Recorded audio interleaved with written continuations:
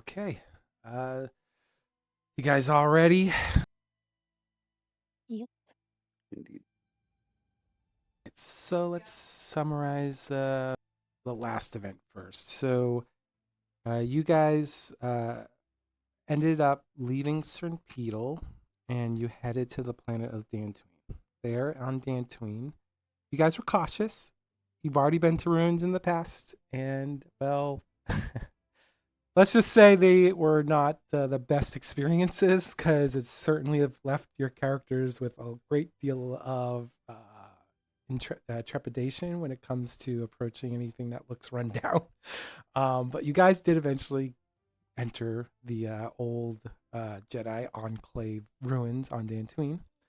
As you entered, cautiously, um, I believe it was Oola who actually advanced forward this time and ran into her old master, Omril Vamori. Once she confirmed, like, hey, it's all safe, the rest of you guys kind of followed suit and entered the same room. And there, Ormril kind of explained what you kind of already knew. You knew the galaxy was in turmoil. I mean, you guys were there at the initial onslaught of the Sith entering into the system. So who knew better about the onslaught than you guys? Um, but he also went on to explain that there's a few other things that you weren't aware of, like the hyperspace lane being blockaded by the Mandalorians that the Sith must have been allied with during this period of time, taking advantage of the conflicts that are happening out in the Outer Rim and slowly making their way towards the Mid Rim. He also explained that there's a lot of political unrest. They're going in from, there's a lot of political infighting within the Senate. There's political infighting off world across a lot of the planets like Corellia and Alderaan, two major allies of the Republic. In fact, founding planets of the Republic that are having a lot of internal political struggles.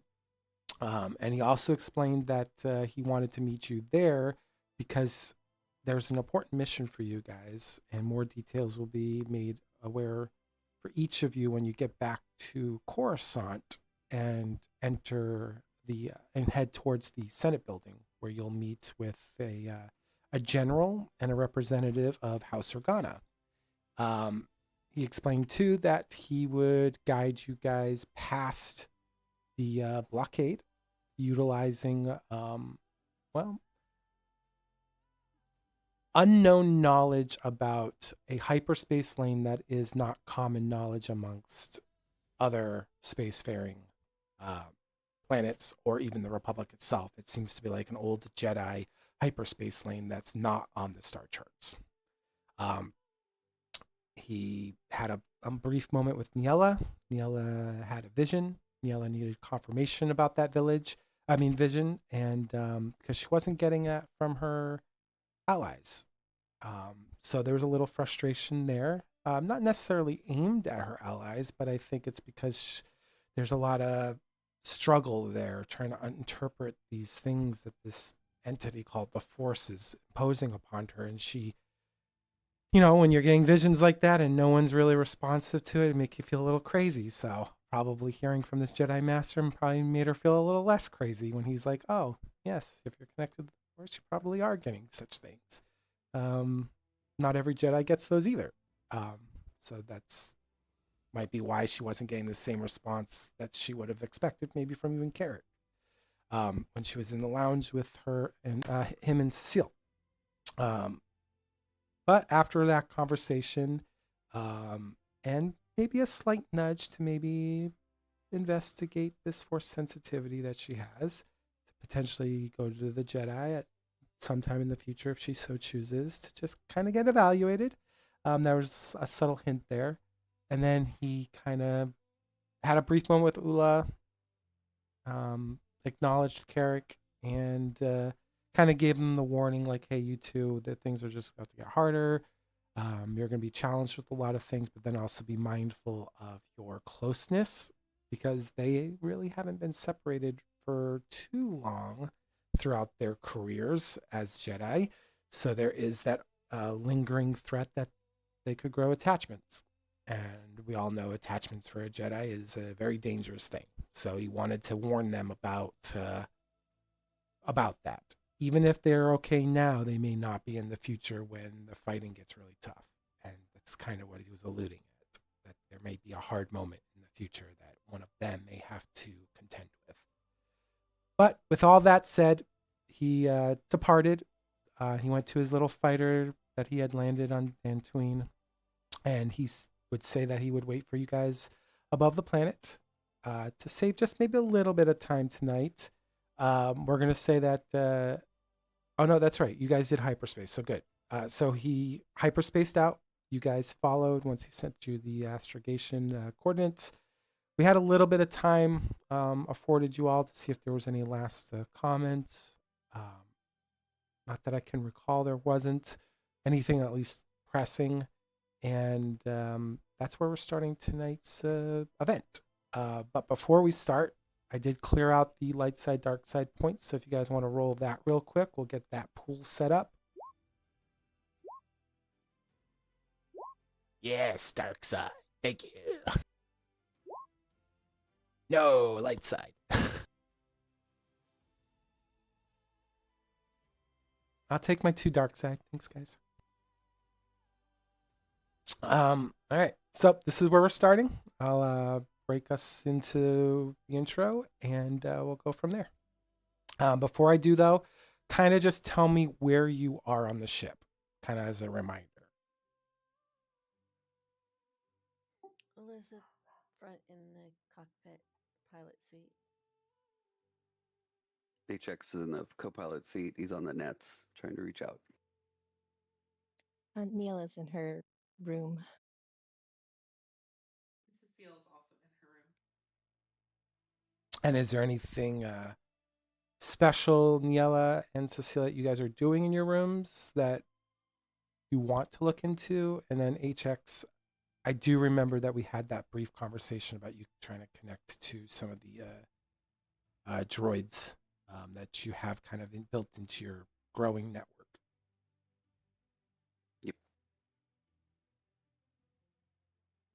Ni-Ella's had a nice, restful sleep.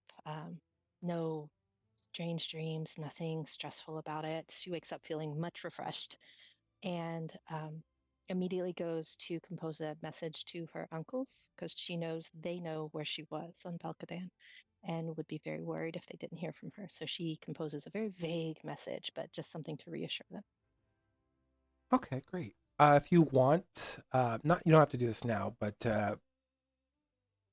maybe on break or while you're kind of waiting for your turn during any time on this RP, if you just want to send me a DM with what that message says, then I will keep that in my notes in case that ever comes up in the future.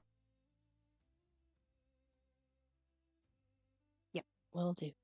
Okay, and then Suseel, is there anything specific you're doing in your room?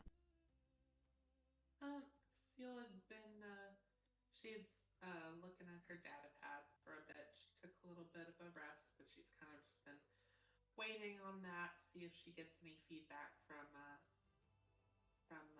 message she sent out to her boss, or tried to get to her boss. Okay, so I'm gonna ask which boss. Her boss, her general boss that she's been working with for the Republic for these past couple of years. Ah, okay. The Azira boss. Yeah, yeah. Okay.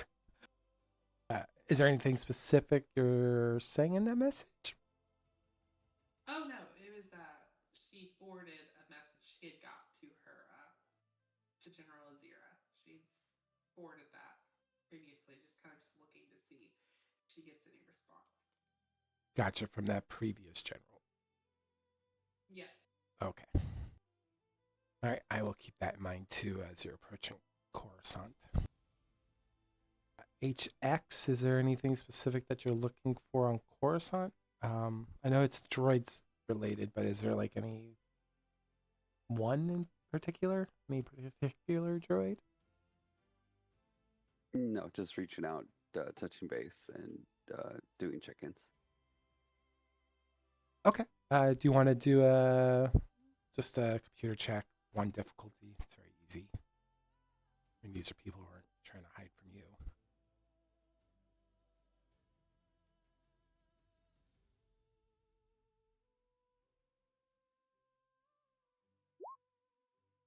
Yeah, easy peasy. So yeah, you reach out through the. Oh, sorry about that. You reach out through the holonet and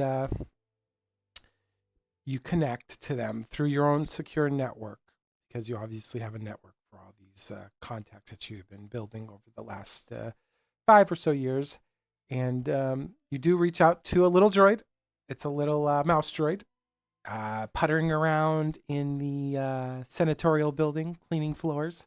And you can imagine probably at this point it kind of stops and it sends you a series of ones and zeros, and it just lets you know that there is no important information to share at this time. There does seem to be a large amount of senators, more so than now than ever, visiting the senatorial building, but they haven't found anything yet that could provide you with evidence or information that would help your cause. Copy.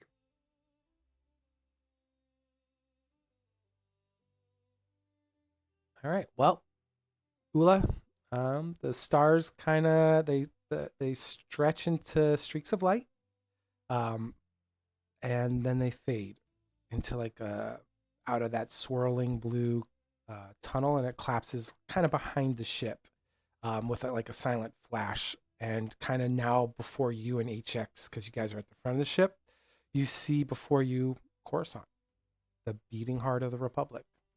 A world that's not a world at all, but a monument of durasteel and light. The planet fills your viewports, vast and endless. The surface is a sea of metallic gray and chrome, flecks of golden light, like constellations flipped inside out. Because usually when you're looking from the ground up, you're seeing constellations.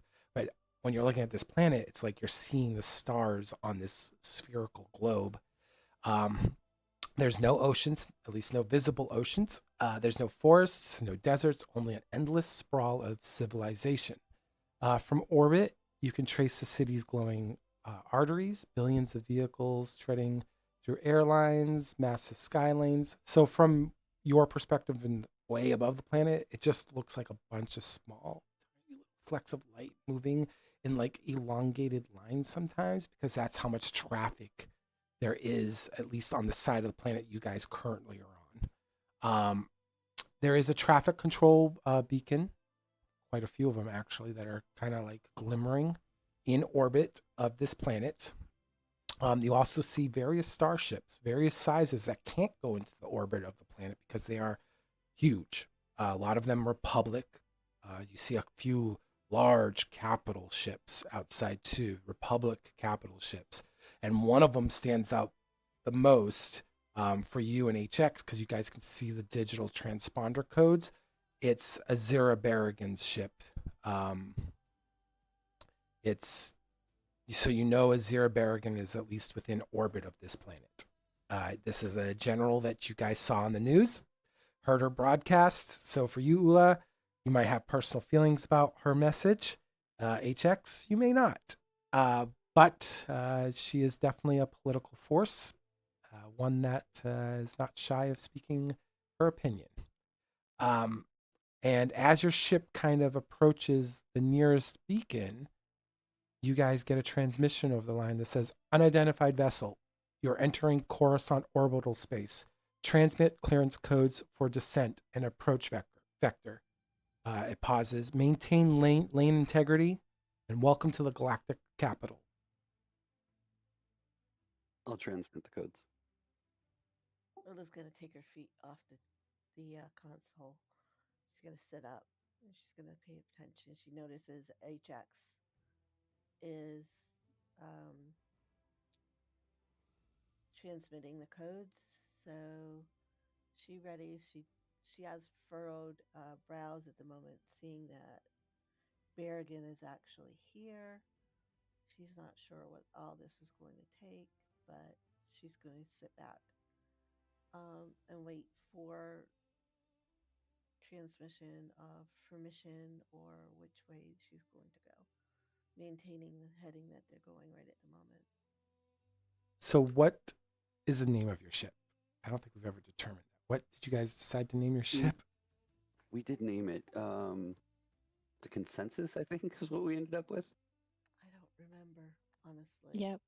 The consensus, I have it in my detail. Awesome. Thank you for reminding me. So as you transmit your transponder codes, they say, thank you, consensus. Now, can you please report your approach vector? Basically where you guys are heading. I look over at Oola. Where are we going?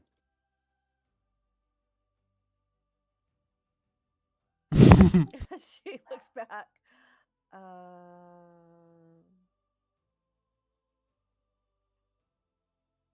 not sure. Were we supposed to get another transmission from Master Vamori? I believe he's the one that sent us here, so I would assume he has the final coordinates. I mean, his fighter's still in view of you. He okay. might be also transmitting some of his own codes too, because he's also just entered the airspace, geez, the orbital space of Coruscant. So he still also has to identify his vessel too. The space airspace. Yeah, the space airspace. So Ula's going to sit up and try to hail him to get coordinates of where they're headed for the for command.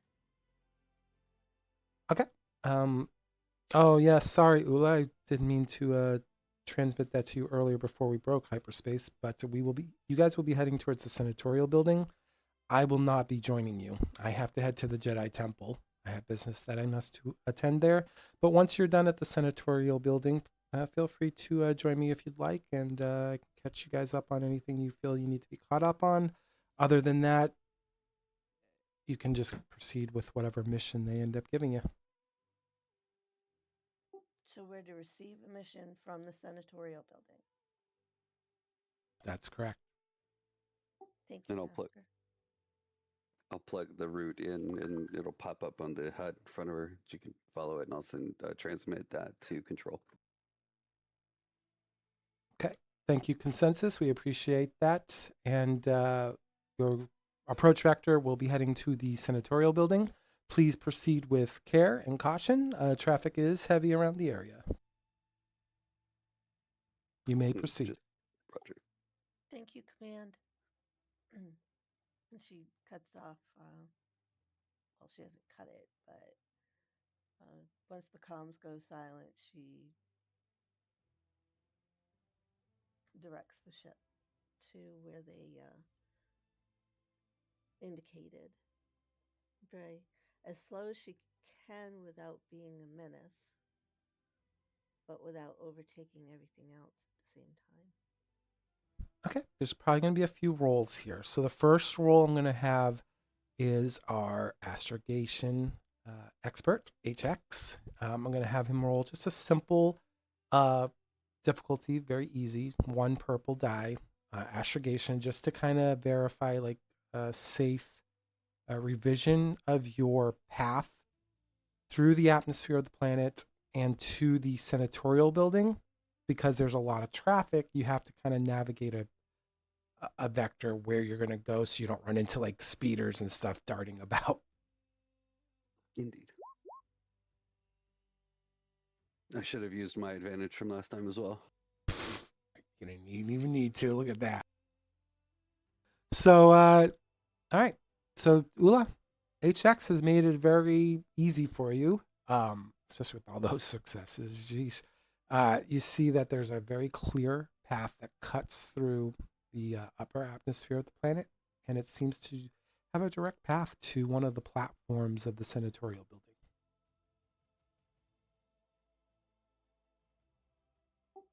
Okay, she's going to flip a couple switches, get the landing pads ready, or the landing gear. Remember, you're still in Okay. space. Oh, we're still in space. Yeah. Okay. Sorry, I thought we were closer in. No, once you start entering atmosphere, what I'll have you do is you're going to do a space pilot check for me. And because of, not just because they succeeded, but I'm going to give you an easier difficulty because of how much HX succeeded. It'll be one purple die just to navigate through the upper atmosphere of the planet and through the darting and weaving of like these speeders going in and out. Okay. And that's piloting space still, correct? And you get the advantage from the astrogation if you want to take the blue die. Oh, thank you.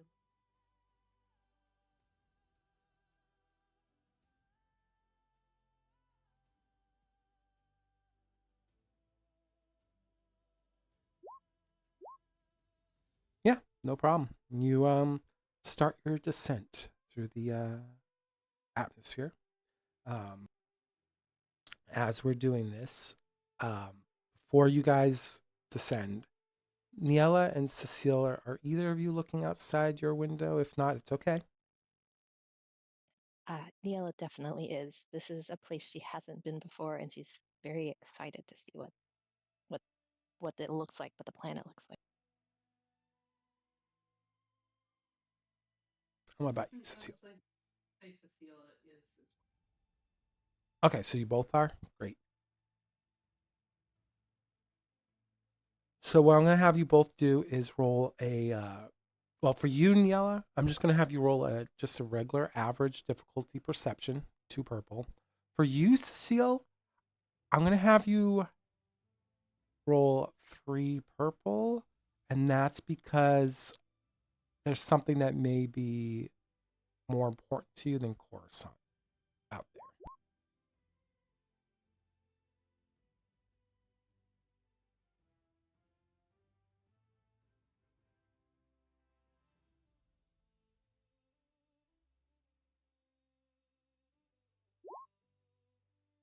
Oh, okay. So for you, Ni-Ella, you don't have a success or failure, but that advantage narratively tells me that you're just in awe.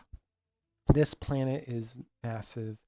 Why don't you explain to us what's going on in Ni-Ella's head when she sees literally a planet that is covered from every inch in a city, any like towering structures and everything like that? Why don't you describe her inner thoughts of that?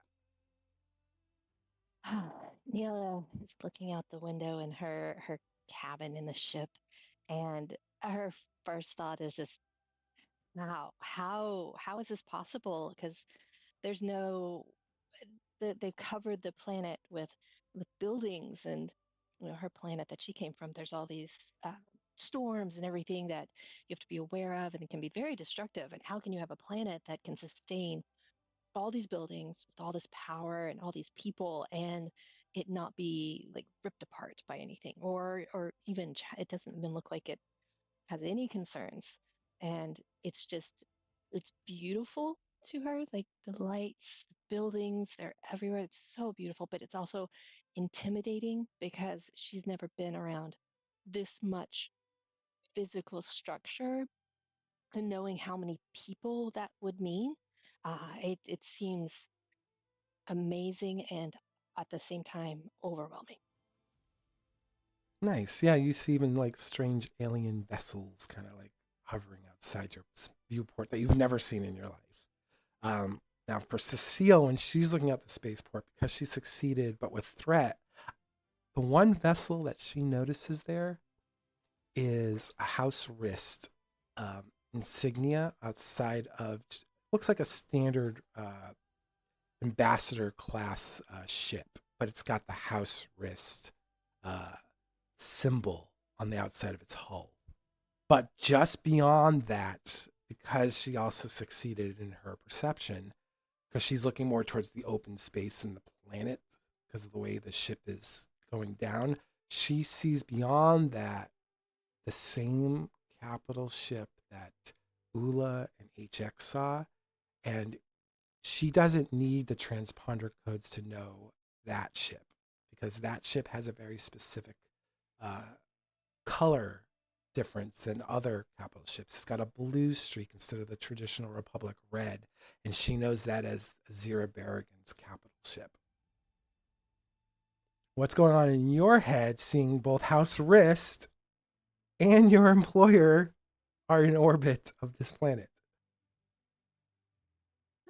She's I think it's two things. So the house risk stuff definitely kind of takes her back. She knows, that history with them, and I'm going to say in these past couple years, she really hasn't had direct interactions with anyone from there. But that seeing that ship kind of says there's a possibility she may see somebody or see something she knows, and that's a little bit she's a little bit held up inside because of that. Um, so got some reservations. And then with General Barrigan's ship, she's not surprised, I don't think, necessarily to see it.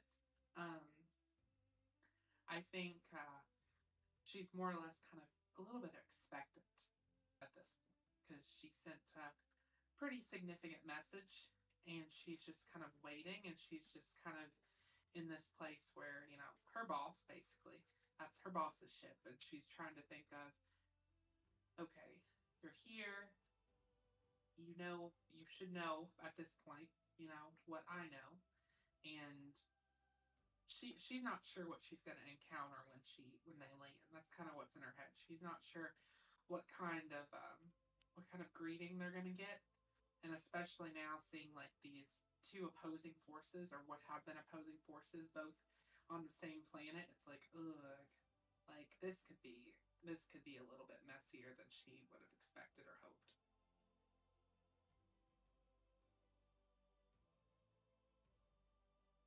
All right. And at that, your data pad, you get a single line message from not Azira Barrigan, but it says unknown sender, and it says that the eyes are always peering upon you from the shadows. We're watching. It doesn't have a name. It almost looks like you get the spam mail in your inbox sometimes. You're like, what the heck? That's creepy. Well, it's kind of like that. It's like it's an encrypted username, but the message is as plain as day. Yeah, and that just kind of puts everything. She just she's kind of in this place where she's just part of her wishes she had just got lost at this point. She had an option in her head where she just didn't come back to all this, and now she's like, I should have just got lost. That's fair.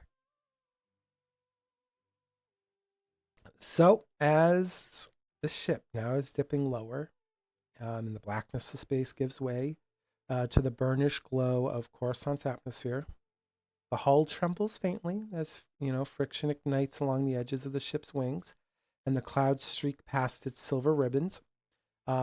The faint shimmer of the planet's upper shields, it's not really a shield, it's more like an atmosphere, but just to kind of describe it, kind of got that bluish thing that just breaks through.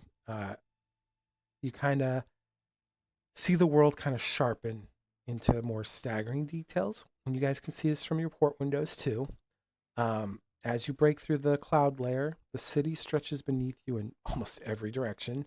It towers rising like blades of glass and steel, their spires reaching towards the heavens.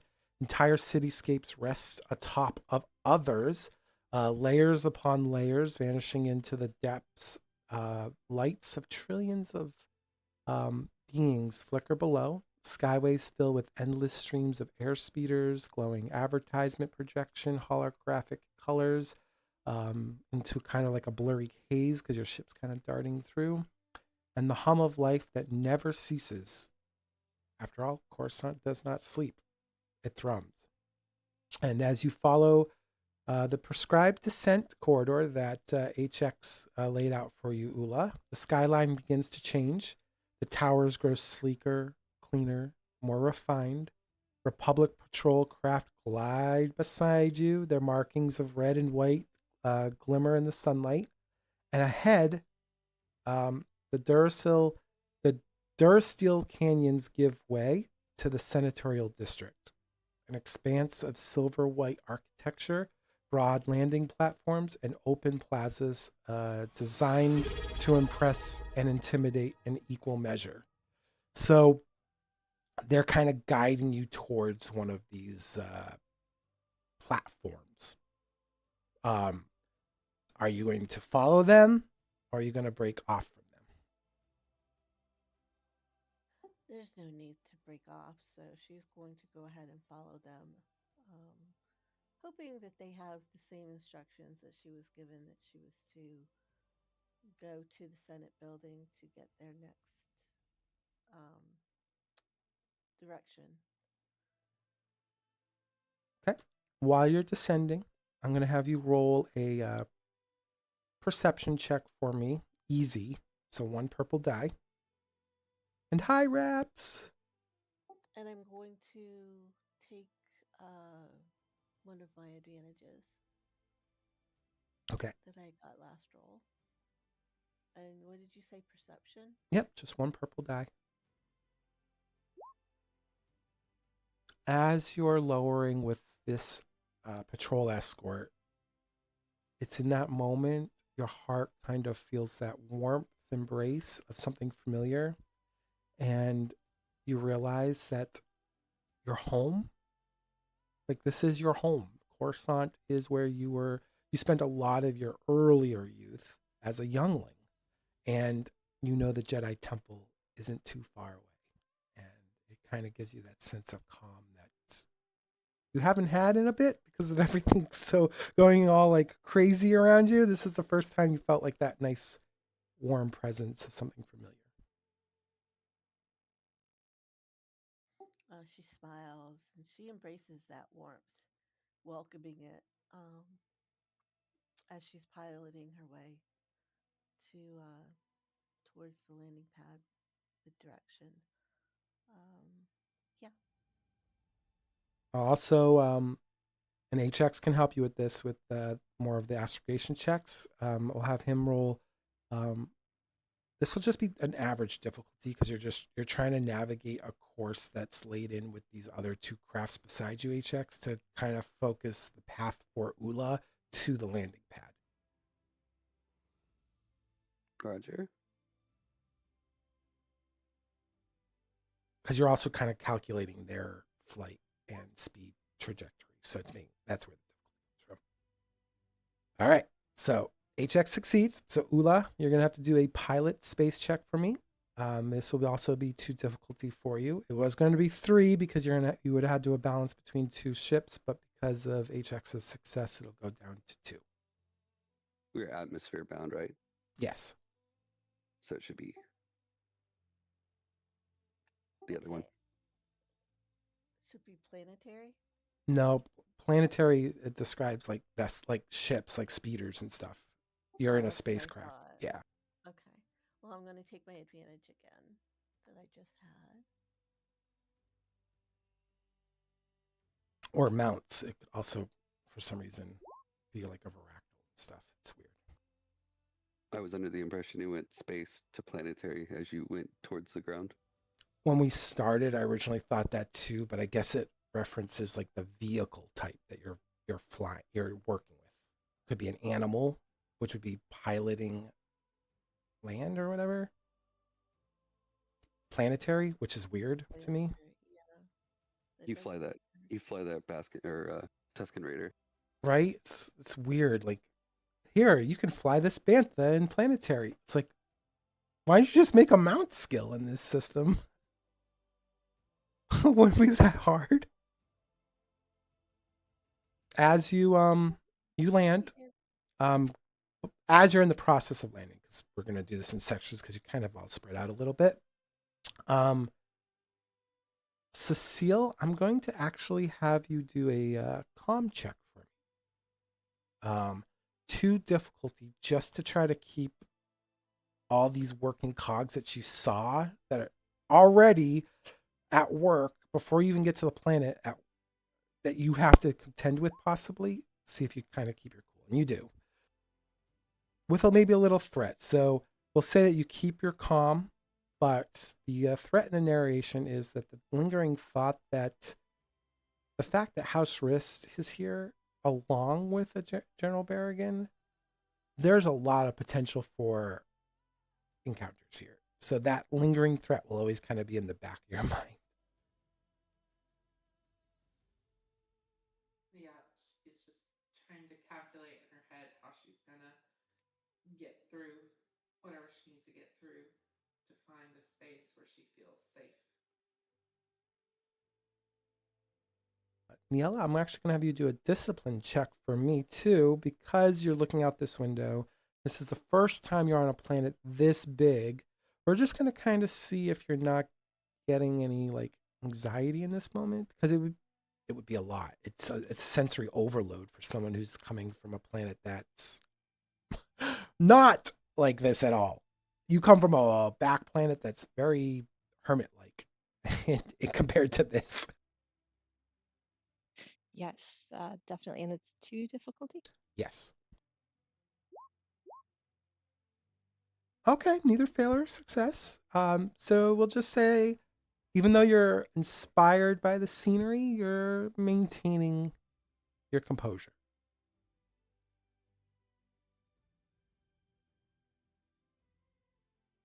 Okay, sounds good. I'm processing it all and taking it in. So as you guys approach the Galactic Senate building, which again is at the heart of Coruscant, it's like a titan of order and power. Its massive domed crown glimmers with 1,000 lights, each one a reflection of governing worlds it represents. Uh, so just to kind of impose like how important this one structure is on this massive planet. Around it, there's smaller spires. It's like ministries, archives, courthouses. They orbit like moons around a great world. Basically, it's kind of like they all are set up in a very specific way around this building. Air speeders bearing the insignia of the Republic zip along. Glided air lanes. Their contrails kind of painting like white arcs through the air. You can even glimpse the faint shimmer. For you, Oola, this probably stands out more than anyone. For anyone, you see this faint shimmer of the Jedi Temple silhouette in the distance.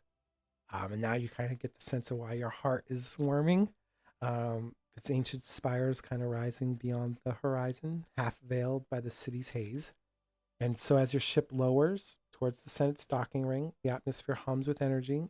Air traffic parts around you in organized precision.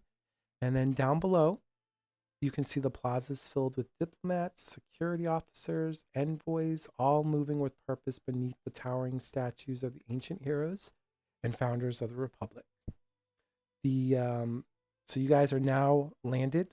Your ship is coming to a rest. What are all of you doing in this moment within your ship?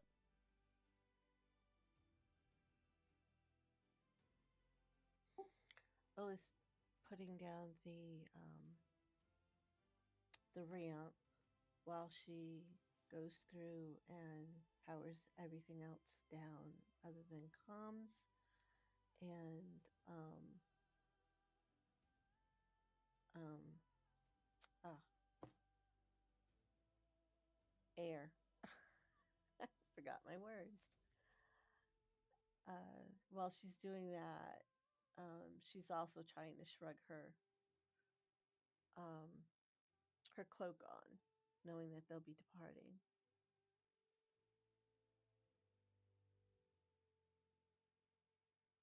Neela's gathered up all her things in her room. She's come to believe that she always has to have everything with her, and moved out to the lounge, just waiting for them to land and for the others to appear. I'm gonna check through the regulations and see if there are blasters allowed inside the Senate building. You know that if you were a Republic official, like a soldier or one of the Coruscant police forces, you would be allowed.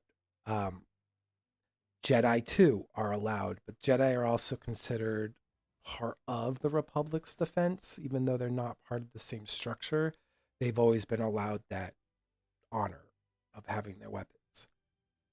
Other personnel, you can easily identify this, so I'm not having you having a role on this, that weapons are prohibited or will be obtained by security as you enter the building. Yep, I'll stash my blaster in a little cubby spot in my co-pilot seat and walk out. Okay, and then before you and Oola walk out, you will get a chime across your comms. It'll be like a sharp official kind of encryption. Um, that kind of markers something that's important that's going to be impounded to you guys, and they ask, vessel, please transmit your diplomatic clearance code and registry designation, state your business and delegation classification.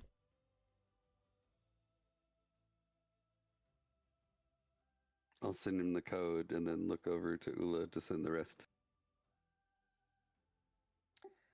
She'll explain that she's there on at the behest of the Jedi with a mixed crew, and that they are to be meeting somebody at the Senate building for their next mission. All right, so what we're going to do here is I'm going to have UHX roll a computer's check with 3 difficulty, only because you guys technically don't have a diplomatic clearance code. You weren't supplied that by the Jedi Master that you dealt with. There is someone on your vessel that potentially does have a clearance code, but you and Oola don't. So I'll make it a 3 difficulty to see if you can trick it a little bit.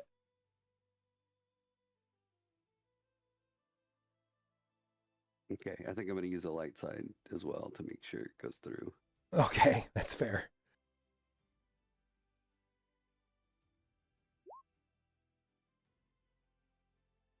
The dark side grows. Oh, triumph too. Damn. All right, they totally believe what you just sent them. And with Oola, your transmission, they go, did you tell them their name, Oola? No, she did not. She'll add that. She can add that. This is Jedi Knight Oola Tann. We're here on diplomatic mission sent by the Jedi with a mixed crew. All here for our next assignment. Okay, thank you, Jedi Knight Tann. Give us a moment as we verify the information and the transmission that you sent us. Please prepare yourselves for departure while we're doing that. And welcome to the senatorial building of Coruscant. May your path be light. And the transmission cuts off.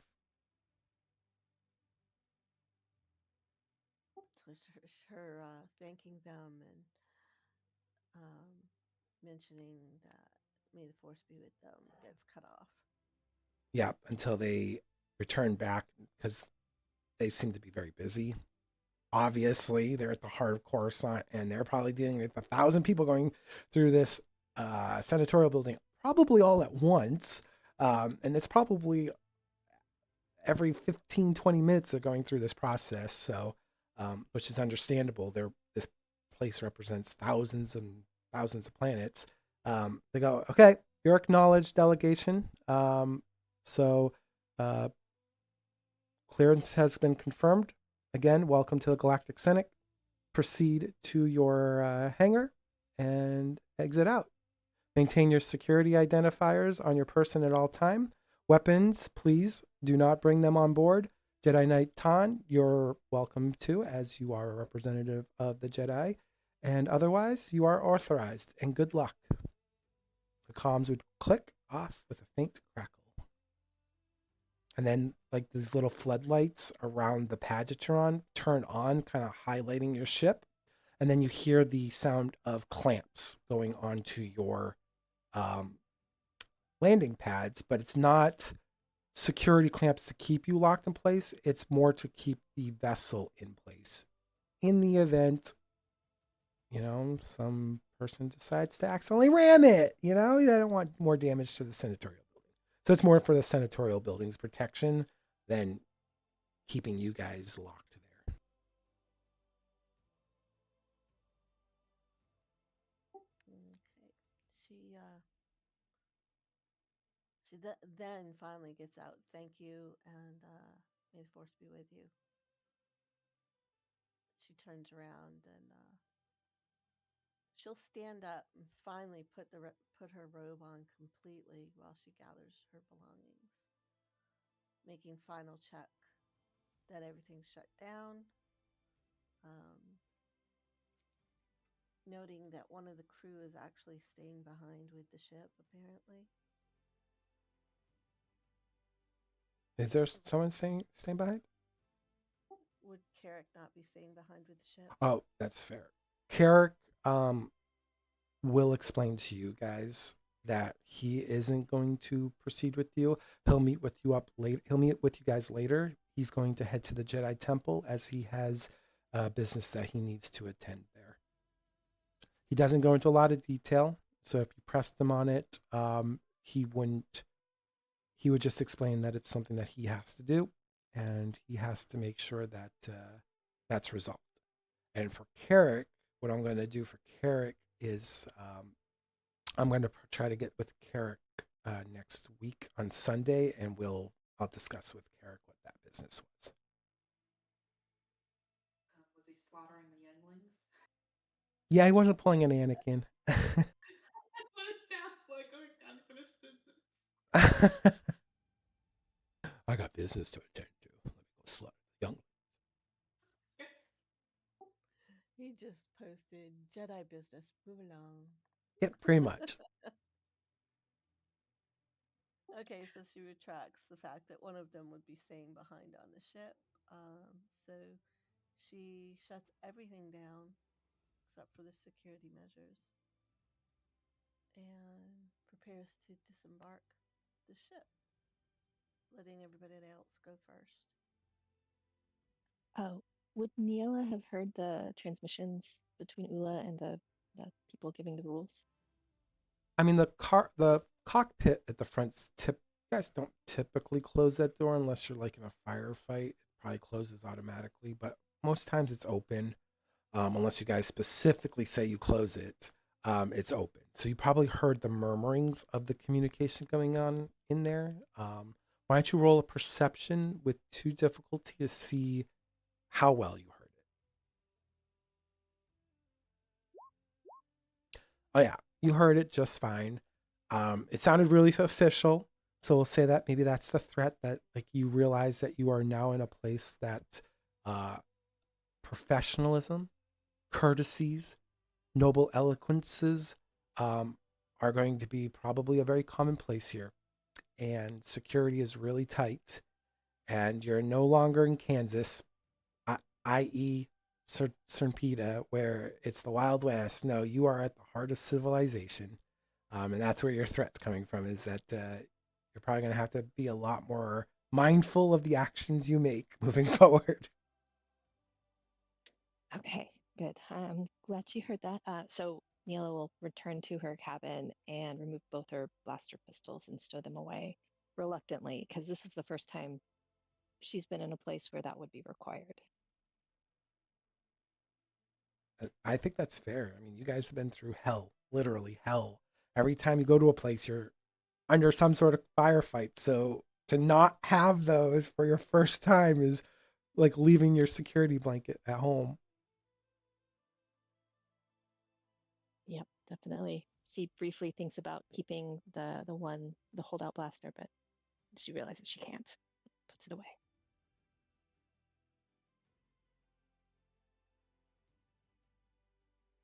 And Suseel, HX?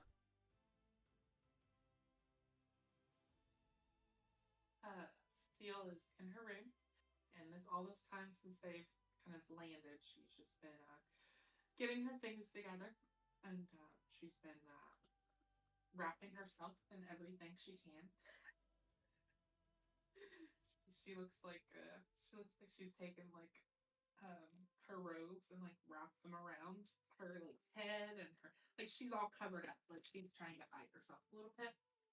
Um, Meanwhile, she's also trying to like bundle around because she hasn't really had to wear like her or have to put on like her identification. So she's like trying to make sure she has all her identification and all of that. Cause it's probably been a minute since she's been in Coruscant, so she's trying to get all that together. So she's just getting herself all ready. And then once she's ready, she depart the room, having a bag over her shoulder and herself, strewn about with her robes, and then her identification. She'd have that pinned to her robes, uh, and she'd just be kind of moving toward the exit. But she'd probably let everyone else go ahead of her. And are you carrying any of your personal effects on you? She's got her personal effects on her, yes. Like weapons or so? She does have her holdout blaster, but she's prepared to turn that over when she gets there because she knows the procedures, so she would turn that in. Okay. I apologize. I have to step aside for a moment. You're okay, Tony. Ni-Ella would walk back out into the lounge, and upon seeing Suseel with her robes, the first thought she would have is, "Oh, this must be her official garb for Coruscant." It doesn't even occur to her that she's trying to hide or anything, but she does see the ID badge Suseel has, and that reminds her that she has to find hers as well and pull it out. Yeah, technically, Ni-Ella, you are part of the Republic's cogwheel, even though you're no longer serving under General Azira Berrigan's command. So technically, you could still carry your weapon because you are employed by the Republic. You're a doctor under the military structure. It's just you've been assigned more to like the outskirts of the Republic's boundaries, typically. Okay, and not knowing that, and also not knowing a lot about Coruscant and seeing Suseel, I would ask her, is there anything I should know officially about while we're here that, because I've never been here, and like I feel like very exposed not having any weapons with me. Seal's gonna look at her and then just kind of nod and say, "You probably shouldn't bring your weapon with you because you have to turn it in. And as far as I'm aware, we're going to be on another ship going forward. I believe that's what the Jedi Master had said. We're going to be on a different ship. So leaving anything in here is not really. It isn't needed." Yeah, I see. Thank you. And she'd return and get her blasters again. I'm glad one of you remembered that because that would have been bad.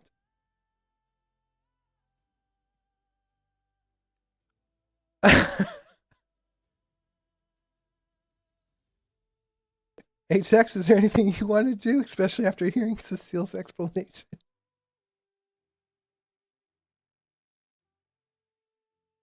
Okay, sorry, I missed that. We're not taking the ship next place we go? Correct. All right, I will take it with me and check it in security. Okay. And I will also announce the temperature of the outside, seeing Cersei bundled up all strangely. Oh, yeah, that's a nice warm 80 degrees. Fahrenheit for anybody. Do a little tea whistle. I mean, who knows? She might experience warm and cold in a different way. Yeah, exactly. I'm back. Thank you. You're okay. They were just, I'll step down onto the platform and let everybody else lead. Okay, and what order are you leaving the ship? I was gonna walk out first, wait next to them, and then walk behind them. Ni-Ella would be behind Suseel and Oola. Oh, because Ulu was going to be last as the captain of the ship, pilot of the ship. Okay, she'll be behind Suseel then. And Cecile's walking, and like I kind of mentioned her, she was trying to stay in the back again, and then she realizes very quickly she's right by HX, and then HX moves to the back. So it ends up Cecile's walking in the front. She is the diplomat. She's in the place she does not want to be, but she doesn't move. Does not want to stand out any more than she does, so she just continues walking until she would go to the check-in. Or someone sure would ask for her identification and any personal things she needs to turn over. Okay, and this is the order you're in: Suseel, Tony, Ni-Ella, HX. I think you need to switch Ni-Ella and myself, please. There you go. Awesome. All right. So, as you guys leave the hangar,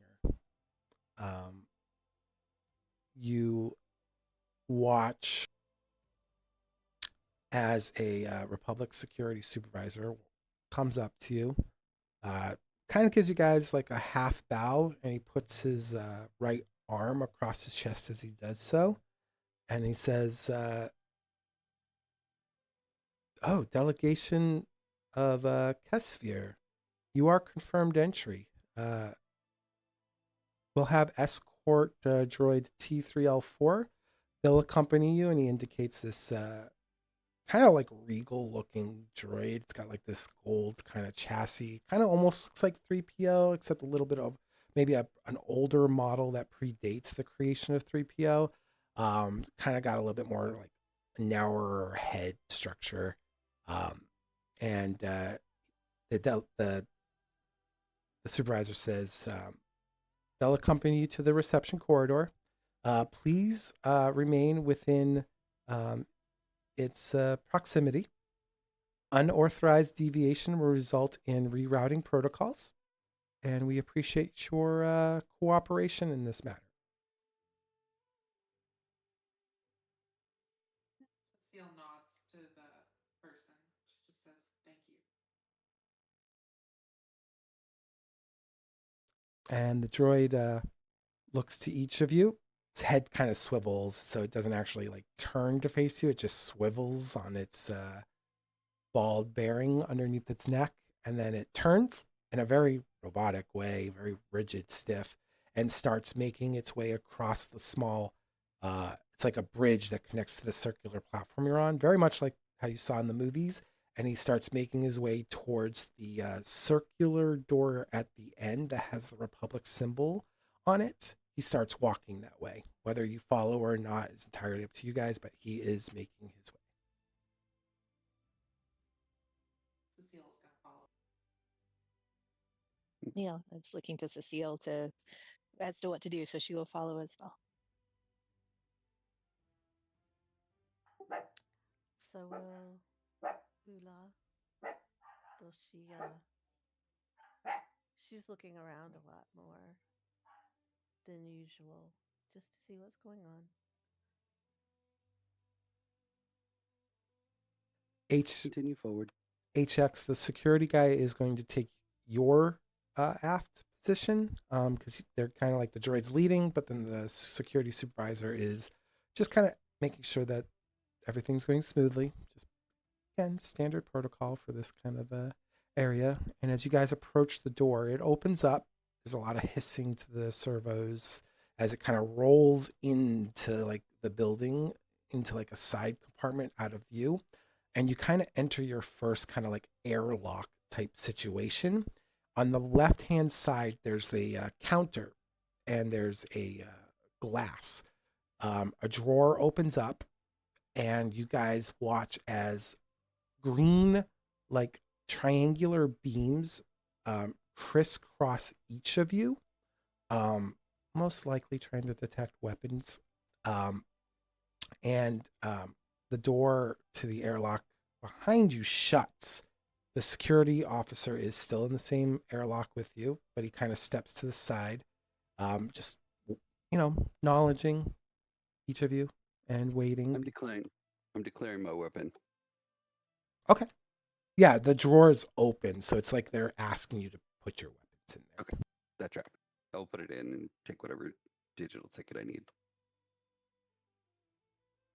Yep, Cecile's gonna put her blaster and any weapon in there. At this rate, she's also going to kind of remove the stuff that she was using to shield her head and stuff. Because at this point, she's just like, well, they've already got Kesvir's delegation labeled everywhere, so there's no avoiding that. So she just kind of gives in to the reality of she's gonna have to face whatever she's gonna have to face. Yeah, if you Oola will open up her robe and just show the single lightsaber to the guard and then close her robes once more. And Ni-Ella will take out her weapons and place them in the drawer. For you, Ni-Ella, the supervisor actually steps forward and puts his hand gently on your hand as you're extending out to drop your weapons in. He's like, no need to, Doctor. We have your registration code the moment you walked into this room.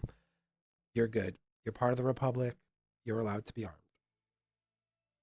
Okay. Ni-Ella will not startled, but a little surprised, and she'll nod and thank the person who told her that and take her weapons back out and put them away.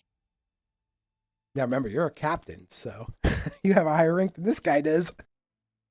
Yeah, but she doesn't really feel that right now. Like she's still fighting that feeling of intimidation. That's fair. And for you, Oola, the person behind the glass nods. And for you, Suseel, I'm actually going to have you roll just a quick perception. I'm going to make it 3 difficulty, and it'll make sense why it's a 3 difficulty in a moment.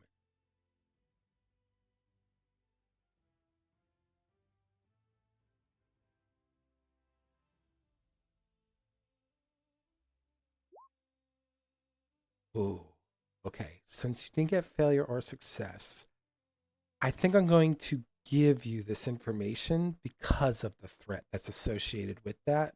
And we'll say that when you look to the supervisor and you get a better look at him now in this closer room, you realize that this is a face that you saw when you were a child back on, well, when you were first taken into House Rist back on Alderaan. This is someone that you saw within their service, but you lost track of them over the years, and they somehow found themselves in service here. You forgot their name, so you don't have that because you didn't get the success. But this face, you know, in your gut, and this is where that threat is coming from, you have seen them before. It's like that lingering, like, I know you, but I can't quite pin it kind of feeling. Yeah, and Cecile's gonna note that in her head. She's not gonna say or do anything different than what she was doing, but she's just gonna be like, okay, this is probably not a good thing, but keep moving. As you guys all clear through security, the inner door finally opens, and well, let's describe this corridor here. So the hall ahead of you expands into a grand atrium of white marble and silver trim, flanked by immense statues of past chancellors and founders. So you're kind of following this droid down this corridor, and you see light streaming in from above.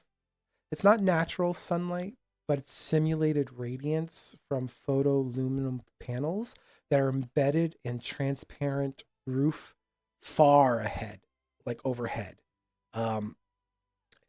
You know too, at least Suseel at minimal knows that if you're here at nighttime, they actually simulate nighttime as well. You kind of feel the air is faintly cool. It's cooler definitely than outside. There's a scent of polished stone, the faint hum of 1,000 repulsor systems kind of in the distance. You even get that, the best way I can describe it is like a hotel smell. It's very simulated, but it's got like that fragrance to it to kind of like ease the senses of the people who are present. But for you, Suseel, you know that this fragrance actually has a purpose. It's supposed to null out specific racial features found throughout the universe, not just your pheromones, but it's also supposed to dull like force sensitivity a bit as far as like telepathic abilities.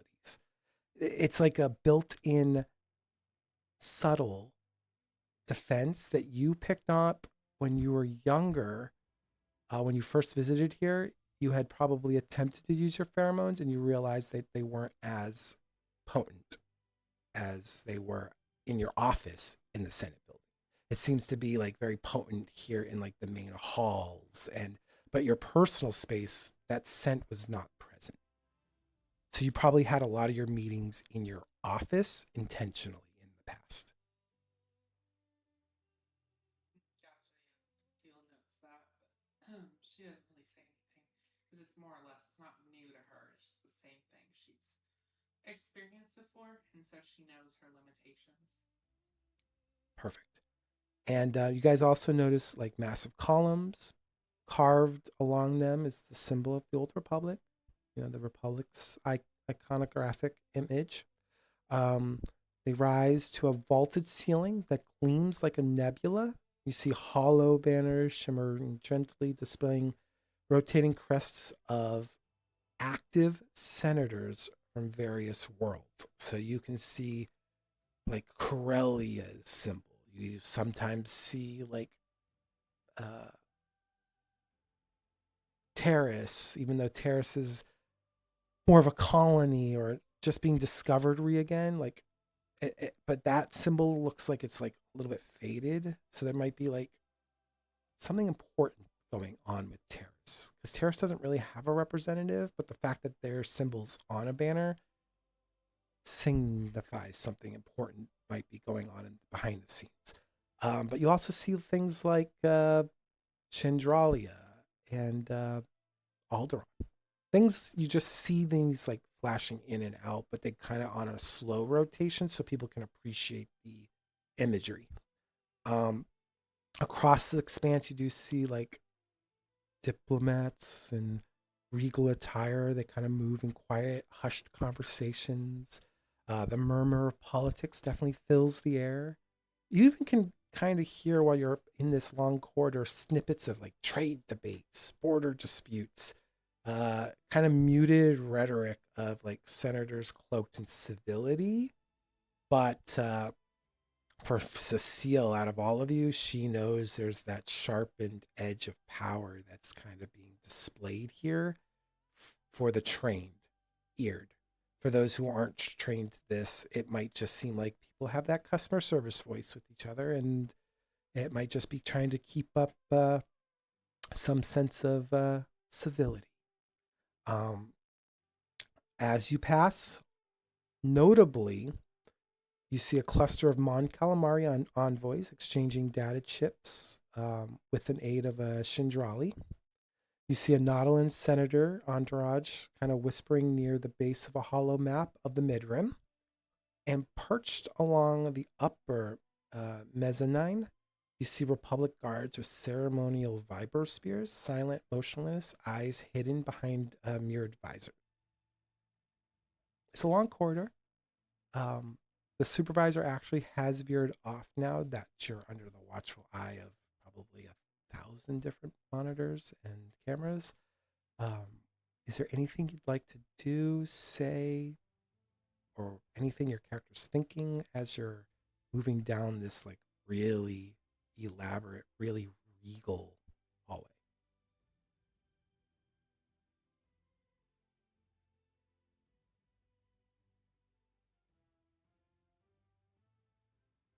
Ni-Ella's gone very quiet, just taking everything in.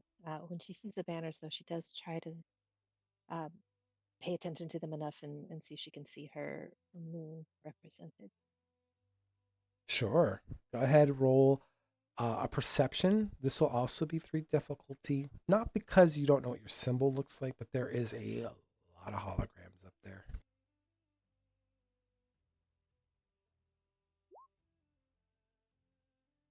Oof. I will say in this moment, as you're looking up there, you don't notice your homeworld, but you do notice the symbol of a planet that you all had visited a long time ago. Because you didn't succeed on the roll,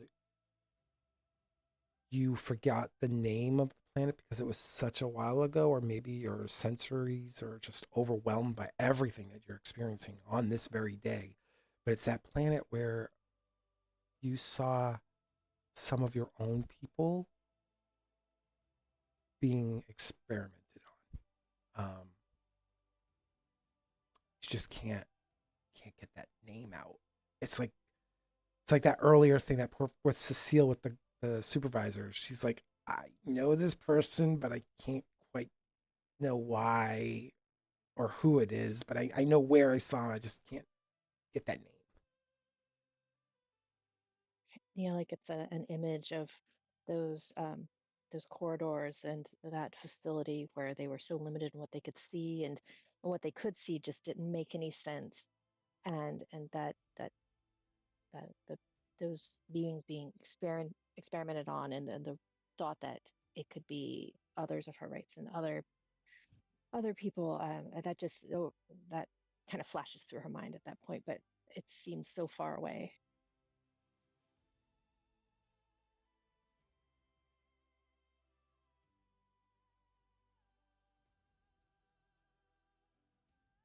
Anyone else?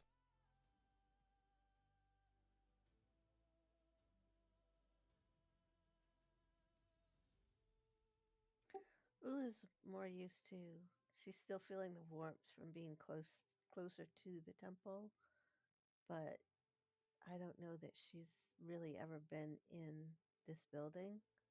So she's taking in the surroundings, but her mind actually keeps wandering to hoping that she's going to be able to go to the Jedi Temple. And yeah, she's being less diplomatic right now, though this being called upon. Why don't you roll a lore check for me um, with 3 difficulty?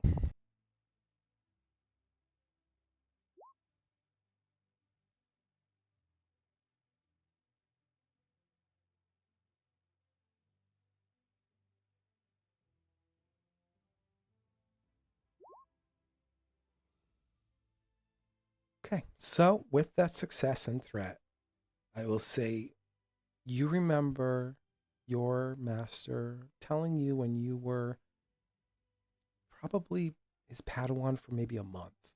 You were very new to the whole thing with having a master, especially as a youngling. You're still very excited, and you asked about that very big dome building in the middle of the city, and probably your very adorable, cute Jedi Padawan youngling kind of stage of your life.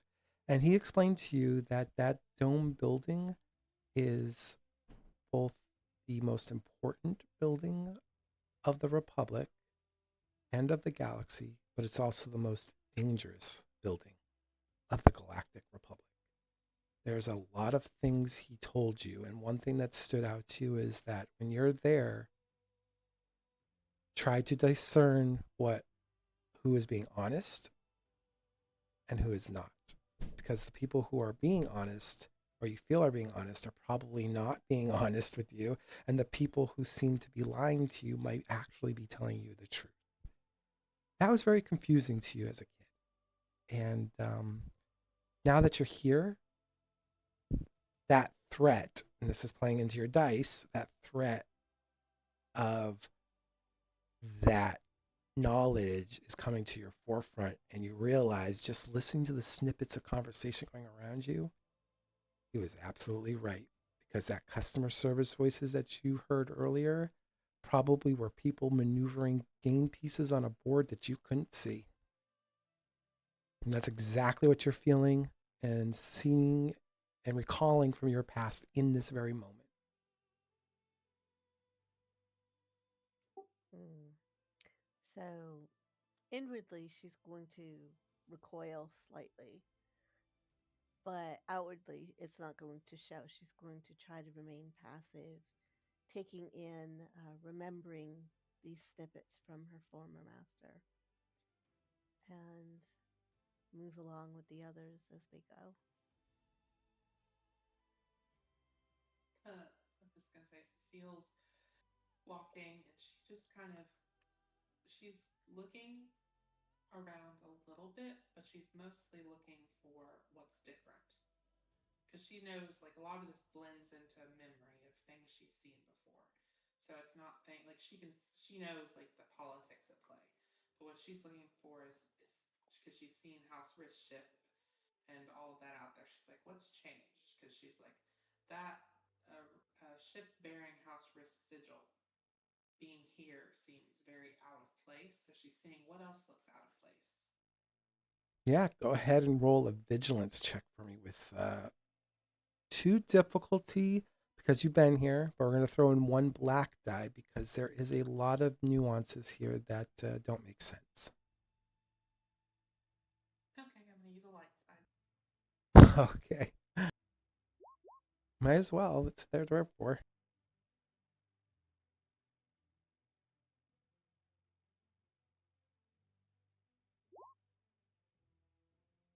Okay, so as you're looking around, not only did you notice House Rist's symbol on the ship in orbit, you also notice House Olgo, House Organa. There seems to be representatives from all the major houses in the Senate building right now.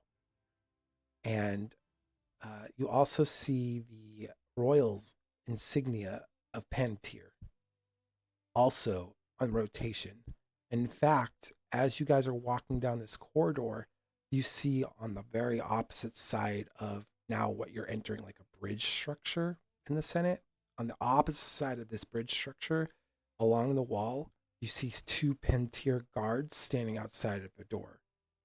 The royalty of Alderaan, or at least a representative, is present as well, which is extremely rare because they usually just allow the houses to handle these affairs.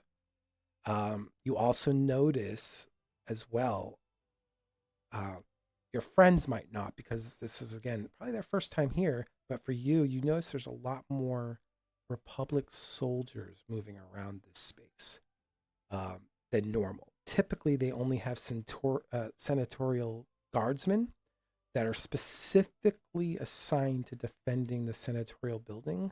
But now it looks like they also have Republic soldiers supporting them in their duties. And with that, I think she would recall what the Jedi Master had said before they left. That I believe he said something along the lines of there being like that kind of upheaval potentially in Alderaan because I think the Queen was not doing well or she was ill, so there was like a potential succession crisis. So I think that was actually mentioned. So that might all kind of make sense as she walks through there now. Yeah, you recall that the king of Alderaan, because this lines up with the events in Tor, has been sick for some time. And yes, it is now all lining up for you specifically here in this moment that there is a great deal of representation from Alderaan here at the moment. And the most notable one being the royal family has a representative here themselves. And that is very abnormal because they usually let House Organa handle a lot of the diplomacy for them. Okay. Well, she that all kind of hits her like a wave. She just kind of continues moving, but she looks back toward the others and she's just gonna give them a look and be like, uh, there's all the nobility of Alderaan is here. She just turns back and keeps walking.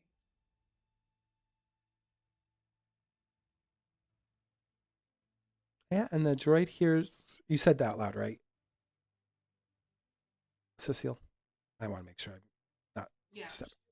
she would say it loud enough for her group to hear.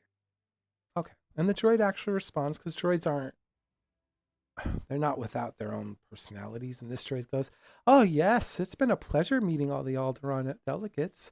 Typically, we're only usually dealing with House Organa, maybe House Ulgo, but it's very rare to see royalty amongst their numbers. It's a very interesting time to be here in the senatorial building. Indeed, it is."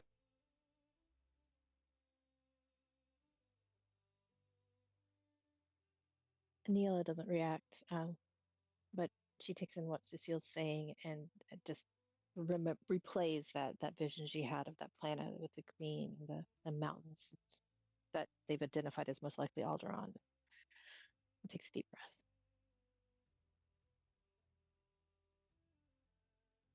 All right. Well, at this time, the droid actually pivots sharply, and he's now leading you guys down a quieter corridor. You're leaving the main, the main chamber is massive. It has like, you just imagine having catwalks upon catwalks layered on top of each other. You're finally leaving that section. You're heading down to more quieter corridor. The air here feels a little more isolated. The grandeur kind of fades into a clean, administrative, like stylization. One that Suseel, again, is probably very familiar with because she had an office that's kind of set into one of these corridors as well. There's soft white lighting, muted gray walls, polished floors that kind of create an atmosphere of, this quiet authority. Doors line the hallway, each marked with gold etched plaques bearing the names and symbols of various delegations. Your guide droid basically pauses before one of them and appears to bear the symbol of House Organa on the outside of it, and it opens, allowing you all access as the droid moves into the chamber. And then it states, "This is Senatorial Chamber 14B, assigned to your meeting. Please note that all conversations within are subject to recording by Senate authorization unless mutually waived by attending parties. Would you like refreshments? The standard options of Cath, mineral water, or imported Chandrillian blossom tea is also at your disposal." He kind of waits there. You see his like photo receptacles blink twice, kind of awaiting confirmation from each of you. Sill's gonna raise her hand and she's just gonna say, "Who's paying for these?" Why, of course, House Organa is. You are their guests.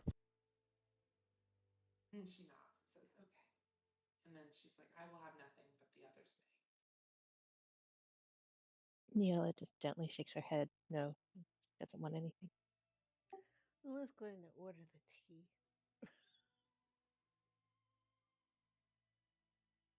Would you like Blinks blue her. milk in that? No, thank you. Sugar? No, I'll just take it the way it is. Thank you. Hot or iced? Hot, please. On a saucer or no saucer? No saucer. And would you like biscuits with your tea? No, thank you. Tea is just enough. Very well. I hope you all make yourselves at home. And the senator should be with you momentarily. And the droid kind of walks out and the door shuts behind him. And when it does, this is kind of what you see. This is definitely an Alderaanian senatorial chamber. It is certainly reserved for House Organa. Even though it's empty, you see that it exudes like a sense of grace, not opulence of power, but serenity of purpose. The air smells faintly of mountain air and jasmine, a simulated aromatic blend that mimics the breeze of Alderaan's highlands. The room is circular. It's modest in size compared to the grandeur outside, but every surface seems to tell a story. The walls are of a soft pearl white, etched with intricate patterns of Alderaanian calligraphy, phrases from the planet's most cherished philosophies. Peace is the promise of reason, from harmony, strength, lines glowing faintly with embedded lightstone, filaments that shift like starlight when you move past them. You also see a large panoramic viewport that dominates the far wall, offering a breathtaking illusion of openness from this vantage point. Coruscant sprawls endlessly below, its rivers of light tracing every horizon, but above, the sky is painted with the illusion of Alderaan's dawn, soft blues and golds touching upon digital clouds, a gift of home to those long away from it. The subtle hum of environmental systems sustain the illusion. Temperature, light, and air are all calibrated to replicate Alderaan's gentle climate. A central conference table is crafted of deep, polished, organic wood. It sits at the heart of the room. Its surface reflects the soft light of suspended illumispheres that float in silence above, and then shifting hues throughout the day to mirror Alderaan's natural sun cycle. Uh, 6 high-backed chairs surround it, elegantly curved, upholstered in fabric of silver gray and sky blue, embroidered with the crest of House Organa, a silver starburst framed by twin arcs of light. At the rear of the room, a raised dais holds a holoprojector console, sleek, minimal, and engraved with the Republic insignia and the Alderaanian seal intertwined.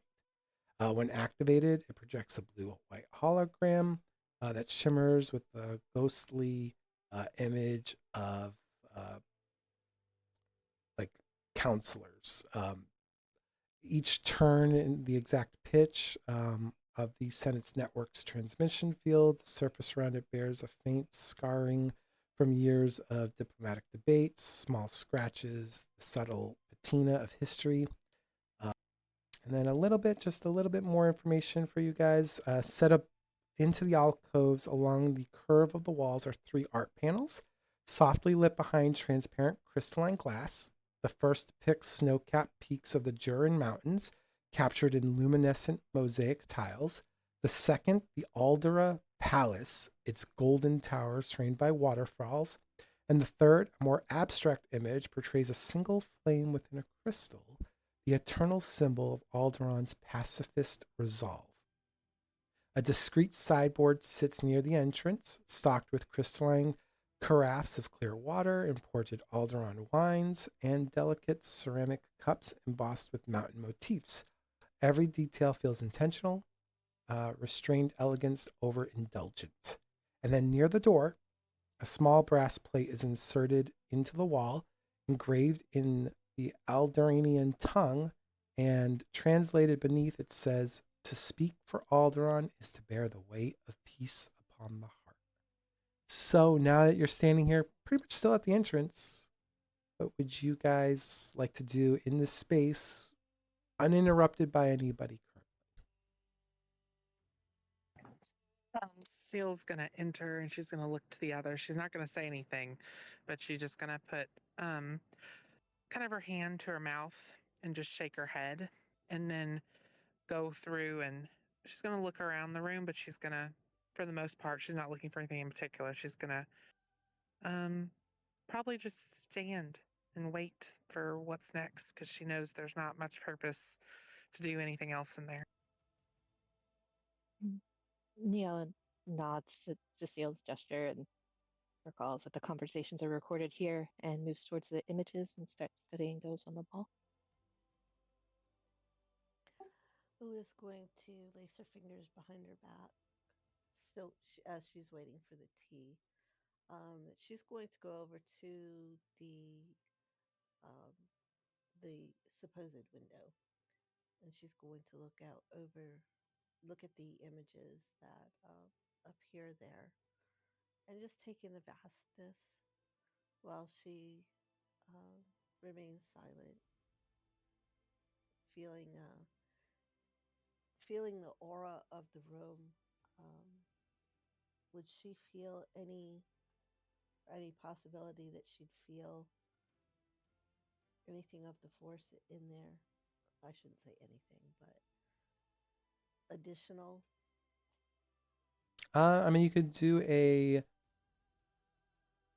go ahead and do a discipline check for me.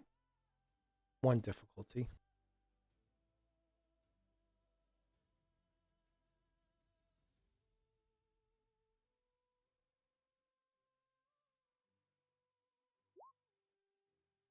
No, I mean the only sense of force you get is from yourself and um, this, just the normal currents that flow through everything. I mean that's the force, but you don't get anything that stands out like a beacon or anything. Okay, thank you. Is there's a table in the room, right? Yes. Yep. That's where we'll be meeting. Correct. I'll take the farthest right seat and start going through the holonets to see if I can pull up any information on the Alderaan news or anything we should know. Go ahead and do a computer check for me. Um, I will make it 3 difficulty because if you succeed, then I might give you a little bit on the stuff that would be internal to the planet.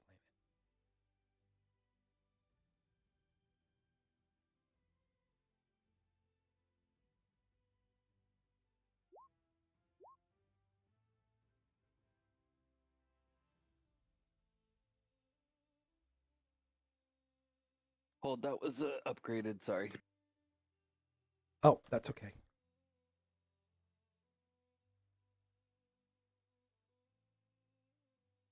You can take away the crit.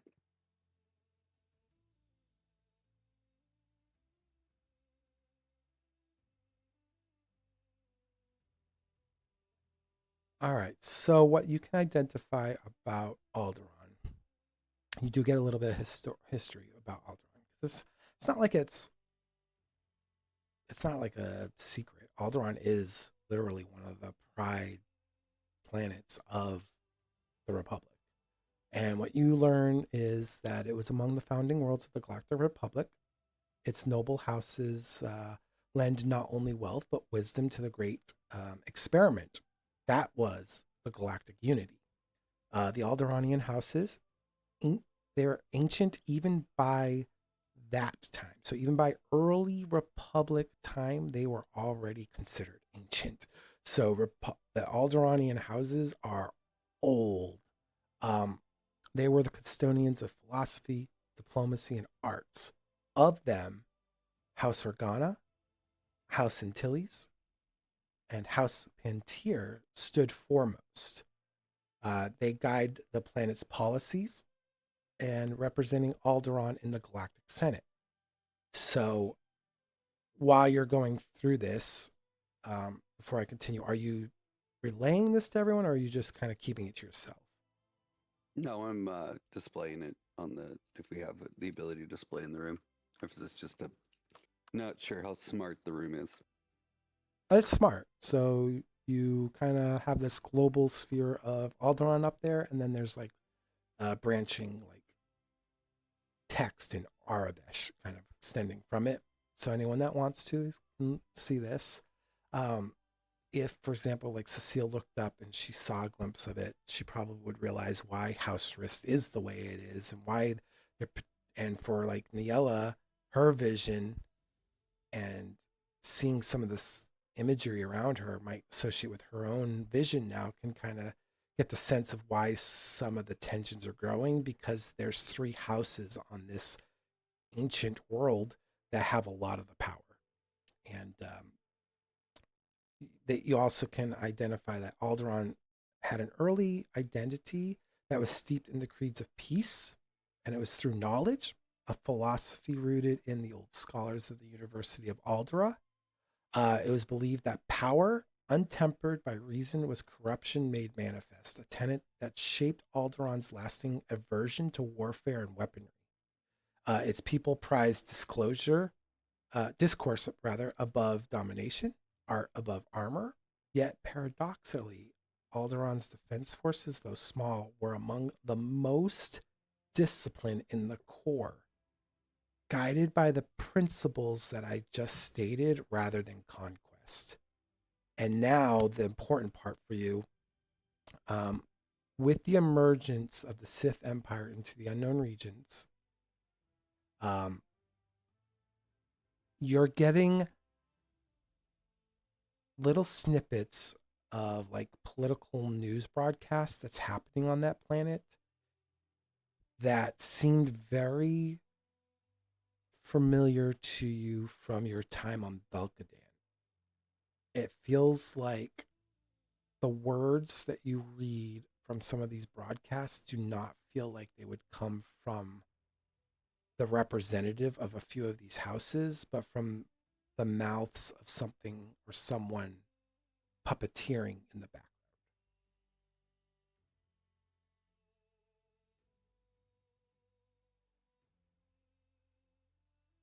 And I'll keep that information up until the door cracks open.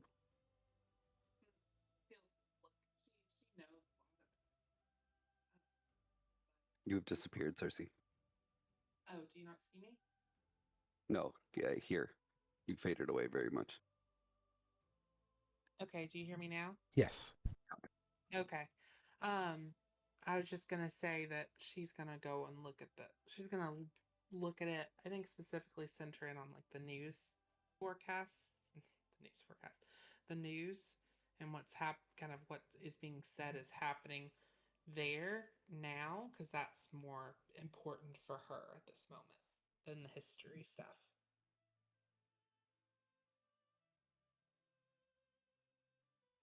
Any other reactions?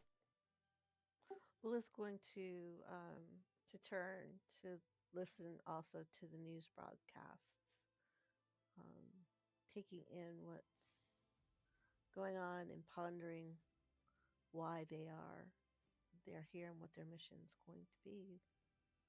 No doubt something to do with all of this. Nia is also going to pay attention to what HX is presenting and take in like the history and really internalize that and read the headlines, but probably not really make the connection at this point with Belkadan. Okay, awesome. And finally, the door opens to the chamber you guys are in, and the droid comes in, places a tea cup in front of Oola, or presents to her at the window, and he says very clearly, Senator Varen Organa should be making her presence here, his presence here very shortly. If there's any last research you need to do, please do so. Otherwise, I will be presenting the senator very shortly. And he kind of like does this like robotic bow. It's very stiff, rigid, and takes his leave.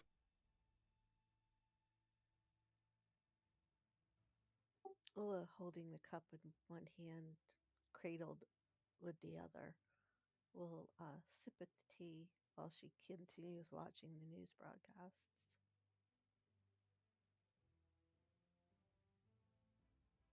It's actually a very nice tea. I'm not surprised coming from such a high house.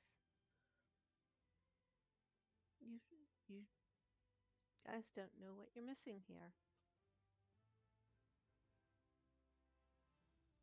Suseel's gonna look over to Oola and says, "The house didn't prepare that tea."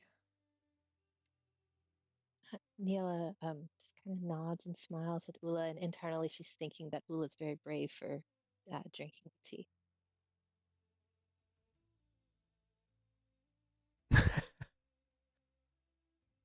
That's fair. Oola looks at the two of them, and even though Ni-Ella said nothing, she delicately puts tea down on the table and leaves the rest. I mean, it tasted good. If you were going to be poisoned, you were poisoned now. It tasted very good. It was very floral without being too floral, with just a hint of fruit.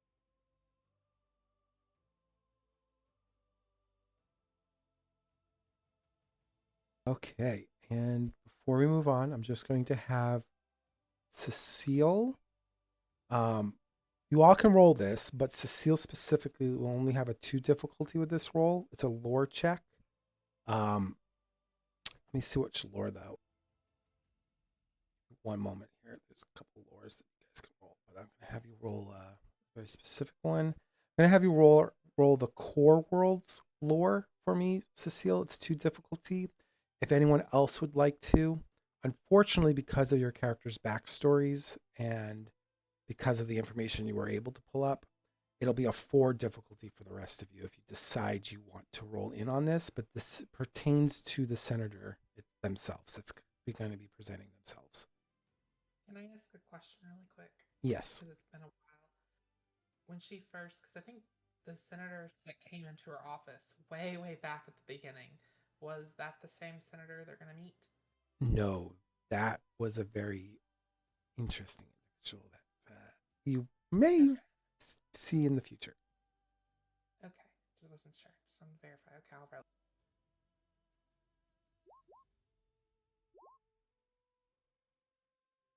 Damn, Ni-Ella. Ni-Ella's a smart one.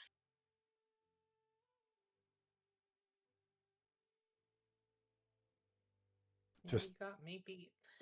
yeah, geez. And Oola HX, are you guys going to attempt to roll or? Nah. I will. No. I just want to see what forward looks like. Yeah, it's tough. It's only because of your backstories. It's the only reason I gave you the 4 difficulty because it makes no sense why.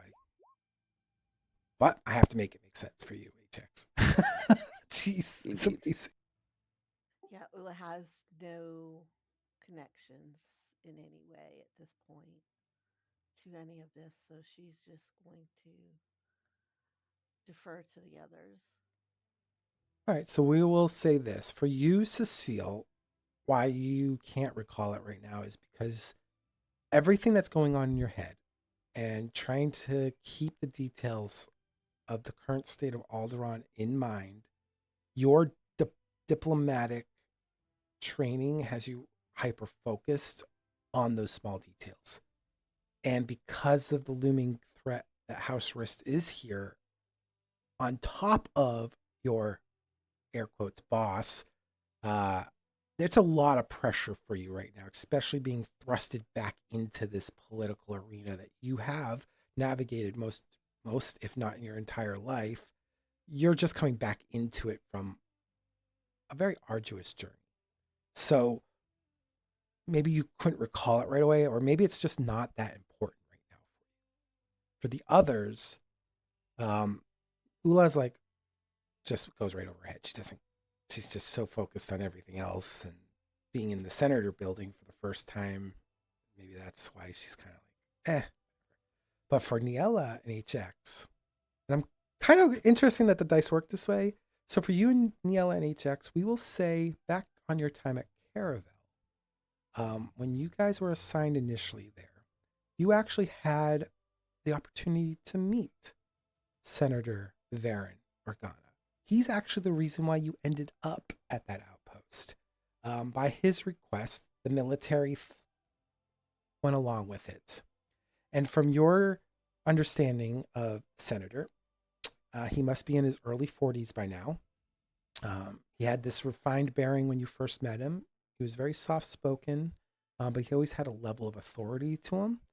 An authority that you would expect from an Alderaanian nobility. He is pretty well known throughout the Republic from your debriefing with your captain at the time, Ni-Ella, before you were made a captain. He told you that he has this unshakable adherence to diplomacy, very akin to what you learned about House Organa's belief in peace, even when he's faced with aggression. He typically, when you saw him, he wore like a traditional Alderaanian blue trimmed robe with silver thread. Um, and he often has always been the calm voice in a storm that typically wants to clamor for war. You got that experience firsthand when Azira Berrigan was introduced to you two, and the senator and her were engaging in a light conversation. You got the hint that she had more of an aggressive stance towards the problems at the time, and he had more of a calm demeanor that kind of like he was trying to settle the aggression within her. Um, he has a very careful way of speaking, a very careful diction. He rarely raises his voice. He tends to phrase responses as questions. Um, kind of, you kind of get the sense he likes to have a reflection of a conversation rather than a confrontation. He occasionally reveals, a little bit of insight, suggests deep familiarity with a philosophy at the time you didn't understand, but now that you've been around Carek and Oola, he seems to have an understanding of Jedi philosophies. And it might have been slightly hinted um, um, that he may have a rapport with the Jedi Council, particularly with humanitarian matters. And you only know this because Azira Berrigan specifically didn't like his comments about the Jedi because they were in defense of the Jedi's actions during the conversation that they were exchanging, because she was still opposed at the time of the Jedi Enclave being so close to a military outpost. She did not like that. She did not like the Jedi having any sort of involvement with the business that she ran, the military.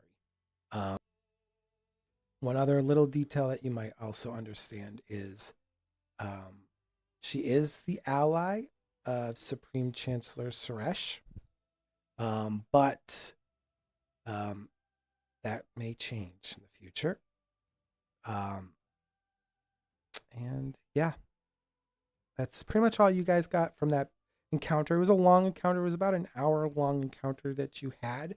But because that name came up, it recalled those old memories from what seems now like a long time ago.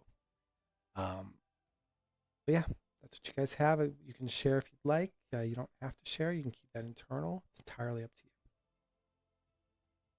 you. Out of character, just a clarification. Who was the ally of Supreme Chancellor Suresh? Was it the general or the senator? The senator, because they're at Okay, the got it. time, in that period of time, Supreme Chancellor Suresh was very on the side of peace before aggression, very in line with Alderaan's beliefs of the Republic should be a beacon of hope in a time of great upheaval. Because remember, when you guys started your adventures, the Sith weren't around yet, but the Republic just got out of a war and it's been spread very thin across the galaxy. So there was a lot of like criminal activities happening that were stretching the Republic even thinner. And he was trying to be, and everybody would know this. So I'm not going to have anyone roll for this, but everyone knows that the Chancellor has always been a beacon of hope in a time when most people would despair. Okay. Ni-Ella wouldn't share anything about this at this moment, just because they're in that room and Suseel had indicated that they shouldn't, speak or converse. So she'll keep quiet. You get nothing out of me.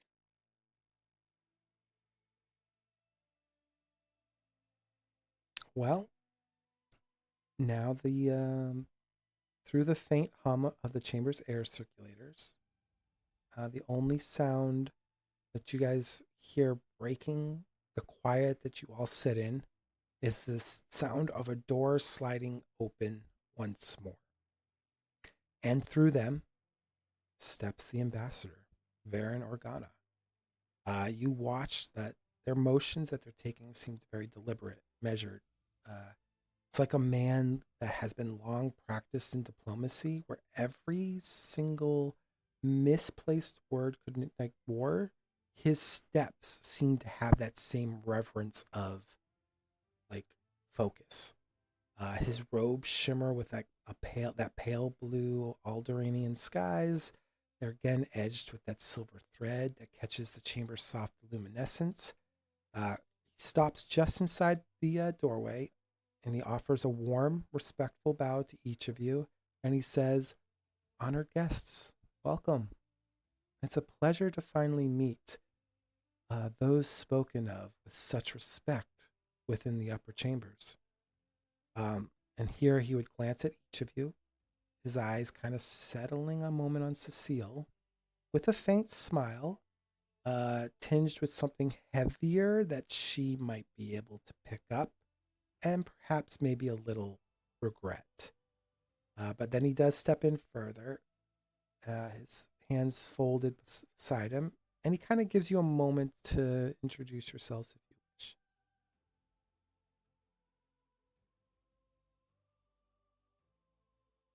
Suseel's just going to bow her head and say, thank you for your warm hospitality, Senator. I'm Suseel Kesvir, advisor to General Berrigan, and then she gestures to her companions and allows them, obviously, to introduce themselves.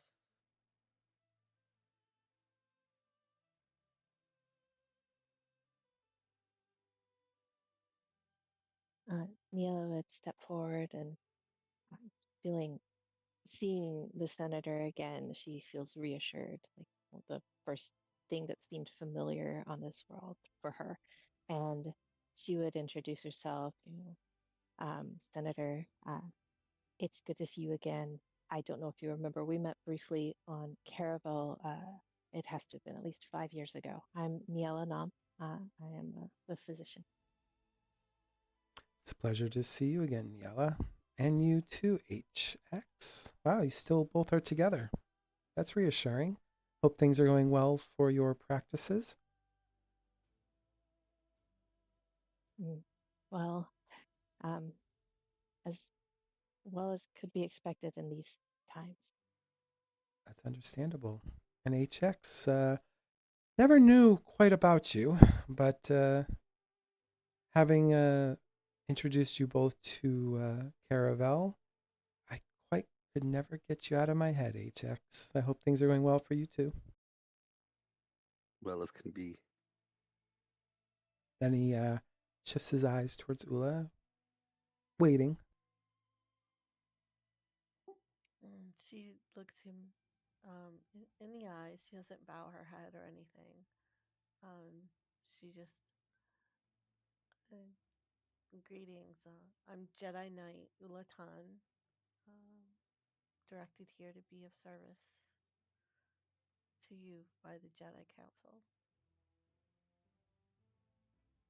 He nods to you and says, well, it's always a pleasure to have a esteemed member of the Jedi here, especially for discussion and not discourse.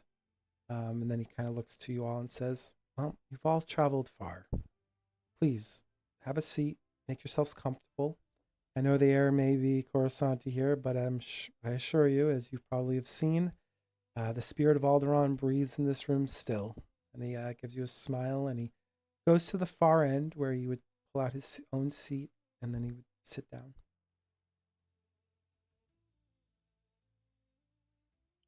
Suseel would take a seat after he takes the seat. Ni-Ella would take the seat closest to her, which happens to be next to HX.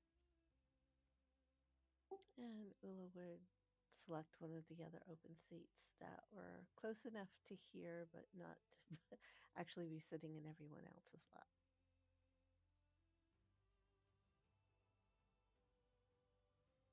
I never moved. There. Well, I wish our meeting could be under simpler circumstances. Alderaan, our jewel of peace, now teeters on a precipice. The noble houses, once united by harmony and customs, are fracturing under pride and ambition. House Thull courts dangerous alliances beyond our borders. House Ulgo grows restless with talks about martial law. And within our own councils, whispers of succession and sovereignty gnaw at that unity. He stands up at this time and actually pushes back the chair. There's a sense of restlessness to him as he kind of slowly begins to pace around the table. And he continues to speak. His Majesty, King Alde, has taken ill, gravely so. The line of leadership wavers, and with it the planet's balance. Every house smells opportunity, and unfortunately blood. The Senate watches, but dares not intervene directly. They see yet another world on the brink of tearing itself apart. He stops near Suseel again, meeting her gaze directly, which brings us to you, Ambassador Kesvir. And he pauses there just to see your reaction.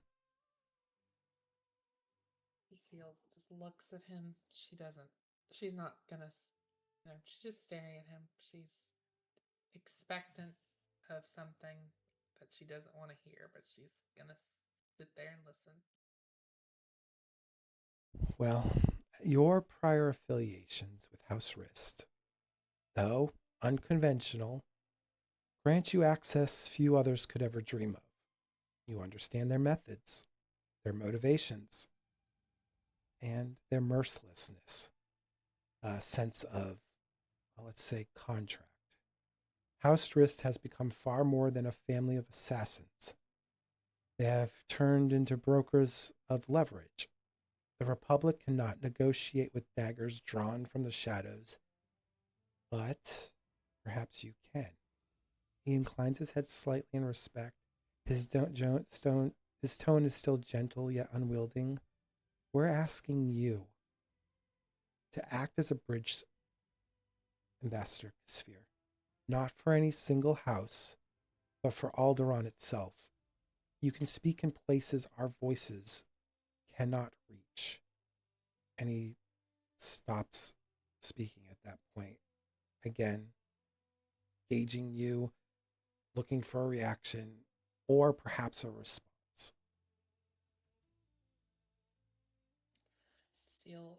Suseel hears this. She looks at him and then takes a breath, and she just says, "Senator, respectfully, I have not had dealings with House Rist for some time now, and I did not leave in a good manner that would bring much faith that my interactions with them would result in any meaningful resolution.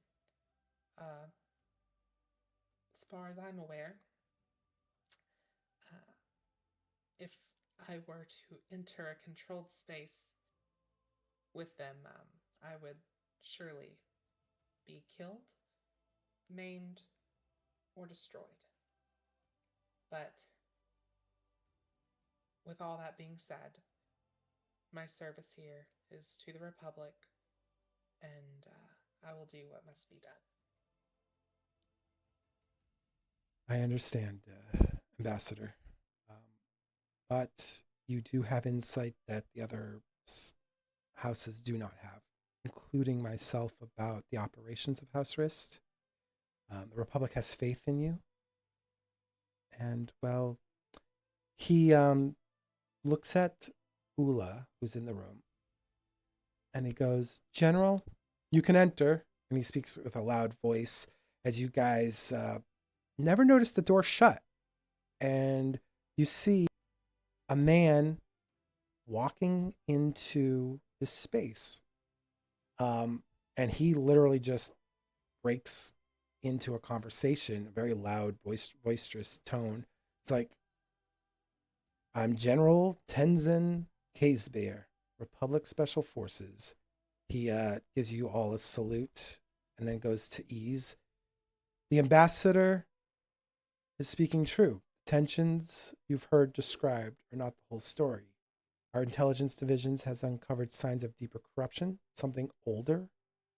Several ruins of Alderaan's southern ranges have been recently disturbed, structures predating even the founding of the royal houses. This is why we need the Jedi present on this operation. Don't worry, Miss Kesvir. I'm going to go into a little bit more information for you, too, which I'm thinking you're going to be quite interested in." He speaks as if he knows you intimately, the way that his tone goes, but you've never met this guy in your life. But the fact that he's part of the Republic Special Forces gives you an indicator he probably knows a lot about everybody, or at least more than most of you would expect a stranger to know. Yeah, Suseel's not really going to react. She's just listening, but she's kind of in her head set like that, her end is near. That's kind of what her head is. Reality is, there's no escaping her reality. Aw. The general walks and stands kind of behind Ni-Ella, but he speaks kind of still loudly. Um, Local scouts report strange readings. He's still looking at Oola. Um, Unnatural energy signatures. In one instance, an entire detachment went silent.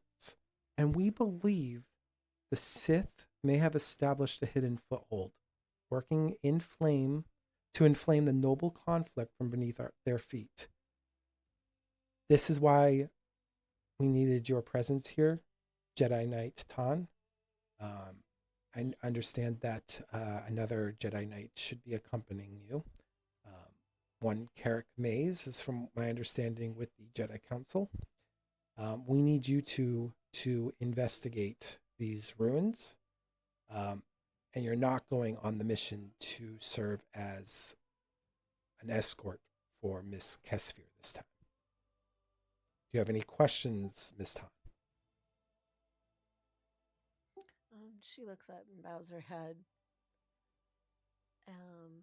just about for bows her head lightly, and she said, "So we're on an excavation mission, not protection. I understand that." Mm, you're not really here for an excavation mission. You are here. You will be going there to investigate those ruins directly. I'm just going to be frank with you, Jedi Tann. But quietly, the Republic cannot risk making this a political affair. Not when Alderaan's future is already so fragile. And because you are Jedi, investigating Jedi ruins, we feel that is a good enough cover story than any. Understood. And if you need confirmation of your counsel, he removes his a little like data pad from his side, and he offers it to you. The council has given clearance for you and Knight Maze to accompany your friends here on your journey to Alderaan. But once you get on the planet, you two are to separate. Are we to separate from each other or from the group, please? The Just group. to clarify. Okay. She's taking the data pad and looking over the information that he's presented to her. And with a nod here and there, and she pauses, uses a finger to underline some words as she hones in on a couple things. And then she hands the data pad back to him. She's like, I understand. Um, who will be who will we be reporting to? Me. He just says straight. Doesn't add any more to that. That sounds good. Thank you. He Hey, gives you are a we able to be sponsored expedition gear for going in yet another temple? well. I'm glad you spoke up, droid. He doesn't know your name specifically. Um, do you have a designation so I don't have to be disrespectful to you? HX70V31L. HX it is. He goes, I actually have another purpose for you and the good doctor. He's still standing behind Ni-Ella, and he's one of those people that kind of like not intentionally invade someone's space, but he does, and he kind of puts a hand on your left shoulder, Ni-Ella, and he goes, the good doctor here will accompany you. Her expertise may prove vital as well. And he's actually looking towards Oola when he says that. And what I mean by that, to clarify, the doctor will be heading with you, Jedi Knight Tann. My understanding is she has been pivotal. I can't even say it. Pivotal in your operations in the Outer Rim by keeping you all progressing forward with her medical expertise. and I have a feeling she is going to be imperative with your operations in the ruins. As for HX7T, he will actually remain under the Ambassador Organa's authority and accompany Ambassador Kesvir during her negotiations. We intend to utilize the droid's computing aptitude to discerningly gather information concerning House Ulgo, while the ambassador handles the political discussions. HX is to keep his sensors open for any opportunity to access or intercept relevant data, encrypted correspondence, trade records, or internal transmissions. We have a reason to suspect House Ulgo may be connected to the king's sudden illness, though we lack proof. Alternatively, if House Ulgo is innocent, such evidence may help secure their standing and restore trust within their council. Either way, we need clarity, and this opportunity may not present itself immediately, but when it does, we expect you to take it, HX. Roger. And he looks to Suseel, and I hope the droids accompanying you will not be an issue, Ambassador Kesvir. And Cecile just shakes her head. And good doctor, he again pats you on the shoulder, but he kind of like looks over your other shoulder to kind of get at least look at your face. Again, kind of invading your personal space, but he's a military guy, so he's not really thinking in that terms. And he's like, and do you have any questions for me there, good doctor? Ni-Ella is trying not to react to his pats on her shoulder, and she turns to look at him, and I just want to make sure I have all this. We'll travel together, all five of us, to Alderaan, and at that point, I will be leaving with Oola and Carek to investigate these Jedi ruins, while uh, Ambassador Kesvir and HX are staying to do what they do. That is correct. So what will happen is you all board the same ship. It will be a Republic-sponsored ship, so we will supply you with a pilot this time. Not that your piloting skills, he doesn't know which one of you actually pilots, so he's just saying your piloting skills hasn't been noted considering the adventures that you've all had. But we need to make this look official. And we need to make it look like the Republic is sending correspondence to House Organa, so you will be landing at their estate. And from there, yes, Knight Tann, Knight Mase, and our good doctor here, Ni-Ella, you all three will separate from the group. I believe Knight Mase is actually currently getting information from the Jedi Council about the ruins, and he will present that to the two of you. And at that point, you are not. You're supposed to remain. Well, you cannot communicate with Ambassador Kesvir or HX. I know that sounds daunting and a little intimidating. However, communicating to them very well may put them in greater risk. And I can't stress how much risk they're already going to be placed in with the delegations that they're going to be engaged with. And he kind of looks at you all and just asks, you do all understand going silent with your comms? Ula gives a curt nod, or a quick nod, I should say. I blink Radio's one on. lens at him. Ni-Ella nods as well. And Cecile's just there, yes. Discretion is important. In my line of work, you do these tasks and you put yourself in harm's way, and you just hope for the best sometimes. It's not a lot to go off of, and I apologize. But to answer you as well, HX, from your initial question, the Republic will be sponsoring you some supplies. We will be providing you some stim packs for the group that will be heading to the ruins. We will be supplying you with the ship. It is lightly armored. does not have a great deal of armaments, but however, it does have supplies as far as food, clothes changes. You should all be able to get into some more comfortable clothing. Uh, kind of looks at you all, kind of realizing that you're still probably wearing the stuff that you've worn since Belkadan, so you're all kind of looking probably a little rough. And he continues to just go on, and I will also um, pay up front half of the fees that we would be paying you on your return. So that way, if you do need to get any additional supplies outside of the mission supplies that we're presenting you, including the ship, um, you can do so while you're here on Coruscant.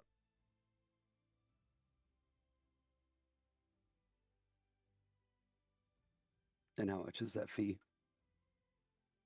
Well, the Republic is going to be sponsoring you all with about 10,000 worth credits, um, amongst all of you, of course. And so we will be giving you 5,000 up front.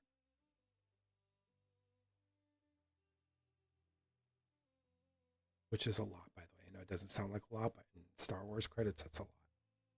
1,000 credits each. Yeah, however you wish to split it. I believe that's your discretion.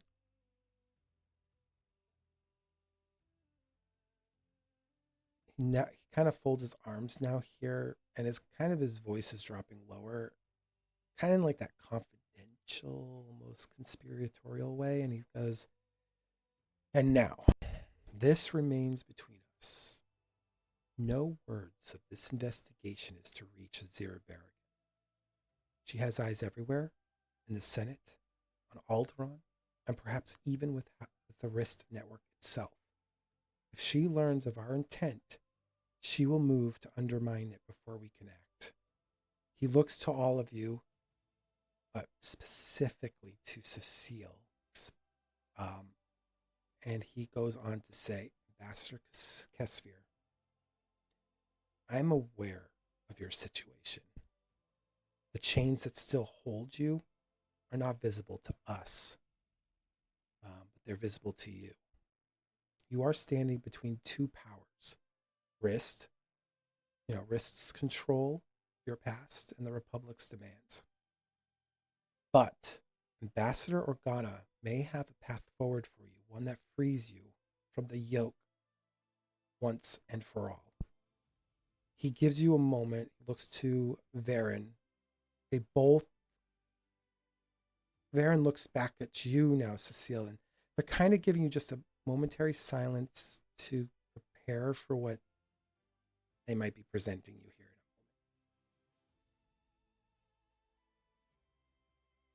Seal just looks. She looks up at them, but she just kind of looks up at them. She has no really outward expression on her face. She's just listening. Varen acknowledges that, looks to the general, gives him a nod, and then looks back to you, and he speaks with a softer tone, but it's earnest. "We have someone, Callan. He is safe. He's under our care, under House Organa's protection. No harm will come to him. You have my word. In exchange, we ask for your help to restore balance to Alderaan, and perhaps to yourself." Now the silence once again returns. You can kind of hear the low hum of the city outside filter through the walls. Kind of a reminder that even here, peace might be a fragile illusion. Seal, hearing that, looks at them and says, I'm a little confused. You have him? Like you have him in custody?" Callan came to us. He wishes to escape the chains of his family finally. I can't go into much more details on that yet, but he has information that has led us to, he indicates, this point in time where we're meeting with the Jedi, with the Doctor, with the droid, and yourself. We're here because He needs your help. He gave us your name specifically, Ambassador Kesvir, and lo and behold, we look you up and we find out that you're on Belkadan, the planet that was very well attacked by the Sith. And with the General's intelligence coming back that the Sith potentially could be on Alderaan, the five of you, and he's clearly speaking of Carek too, who's not present, have a great deal of experience, more so than a lot of people, with your encounter of this foreign power that has just emerged from the reaches of unknown space. You five have more knowledge than any Republic soldier does. No one's dealt with the Sith yet. We don't know what their ships look like, what they're capable of, but you do. We only have the grainy images of Belkadan to go off of, and the snippets of some of the battles that have occurred on the Outer Rims or at the edge of Korriban when our watch tower in orbit got attacked and destroyed. We only have snippets of what they're capable of, but you five have seen them. You've witnessed them. That experience alone gives you an edge on Alderaan. But the fact that this Callan individual mentioned you specifically, Ambassador Kesvir, and with your unique experiences, your unique knowledge on the situation, and your understanding of House Rist, it just worked out perfectly this way. And so, House Sorgana has promised to protect Callan as long as you can deliver.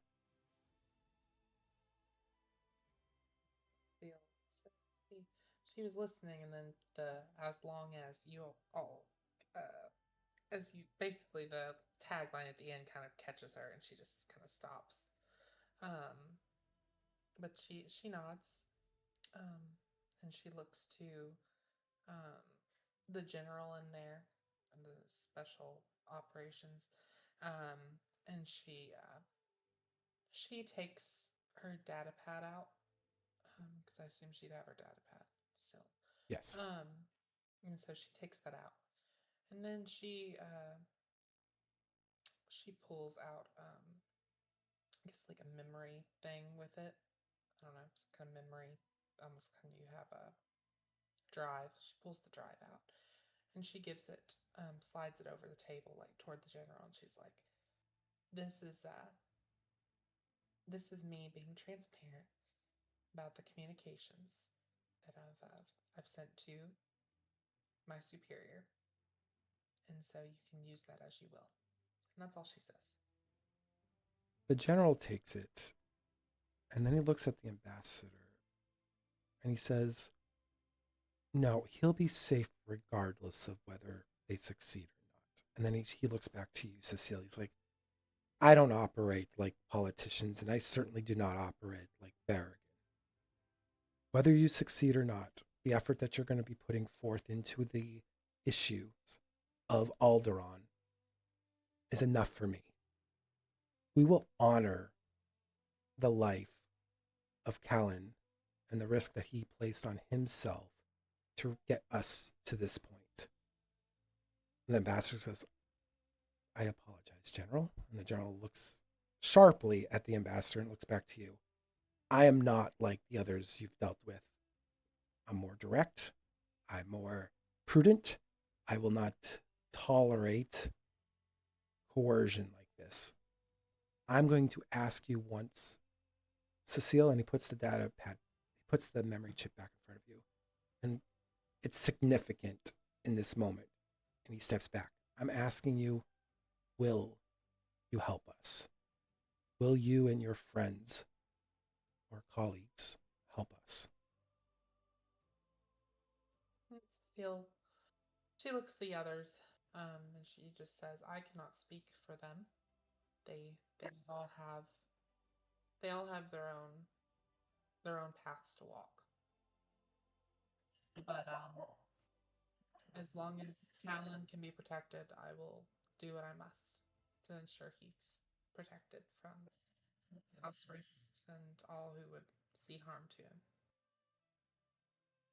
I can't guarantee Callan's safety. However, he looks at the ambassador again and he looks back to you. I will promise you this. I will be taking Callan away from Alderaan after you get a chance and opportunity to meet up with him. We will take him to a safe house. And I do apologize that I will not disclose the location of that safe house, because if I do and for some reason it gets leaked, I don't want to be held responsible that his life is extinguished because of a misstep on my part. But I will do everything in my power to make sure your friend, comrade, family, or love interest, whatever he may be to you, is safe. And the men that serve me very well will put their lives on the line to do just that. I apologize that you've had such a rough experience with the Republic, but not everyone in the Republic plays this political game. And that's the most solace I could probably give you at this moment. And I have a feeling actions are going to speak louder to you than me simply saying it. And he kind of just gives you this momentary nod of his head as if he's apologizing for things he himself didn't do. And Cecile nods. She just looks at the general and says, very, very carefully, but kind of looking directly at him. She's like,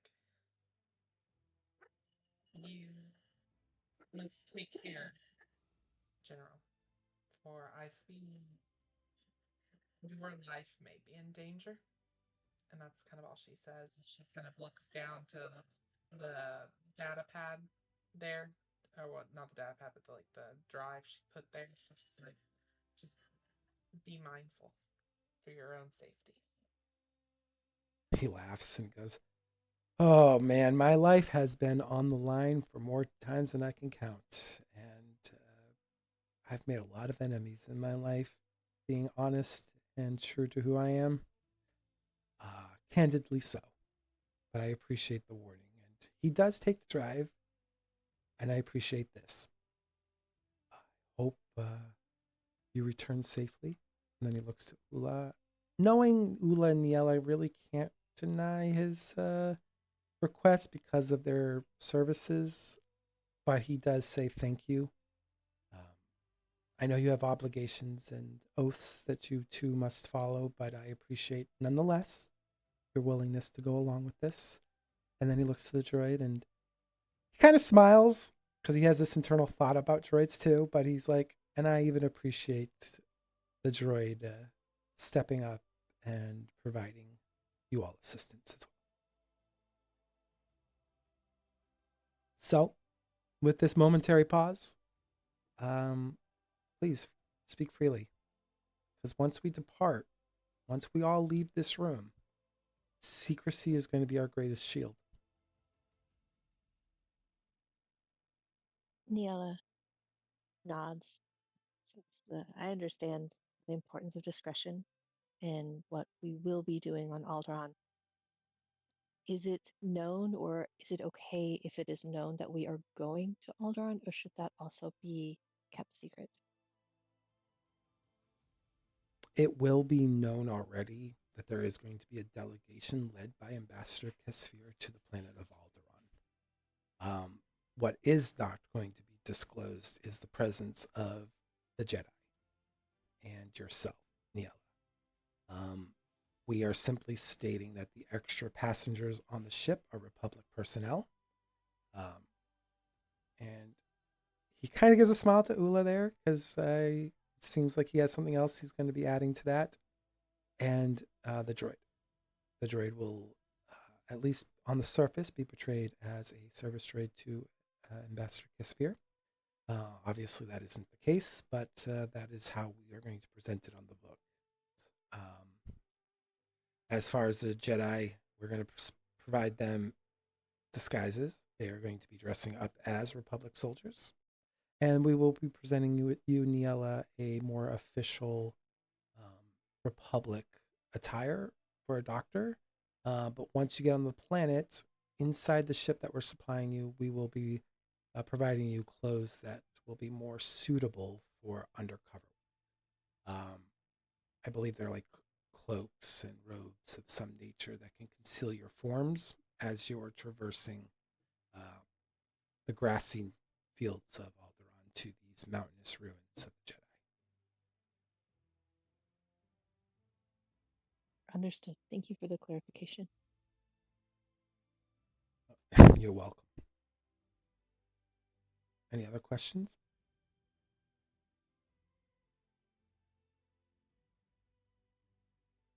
Oola literally just looks at him quietly, just awaiting whatever he has to say. And it is at this time, too, the ambassador kind of has gone quiet because he's literally been chastised slightly by this general for their comment about safety of a life. And he just looks to Oola and says, and you just succeed. Do what Jedi do. I believe you believe in the Force, so may the Force be with you and all that jazz. I don't have much more to add to that. But whatever you do discover in those ruins, please report them as soon as you can. Just do not report them until you get back to the ship. The ship has special encryptions on it, hence why you need to be radio silence for most, if not your entire operation, because we do not want to risk transmissions being intercepted. Understood. And HX, you do have probably one of the most difficult tasks because you will be doing quite a bit of espionage. And if you wish to add some sabotage in there, if you feel it's appropriate, by all means, if it helps distract from what you're doing, just don't put anyone's life at risk. I've read some of your reports about shooting a prisoner in the head. Don't do that, please. Try to keep that at minimal. Slavers aren't prisoners. Slavers never benefit. Well, all life can present information. That is my job, to get information. So if you can, just be discreet. It would make Ambassador Kesvir's job probably a little bit easier, since she's already going to have the gaze of House Rist upon her, and most likely House Olgo, since House Rist and House Olgo seem to be very close these days. Roger. After this, out of character, kind of. After this, we'll have some time to do some shopping. Yes. I assume. Yeah. Okay. And go ahead. Can I ask for like a master mechanic? Because I want to get hard points added, or well, I want to get attachments added. Oh, I'm sure there's mechanics for sure that you can have access to. Because the book kind of feels like it's trying to make me do it all. It does try to make you do it all. It's part of like the crafting system within the system, but I mean, there's craftsmen in the universe, so I don't know why you would have to do it. If you can pay someone to do it, then that was my thought. But it breaks it down into like 100 credits per attempt, so that's could be why. Yeah, I mean, they'll still probably have to roll. So what I'll do in that situation is I'll have you roll, but I'm going to give you a couple blue die to add into that to make your odds better. That's what we can do for that situation. Because otherwise, I was just going to have me and Ni-Ella do it, because we just combined together with our intelligence could probably take care of it. Oh, for sure. And then he looks to the ambassador again and goes, Ambassador, I am disappointed in you today, but our personal feelings aside, you have a lot of work ahead of you, so I will leave you to it. And the ambassador just doesn't say anything, just looks back at him and seems to just acknowledge the words. And the general looks back to you all and says, well, thank you for your time. The ship that will be prepared for you will be at the spaceport in Hangar Bay C7. I'm saying that very loudly, C7. It will be a Republic Jedi class starship, but it will bear the Republic's symbols. The reason why we're using the Jedi ship is well, why it's being supplied by the Jedi is because the encryptions on their communication are slightly different than the Republic's. And as I stated, there's certain information we'd like to keep away from a certain general. So just look for it. You can't miss it. It's big and red. It's probably going to be standing out amongst all the other ones. Very, very much so. And yeah, I hope you all good luck. And good luck. That's all I have. And he just kind of rambles a bit at the end, but just gives you a nod and takes his leave. Ambassador is still in the room, kind of looking at all of you. She's gonna look to the ambassador, I guess, if the guy's already gone, because she's gonna be like, "I have one question. What is the General Berrigan gonna know my directive?"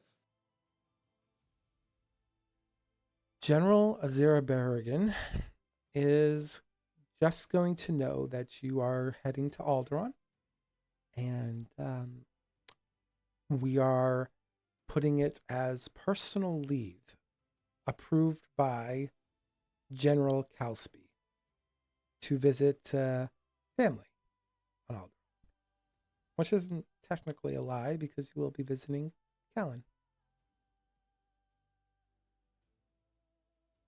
Okay.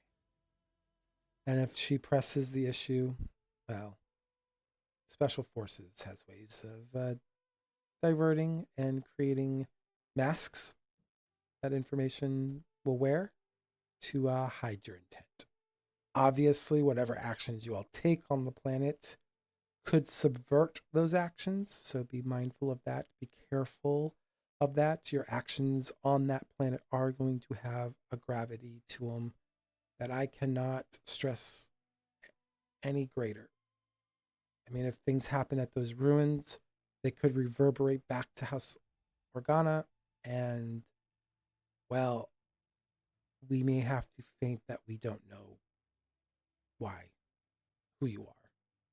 I'm just being very clear about that. And if things go wrong at the delegation, and I hope they don't go wrong at the delegation, um, well, I don't know what's going to happen because the delegation will be happening on top of a plateau that is at the very center of the territories that divide the houses. There will be representatives from each of the great houses there, and each house is allowed to have 2 guardsmen accompany them. And since you will be accompanying me, Suseel Kesvir, you will be guarded by House Organa. So let us hope that you and I can get out of that delegation with our necks still attached to our bodies. Yes, that is the objective. It's always the objective. He laughs a little.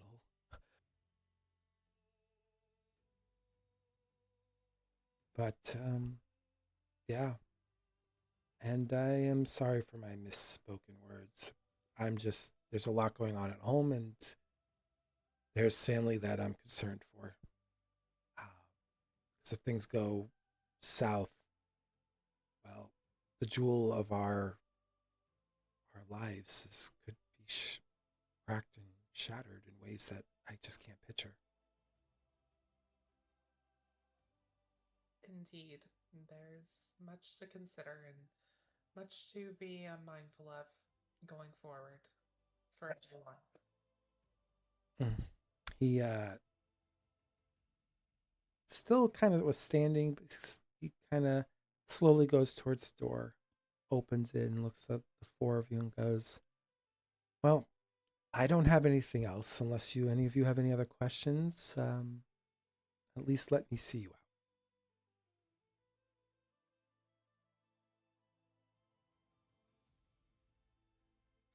Oola will push back her chair and slowly rise, um, pulling her cloak around her, tucking her hands into the arm of either side. For a cloak in Jedi style, she'll prepare to walk out.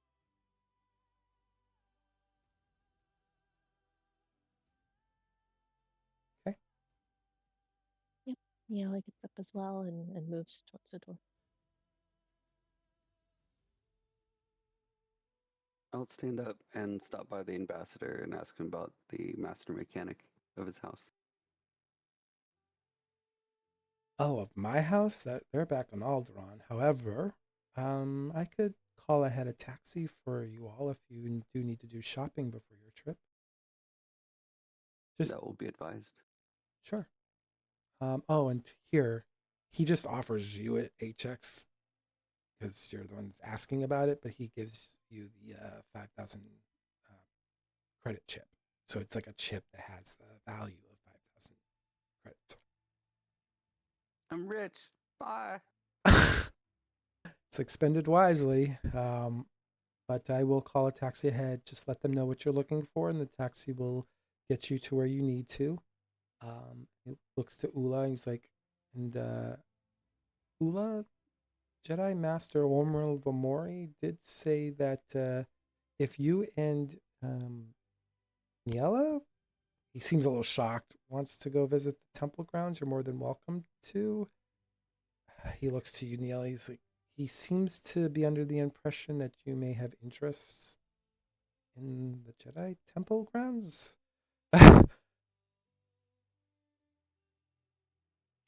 Ni-Ella just smiles and nods and says, "Yes, yes, we met briefly not long ago, and I have some things to follow up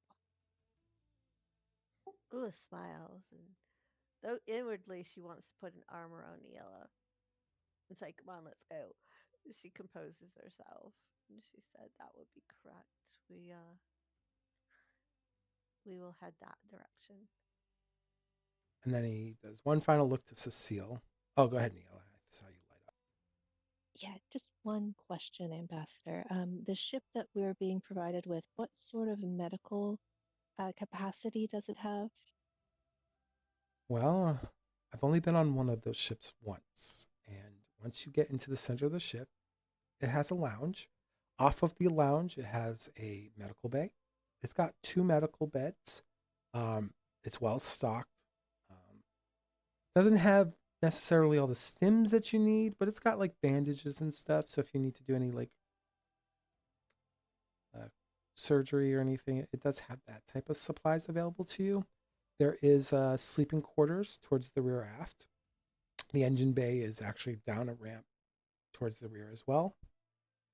Um, the ramp actually is at the front of the ship, just underneath the cockpit, um, which is very interesting design that you actually enter the ship with the cockpit above you. But it's got also more of an open view cockpit. And, well, I guess you'll have to see it when you see it because it's very hard for me to describe it here without it in front of me. But yeah, you'll be probably a lot more comfortable than that. He doesn't want to say freighter. He wants to say thing. He's like, freighter that you flew on? Thank you. That does help me prepare. I have to say that the medical supply situation in the Outer Rim is very concerning and something I'm hoping the Senate is thinking about. I will be frank with you, Doctor. I admire your convictions to the oaths that you swore. But the Republic right now is lucky enough to hold on to the mid rim, let alone helping the outer rim. Well, that's disappointing. I do understand, and I would have the same concern about the midriff. We appreciate that. And I don't mean it in disparagingly. It's just right now, the truth of the matter is the Republic is never faced a threat quite like this before, and it's doing its best to push back. And let's just say their teeth are not as sharp as they once used to be. Yes, yes. I think we saw some of that back on Belkadan. Yes. And he looks to the only Jedi in the room. He looks back to you and is like, and there are people out there that are going to be fighting that Might even go against their oaths. Oola just grimaces slightly, and then she tries to put her stoic look back on. He notices. That's his job to notice. But he doesn't say anything. And then he looks to Suseel and he's like, oh, and before you head out to the ship, you may want to, if you go shopping, after your shopping, you may want to visit your old office. I think there's a gift left Seal nods and says, I'll check that out then. for you. All right. Well, not much more for me to say. Kind of just keeps the door open by holding down the button, kind of giving you guys access to the hallway beyond. Yep, Cecile's gonna depart with that. Walk out. Go over to security. Grab my gun. Ni-Ella follows Suseel. I will say, Cecile's the only one that knows how to navigate this building. So to get to the lower, to like the taxi area, Cecile's probably the only one that knows how to do that.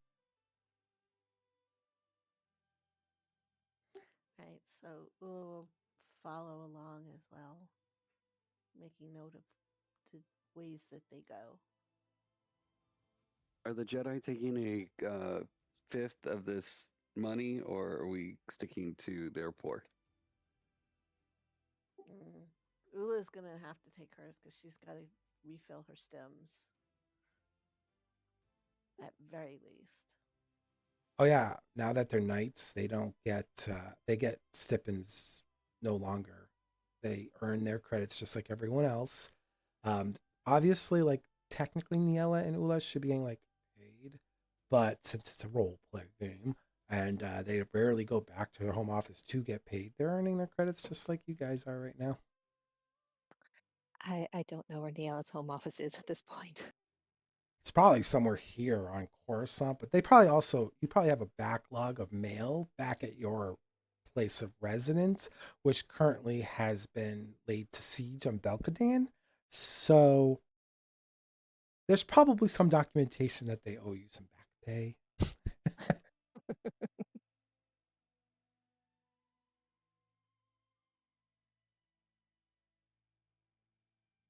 And well, after she leaves, she's going to start moving herself back toward where her office area was, I guess, around that direction. And you're all sticking together, at least for now, right? Because this is a maze in here. If you want to go on your own to find the taxi, you can. I will just be transparent because of your background. Difficulty is going to be really high to like navigate this big structure. Oh yeah. Yeah. Ni-Ella's sticking with Oola and kind of following Suseel unless Oola breaks off. No, Ula's following along too because she knows this place is way too big for her to navigate. And Cecile's gonna let them know. She's like, I'm just gonna stop over here to see what is left for me, and then we can head out of here. All right. So I think before we go into your office, what we'll do is we'll take that 15-minute break that we normally do. We'll come back refreshed and we'll finish up the last hour and a half doing your office and then your shopping spree. And then I think that might be a good place to stop for the night. All right, sounds good. Sounds good. All right. We'll see you guys in about 15 minutes from now.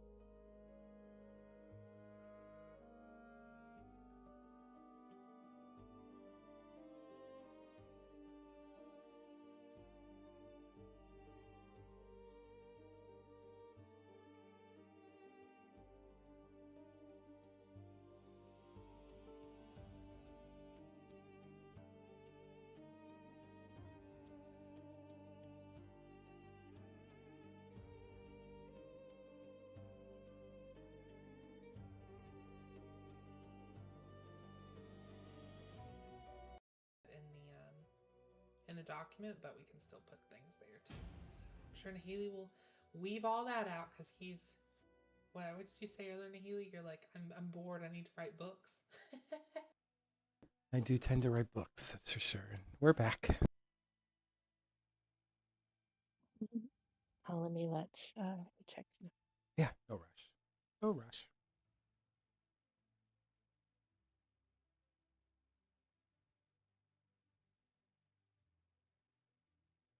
Hopefully everyone had a good little break there. Yes, thank you. I made some coffee. I made a little something to eat. It's important to take a break. Moving around was nice.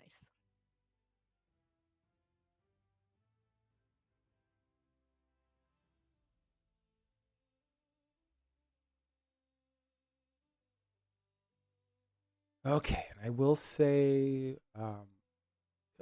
this isn't really prepping for HKX to be back for this quite yet, but when you guys leave, the ambassador kind of closes the door behind you guys. I'm back. Welcome back. So I did have a question for you, because I did do a little more digging on the hard points. Are you trying to add a hard point to your gun, or are you using a no. hard point? No, these are hard points on myself. I have 3. Ah, okay. I'm doing self mods. And particularly, I have a few if you want to look at them.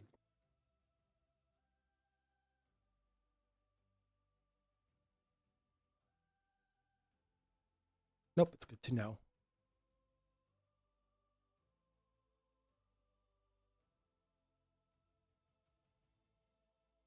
Okay, and they're already hard points on you, right? You're not adding more. There are 3. Okay. But each of those hard points, once you put the attachment on, then each one of those can have a specific number. Yeah, I'm looking at like utility function modulars. There's armor chassis. It costs 2,000 credits for 1 hard point. Things like that. Yep, I'm looking at there's data breaker, security protocol, signature modulation pad, and I might just buy data spikes if I can. Okay. All right. Well, good to know. I just was trying to get clarify on that. I was like, oh, that could be really expensive, but we'll do your best. Yeah, the attachments aren't as expensive and seem to be decent. Okay, so you guys are heading towards Suseel's ambassadorial chambers here on Coruscant. And we'll just say you guys walk through the hallways. And now it's probably notable for the rest of you how much military presence there is here. And as you get closer to like what we can call the entire wing of Alderaan, because you start at the beginning of that wing with House Organa, they're the primary representatives. But every room has every like house has a separate smaller office. You guys kind of leave that corridor. But right around the end of that corridor is actually where Suseel's office happened to have been placed. And her office, you see on the outside, she has this bronze plaque. It says her name, Ambassador Suseel Kesvir. But her symbol on the outside of her doors is not House Rist. It's the Republic. And the one thing immediately that Suseel, I'm going to have you roll a perception check with 2 difficulty for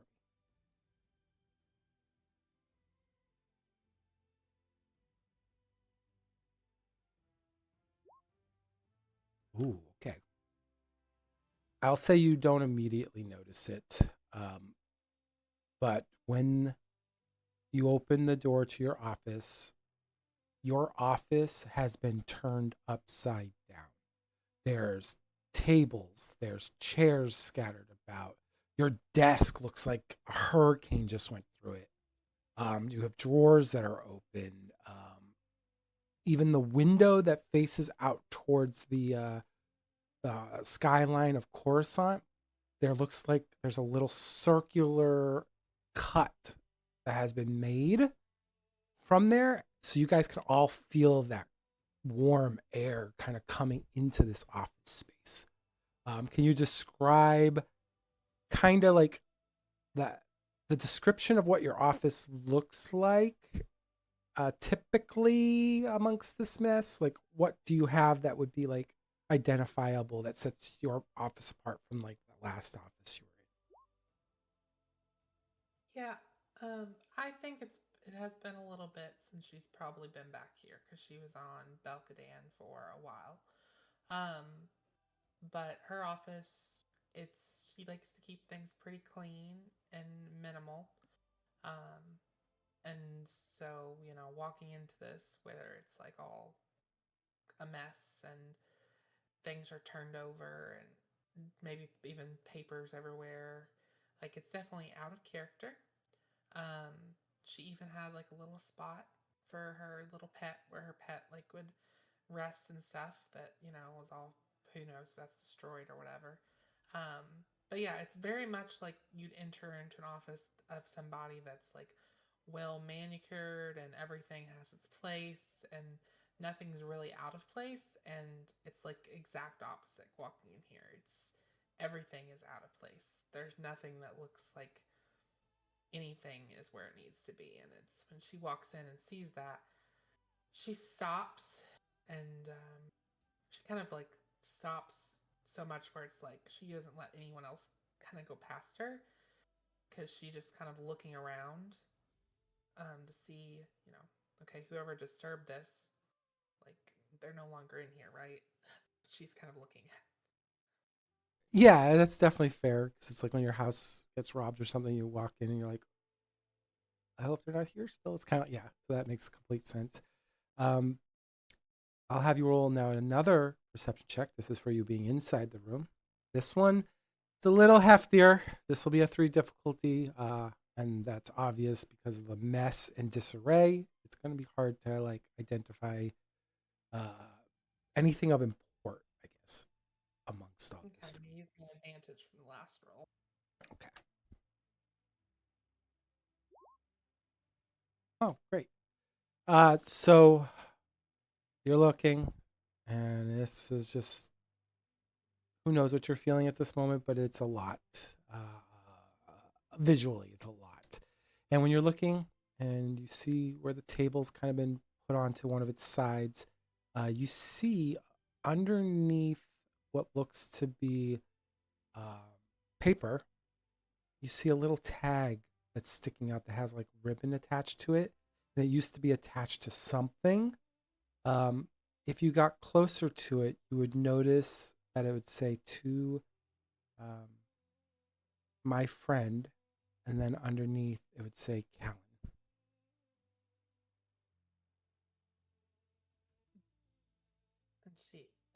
And she immediately steps away from that after she sees that, and she's you know she's really kind of shaken in a moment because this all happened very recent, because the gift thing was meant to be like, oh, we've got a gift for you in there, and the gift's already been like most likely like destroyed or taken. So this is all in short order, and she knows who most likely did this, and that she knows that nobody. She just has a very clear reality in her head that nobody's safe and nobody's can be protected, and that's kind of just reassured in that moment too. And she just gets up um, and looks back at the others and says, "We need to get what we need to get and get off this planet." Yeah, I mean, the rest of you guys can see the mess of her office. It looks like any crime scene that you probably had investigated over your years with your master or even as a solo knight, Oola. And for you, Ni-Ella, this looks like uh, almost a war zone, like a battle. And you've had field training on like maybe not a battlefield per se, but this looks messy. It doesn't look like anyone was really trying to hide the fact that they took something from here. And then for UHX, it's just, I mean, it's a sentient quarters. I mean, I don't even know if you really have much thoughts on this mist. I don't.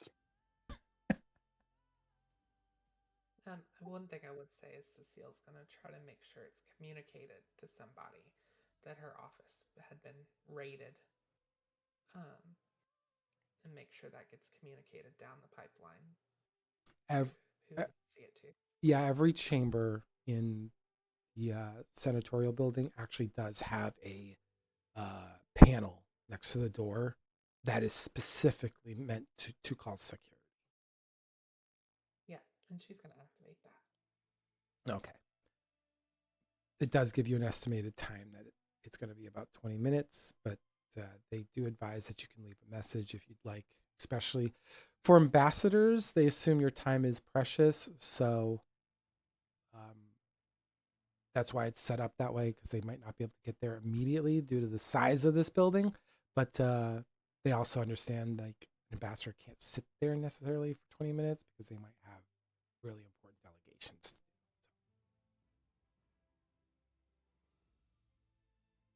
Yeah. Oola's going to. Oops, sorry.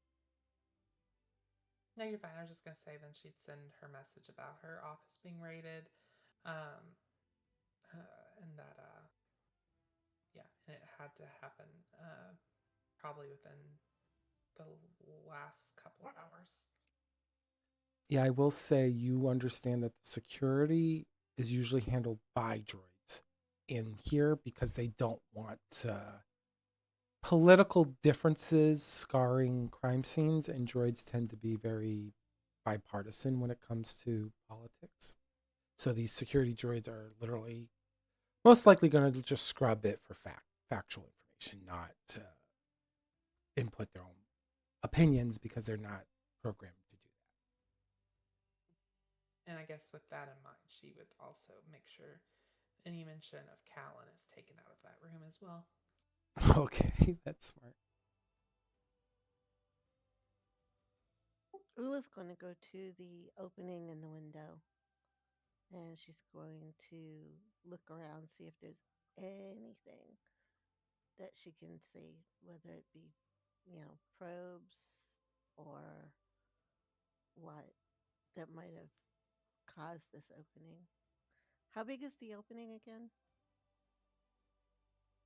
The opening is you could probably put your arms like tightly together and squeeze them through the opening, but it's not any bigger. Up to your elbows. Okay. Okay. So it's not that big, but it's big enough. And if you want to try to discern it, you can roll a. Let me see which knowledge I'm going to have you roll here. You don't get to play with the knowledge, it's too much. So I'm going to you can roll either, because it probably won't matter because I don't think a lot of people trained in these, but you can roll either underworld or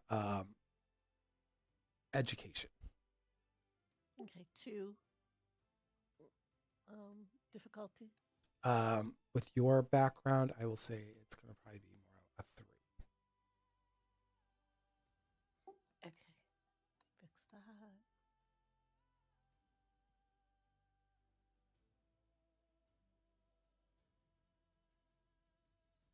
Underworld or what? Or education.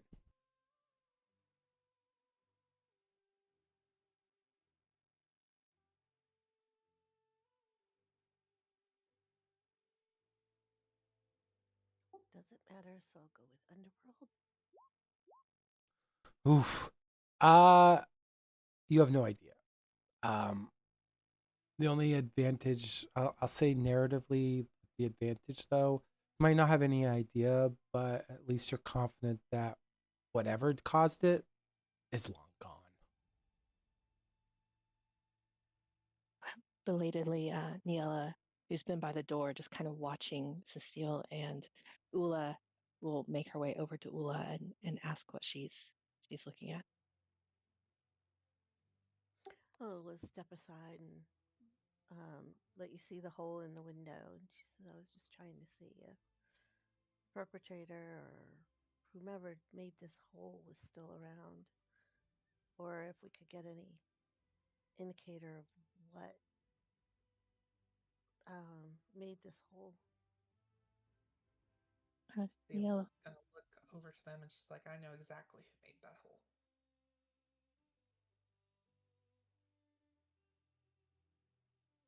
She says Ni-Ella that waits. as she's kind of finishing up her reaching out to security and looking over to them. She's just like, the people were gonna be, well, the people, and she looks over to HX that myself and HX will be dealing with made that hole.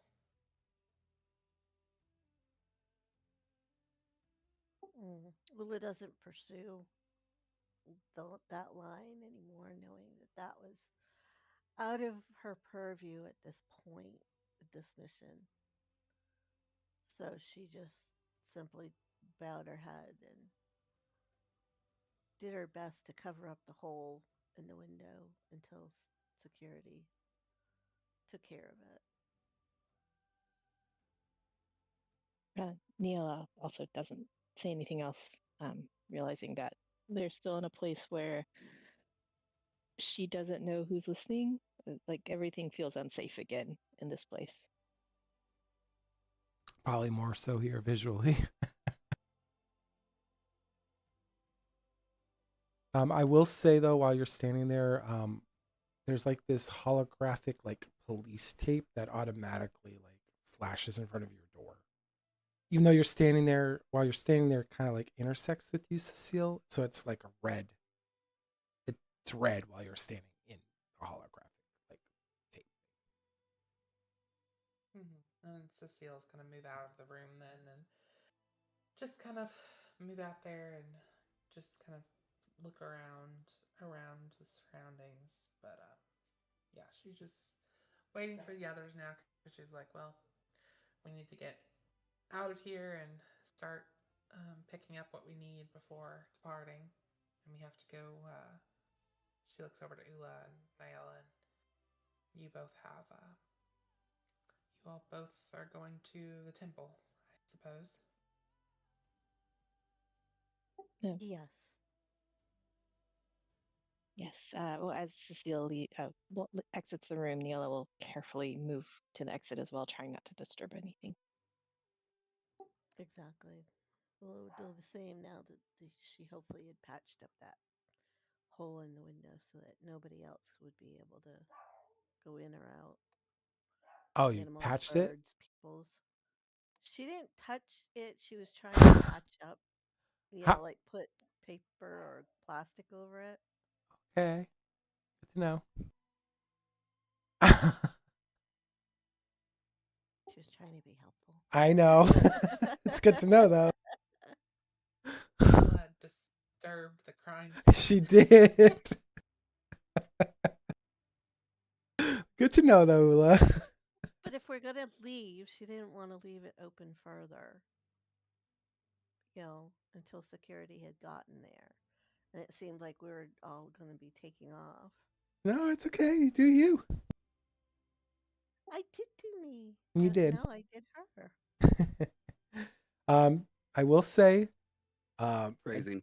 don't get scared of this difficulty, but I'm gonna have you all roll perception with 4 purple die, and it's just to see if you notice something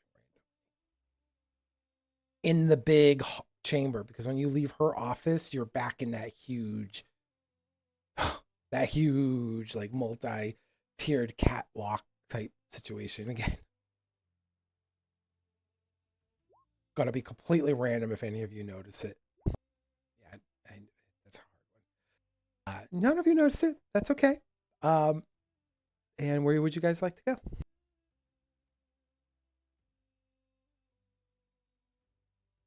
Uh, I think she looks at Oola and she looks at Cecile and asks, how do we get to the Jedi Temple? Cecile's gonna kind of at that point look to them, and I think best she can is she's gonna give them directions to where they need to go. and just indicate that she will meet them, at the hangar where the ship will be that they'll be departing on. But she has some business she needs to wrap up before. Yeah, you realize the directions you give them is probably the same directions that you probably will all need to go to get to the taxis. Because they're all going in the same way. So unless your business is separate, Suseel, then she's not going to the taxis yet. Okay. And Suseel has pointed you three to where the taxis are. Oola's going to turn to HX and ask him if he's going to stay with Suseel, since it was mentioned that she and Ni-Ella had invitation or were to be expected at the Jedi Temple, or if he was going somewhere else. I'm going to get the mods done. Suseel doesn't really like me hanging around her, so I don't.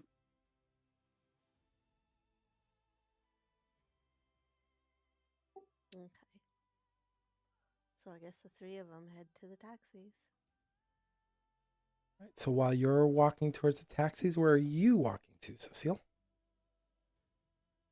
She is going to she's going to walk back down toward that hall they all came into, where all the nobles were like chattering, and she was seeing the representatives for the Alderaan house. So she's gonna just walk that way.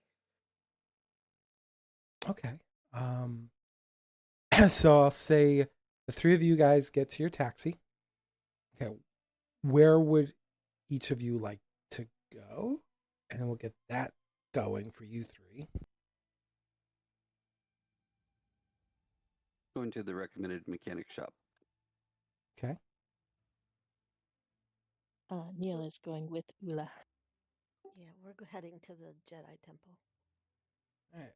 The taxi driver has 4 arms, and his taxi is like a big van-looking thing. So you guys are like in this back of this converted van that allows you to see the backside of the taxi driver's head, but it's kind of got like a slightly curved bench where you kind of all three sit down together, and there's doors on the left and on the right of this taxi, and he's like, "Well, I hope you all hold on," and he sounds like he's got like a frog stuck in his throat. He's like, "Here we go," and this old girl, she might need a little tune-up after, well, yeah, don't worry about that. You guys will be safe. And he just flies off. Meanwhile, Hearing that, Ni-Ella's going to immediately grab onto something. Probably wise, because it smells like burnt cigar, and there's stains on the seat, and on the ceiling of this taxi, there's like beads and like a half broken like dream catcher looking thing that used to probably be there. Oola, feeling like as he steps on it, feeling the jerk, she's going to grab onto the seat as well. It's like, hopefully we make it there. Sure, you'll do fine. He sounds like that girl with glasses in Monsters Inc., that older lady. Roz. Yes, he sounds like Roz, except a male version. I'll be good. Something like that. Okay, so while you guys are flying, he's probably going to drop HX off first because the Jedi Temple's a little bit further in the distance. While he's driving, Suseel, what are you hoping to ascertain now that you're in the political wing of, I'm assuming, the Alderaani noble houses? At this point, she's just kind of looking around to see who she sees and who, if she notices anyone, she would be familiar with. Go ahead, give me a perception check with 2 difficulty.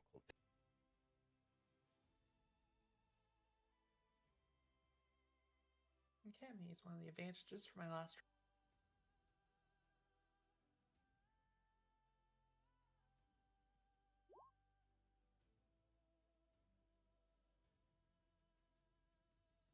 it's pretty easy to find an ambassador. At least one seems to be standing out to you. The others seem to be like more like aides and stuff. And you watch this ambassador finish up with not an aide from their house, but from an aide from House Wrist. And that aide kind of walks off the opposite direction of where you are. And that ambassador is just standing there outside of his office with his hands in his robe, kind of just looking out, admiring the people watching he's doing. And you realize that this is Ambassador Arisa Ulgo of House Ulgo. All right. And would she have had interactions with this ambassador before? Probably very light interactions. I mean, when political representatives went to House Wrist, your lady dealt with specific ones herself, and Arissa was certainly one of them. All right. I think Cecile's going to approach her. Okay, as you approach her, you watch her kind of. She's standing like very like rigid, and she kind of places her hands behind her back, her, probably cupping them together, maybe locking her one hand over one of her wrists, and she gives you like a side eye with her nose kind of raised slightly above. She's slightly taller than you, more lanky, more lithe in form. And she goes, "Yes, how can I help you?" Ah, I wasn't sure if you remembered me or not. I Suseel Kesvir? don't. Well, I am easily forgettable. I used to work with a certain house you're familiar with, and she gestures back toward the new house representative for House Riss. Oh, well, House Wrist is a formidable friend. She doesn't really say much beyond that. She just keeps her eyes locked on you. She nods, says, quite formidable indeed. Um, she's uh, she's just kind of she's not looking to engage like anything specific, but she just kind of says that, and then just kind of looks around and browses, kind of like beside this representative, and she's going to be like, "It is terrible what I've heard is happening on Alderaan." Oh, and what did you hear about Alderaan? Like, oh, the sad, sad news about House Pantier. Oh, yes, the Crown Prince of Aldi. It is quite sad indeed. We hope him a speedy recovery. And she smiles and says, "I'm sure everyone does. All the best to keep peace and prosperity throughout the realm for all of us." Indeed. I'm assuming you're from Alderaan? She she she shakes her head. "I don't really look like I'm from Alderaan, do I?" No offense, dear. You don't look like you're much, but here we are talking.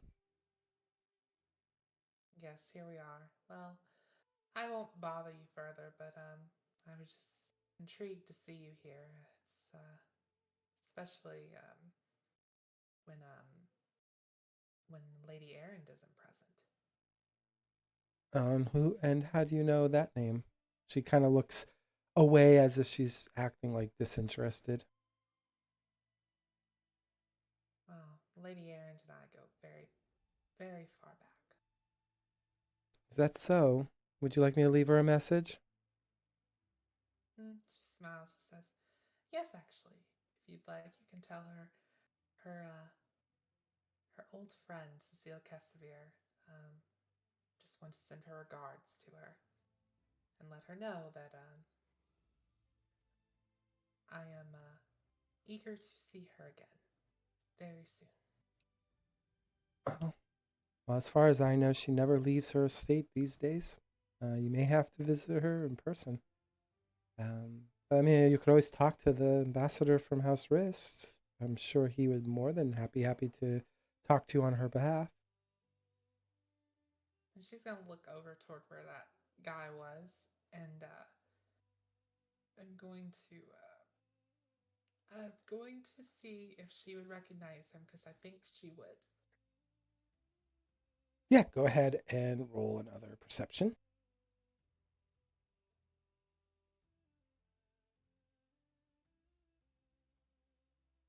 This will be too difficult. Oh no! It's disappointing. I will say you may not know of him, but that's most likely because he may have had a staff change with your departure some years ago. She's just gonna be like, I'm sure I'll encounter him very soon as well. Um, as I'm sure I'll see you again very soon. And she just kind of gives her regards and kind of would step away at that point. As you step away, you kind of hear under her breath, I highly doubt that. And then you can hear her go, "Oh, Ambassador Organa, how you doing?" She gives that fake voice and she kind of walks off the opposite direction of you towards, well, Ambassador Organa. Yeah, and then what Steele's gonna do is she's gonna kind of work back. Well, she's gonna kind of how she was going before, looking, for her office. She's gonna see if she can find the office of see if there's an office for the new House Risk representative. Yes, it's actually in your old office. You have a new office with the Republic. Well, a damaged, messy office with the Republic, but your old House Wrist office is now occupied by someone else. And it actually has Okay. 2 guards on the outside too. Okay, could she see the name? How close you're going to get to the door? Just like she's walking past. Okay. Are you doing it openly? Like, oh, that's like seeing, or are you kind of trying to do it like side glance, kind of sneaky? I think she would approach it like she was going to meet someone there. So she'd go up to like the guards and be like, "I am Ambassador Suseel Kesvir of the Republic, and I'm here to see." And then she'd look at like the name on the door. Okay. You see, this is Ambassador Dure Rist. He is known as the Veiled Voice of Alderaan, and he was actually one of your ladies. I guess you could call students. Okay, so she would potentially know of him. Yeah, go ahead and roll. You can roll one like a knowledge check. I guess you can roll core world knowledge with a blue die. I'm giving you a blue die on that. Yeah, you remember him very well. He's as much a diplomat as he is a very well-known assassin among House Rist. Probably one of the more skilled assassins to boot. He takes very little shit, I guess is the best way to say it. He doesn't deal with a lot. He's very short to cut people off, but he's also very masterfully skilled in subtlety when it comes to his crafts outside of diplomacy. A very dangerous man, let's just put that. So yeah, so she'd do that, like she's gonna meet him and then read off his name. And that's what she would have done to the guards. The guards, so these guards are a little different. A lot of House Risk individuals, they have a very specific uniform, just like all the other houses. They usually wear the colors. very militaristic. These individuals actually have shrouds over their faces, like veils, like black veils that you could see the outlining of their faces, but you can't quite make the details beyond the veil. And they're wearing like skin tight black out attire, uh, from their elbows down to almost their individual fingertips. They're they're wrapped in like this black cloth, and they've got like these tight leather boots that go up to, halfway up their thighs. And they also, uh, they might not have a weapons equipped to them, but they certainly have an opposing figure to them. And one of them just literally just doesn't. They don't speak to you. They just extend uh, a data pad to you, and you see on the data pad, just an area where you can place your palm on. And she places her paw on it. Okay. It scans it a few times up and down, making sure to get every groove of your palm print encrypted into its systems. And then once it's done, you see that your name pops up. It says Ambassador of the Republic. Um, and then a big red X appears on the screen. And that guard puts the data pad away, and underneath, like part of the upper cloak that's covering like their upper torso, and they just stand there like almost like ceremonial British guards. They're not giving you access. And she's gonna just look at them both and be like, well, thank you. And then she just kind of steps away. Um, and then she's going to, now she's going to like walk toward where the taxi stuff is. Okay, great.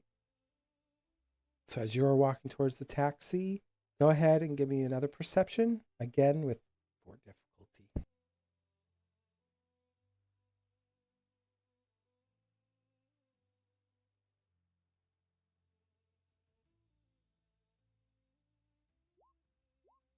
Oh, nice.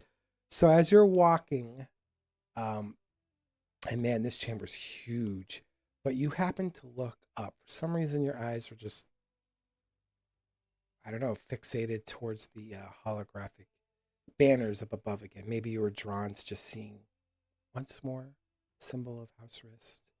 Maybe bad memories were stirring up when you saw those guards. Who knows? But your eyes looked up, and on one of the high up scaffoldings, you see a glint of light reflect against some glass.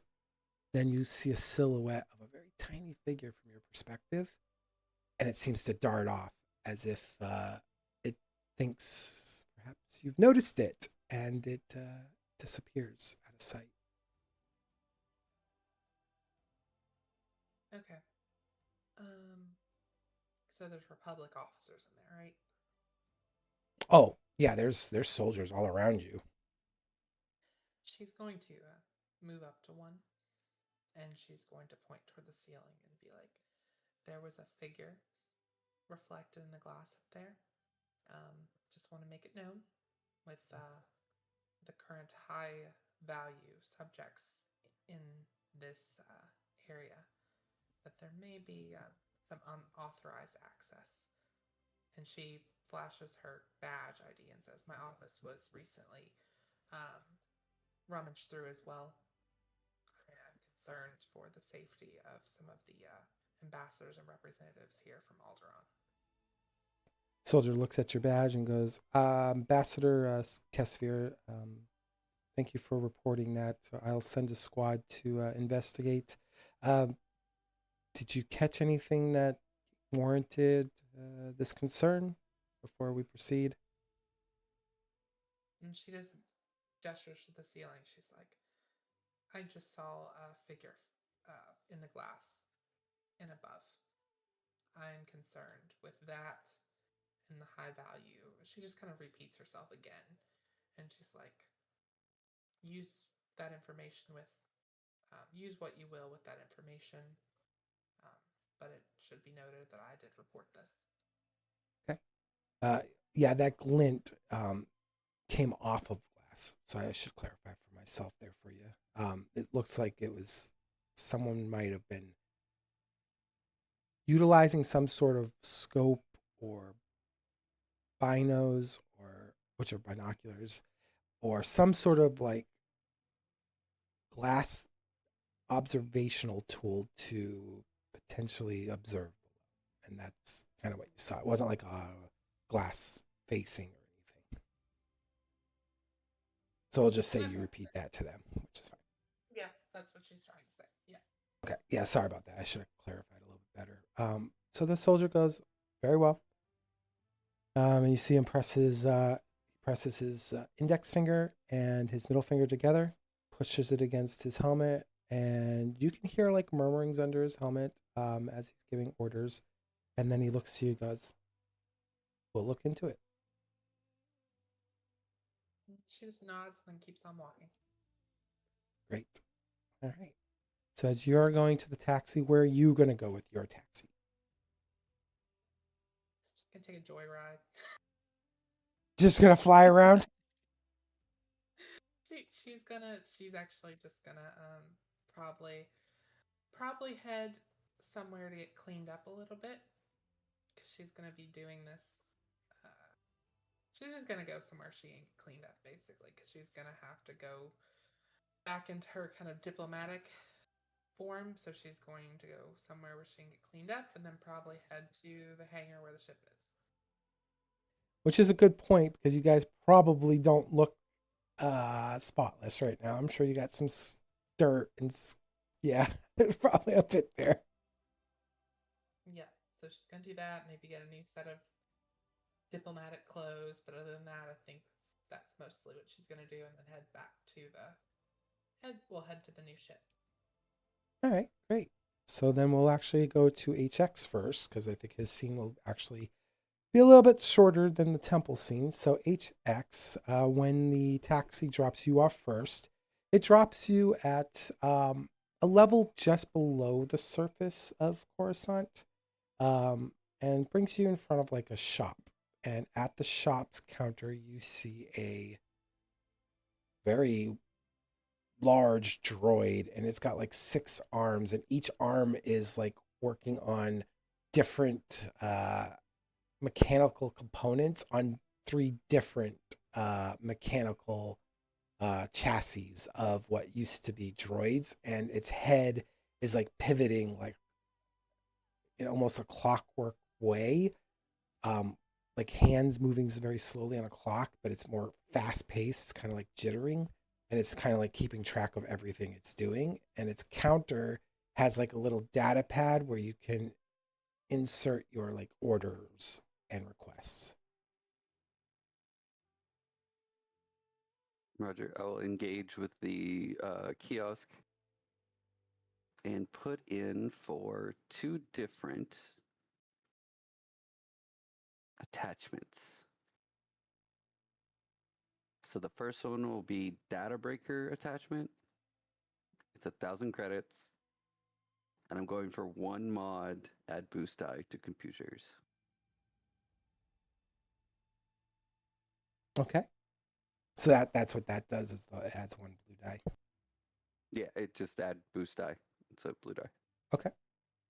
And then the second one will be security protocols module, which is 500 credits. I'm going to get add boost die to computers off of that.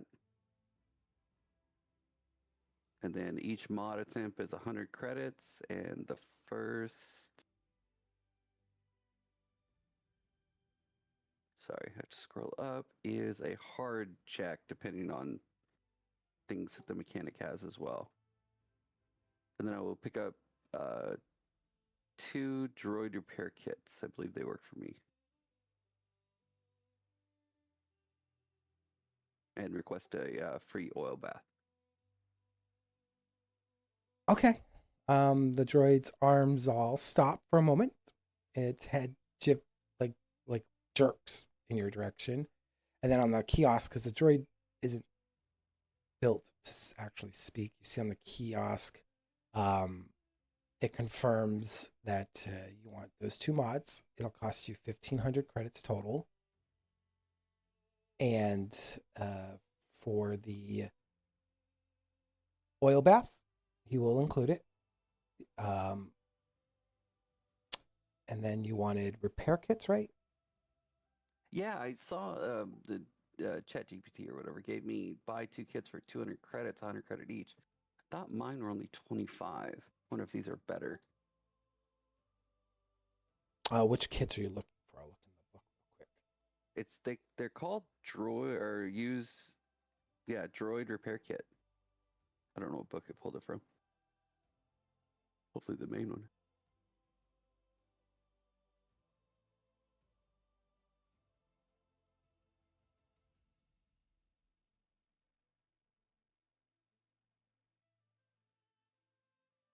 Okay, so a droid repair kit. You want the kit, right? So I was trying to figure out, do we want that so I can heal my wounds, or does the other one just do a little bit less So the for like a quarter of the cost? droid repair kit is equivalent to a med pack, according to the book. So it's like does field repairs on you. So Sweet. you wouldn't be able to do like repairs on anyone else. But the book is saying it's 500 credits for just the one repair kit. Oh, weird. If it's like a med pack, like mine was 400 credits, it stays. Like I still have it. Yeah, you I don't have lose it. it. Yeah. Oh, okay. It's more like, okay. So it like holds the repair kits, it sounds like? So it It sounds like contains, the difference between a med pack and a stim pack. yeah, it contains the following. It contains a modular tools, fusion patches, lubricant injectors, and a diagnostic scanner that's specialized in mechanical systems. So basically, what it does is it will allow you as a character to perform mechanic checks to heal wounds on a droid, exactly as a med pack allows medicine checks for biological characters. So each use consumes one repair component or charge through as many GM. I guess it says many as the GMs treat the kit as reusable for. Oh, though many GMs compare the kit reusable for general repair checks. Okay, yeah, that's fine. Yeah, just like how we would treat Ni-Ella's medical pack, basically. Okay, so I just need one of those. Yes, and it says each successful mechanics check using the kit heals a number of wounds equal to the successes on your roll. Advantages can be spent to restore additional wounds or repair strain as per GM discretion and cannot heal critical injuries unless proper facilities or spare parts are available. So you'd have to be in like a shop kind of like you're in now, or you'd have to have like the spare parts on you or somewhere within the vicinity that would be compatible with your chassis. That tracks, and there's a specialization I might take that actually will help me with that. So basically, yeah, it's basically Ni-Ella's kit except for you for mechanical stuff. Excellent. So just a quick question. Part of the med pack is that it has internal stim storage I can use once or like encounter. Does it have something similar that's like an emergency repair patch that doesn't, because that's like using a stim pack for me and not a medicine check. So this does not have that. But I have a feeling there might be a skill that increases the efficiency of this, similar to your med pack. Yeah, just Cool. She doesn't say spilled that. water and has to clean it up real quick. That's a bummer though that they didn't do a 1-to-1 on that. That's interesting. Yeah, that's good to know. And it's more expensive too. I know. Jeez. Better be Weird reusable. insult. But it is reusable, so it's just like Ni-Ella though. Like you can use it once on an individual for that period of time until you rest or something. It's kind of like the similar situation with Ni-Ella. Like she can't just keep trying to heal Oola right over and over again back to back because that'd make it weird. But very similar, so that's cool. Do you want me to send you what that does, the usages? Yeah, that'd be awesome. I think it is pretty literally the same thing though that we see on our healing chart in our roll 20 screen where it says wounds half. I think it's the same literally, except for that recover critical injury thing.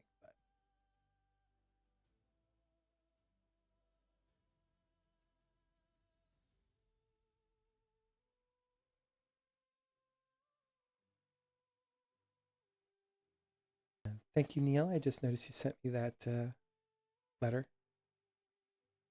Yep. All right, so HX, the droid brings you out into the back of his shop and motions for you to lay down on this like rough metal bed looking structure.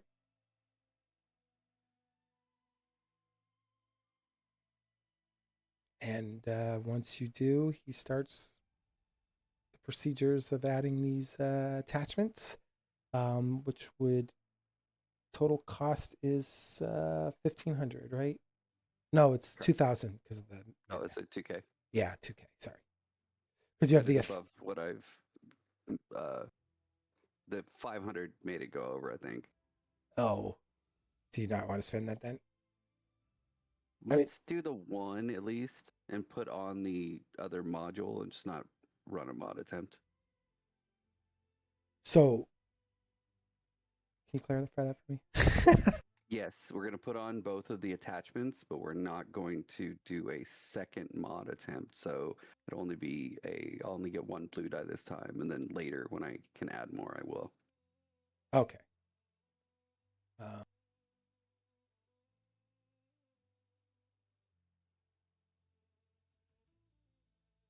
I see. So you're doing just the one. So that's 300. And then you're also doing, so you're doing the 300 where it adds a blue die, right? 300, where are you getting 300? It's 1,500 base cost for the security protocols attachment. And then modification options is 300 for the added one blue die to droid's own computers and vigilant checks.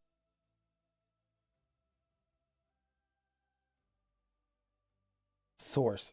Oh, yeah, it's on page 63 under droid modifications.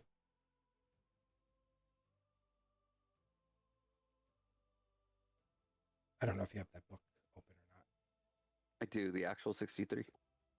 Yeah, actual page 63 under droid modifications often applied to security or protocol droids.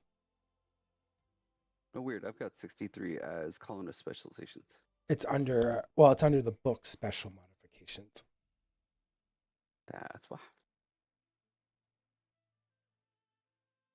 Let's see. The other one, though, the data breaker attachment, I do have as 500 credits, and that's also under the same PDF. It's page 59. We can also find, I can look in the standard core rule book too and get that information for you too, because it should be there as well. But yeah, I got special mods coming up now. But that one, slicer gear, that's 500 cost base. Skill it's used for computers. It requires slicing capable device or droid with an integrated system, which you do. And then it says data breaking is a specialized attachment that enhances a slicer's ability to bypass security systems and encryptions when installed. The character removes up to one setback die from computer checks made to defeat electronic systems, security systems, and when used in conjunction with security spikes or intrusion tools, it grants one boost die. Is that what you wanted? No, it's giving me different things. I do want just the one computers check at this point, just to give it a little bit, because that's like what I'm going to be specializing in the mission. Okay, for the security protocols attachment? Or yeah, for that one. And then I will buy more as I get more money, I guess. Oh, here. It does cost 1,500, but it does say when installed. Oh, okay. So the other thing I was talking about, the 300, that's just when you add additional cost to the mod. But it adds one setback die to all computer checks attempting to hack or override the droid or system. The droid may also lock or encrypt certain commands, requiring hard difficulty 3 computer checks to bypass its primary programming, and +1 defense, either ranged or melee. Is this different from what you had too? Yeah, totally different. Oh no. Where did you get your stuff from? I got it off. I used Copilot. It just lied to me. Ooh. Do you want to take time to look into this and I can go into the Yeah, temple? we'll Okay. keep working on it. Okay. So we'll say he's working on you, but I'll turn back around and maybe we'll have a little more clarity on that. Because this is the first time we're doing hard points. So with Oola and Ni-Ella, you guys do arrive at the Jedi Temple. They have more of you kind of like land on one of like their outside platforms, and as you approach the temple, two Jedi guardians stand at the entrance. They are wearing white robes, and their faces are completely concealed by a white and gold mask. Their eyes are even concealed through um, so they're more like protectors specifically designed for the temple, and they carry these spears. They don't say anything, but their spears cross at the door, and they await either you, Ni-Ella, or Oola to speak.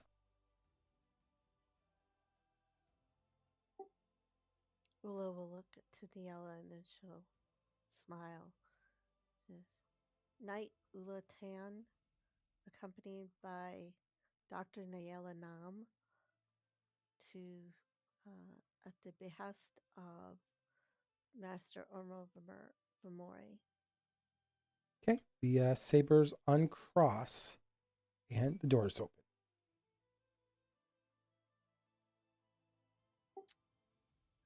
Make my way into the temple, hopefully with Ni-Ella right close. Yes, Ni-Ella's following Oola closely, and she'll smile back at her and just trusting her to like guide her through this new place. Oola will chat a little bit. She said, "This is where I grew up." Uh, Ni-Ella finds that surprising. She didn't realize that, so it kind of shows on her face, and she's like, "Really? Like, were you? When did you come here? How long were you here?" I was brought here at age 10, um, and I was here for 4 years before becoming Padawan to my master. But then we were here off and on for a little bit after that. This is where a lot of my training came from.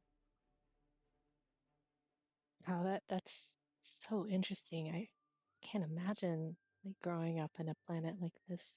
There's just so much.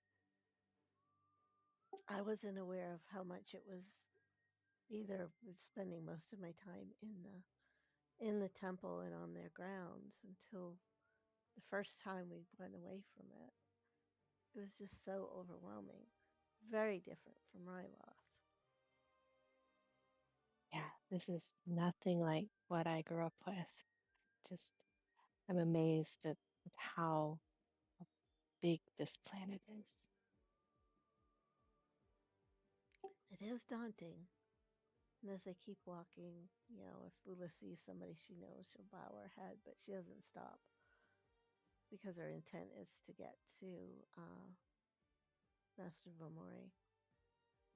Yeah, as you guys walk this hallway, one thing that is really important to note for Ni-Ella, because this is her first time here, is that there's perfect symmetry to this hallway.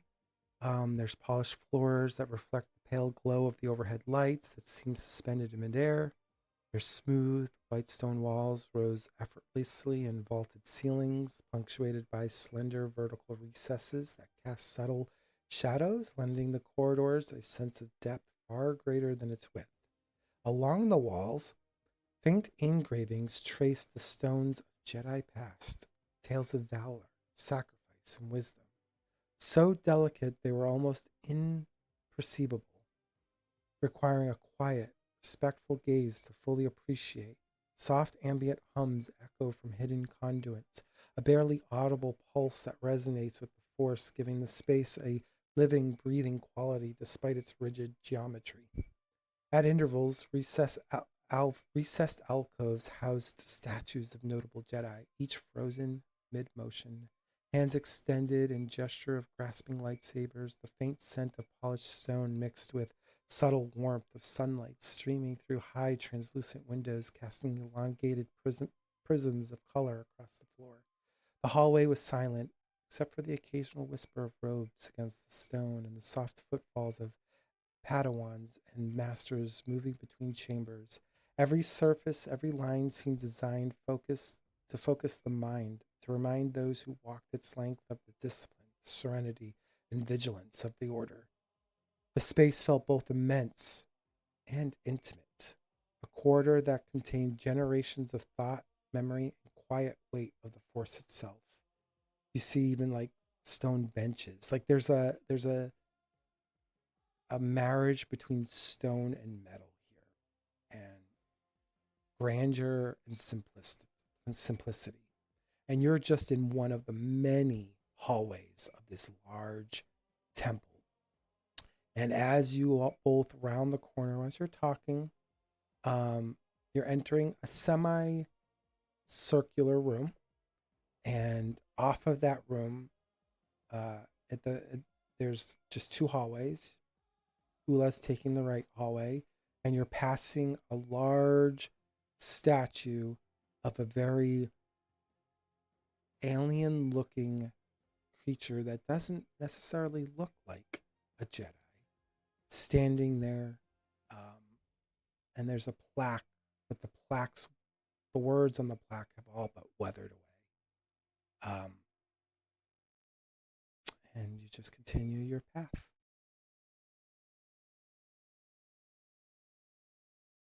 Don't know if there's anything else you want to say, so I'll let you have that room.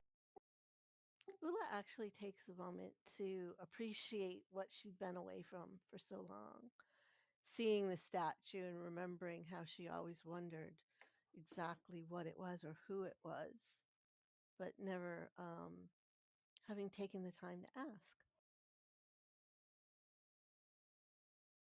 Ni-Ella is just looking around and trying to take everything in. And again, so new to her, but it feels it feels different than the senatorial chambers in a good way. And when they get to the statue, she kind of pauses for a moment and searches for that plaque. And when she can't read anything, she'll turn to Oola and ask about the statue, like, who is this? Ula will be very embarrassed because she'll say, I've seen this statue so many times, and unfortunately, I never asked who this was, so I don't know either. Ni-Ella nods.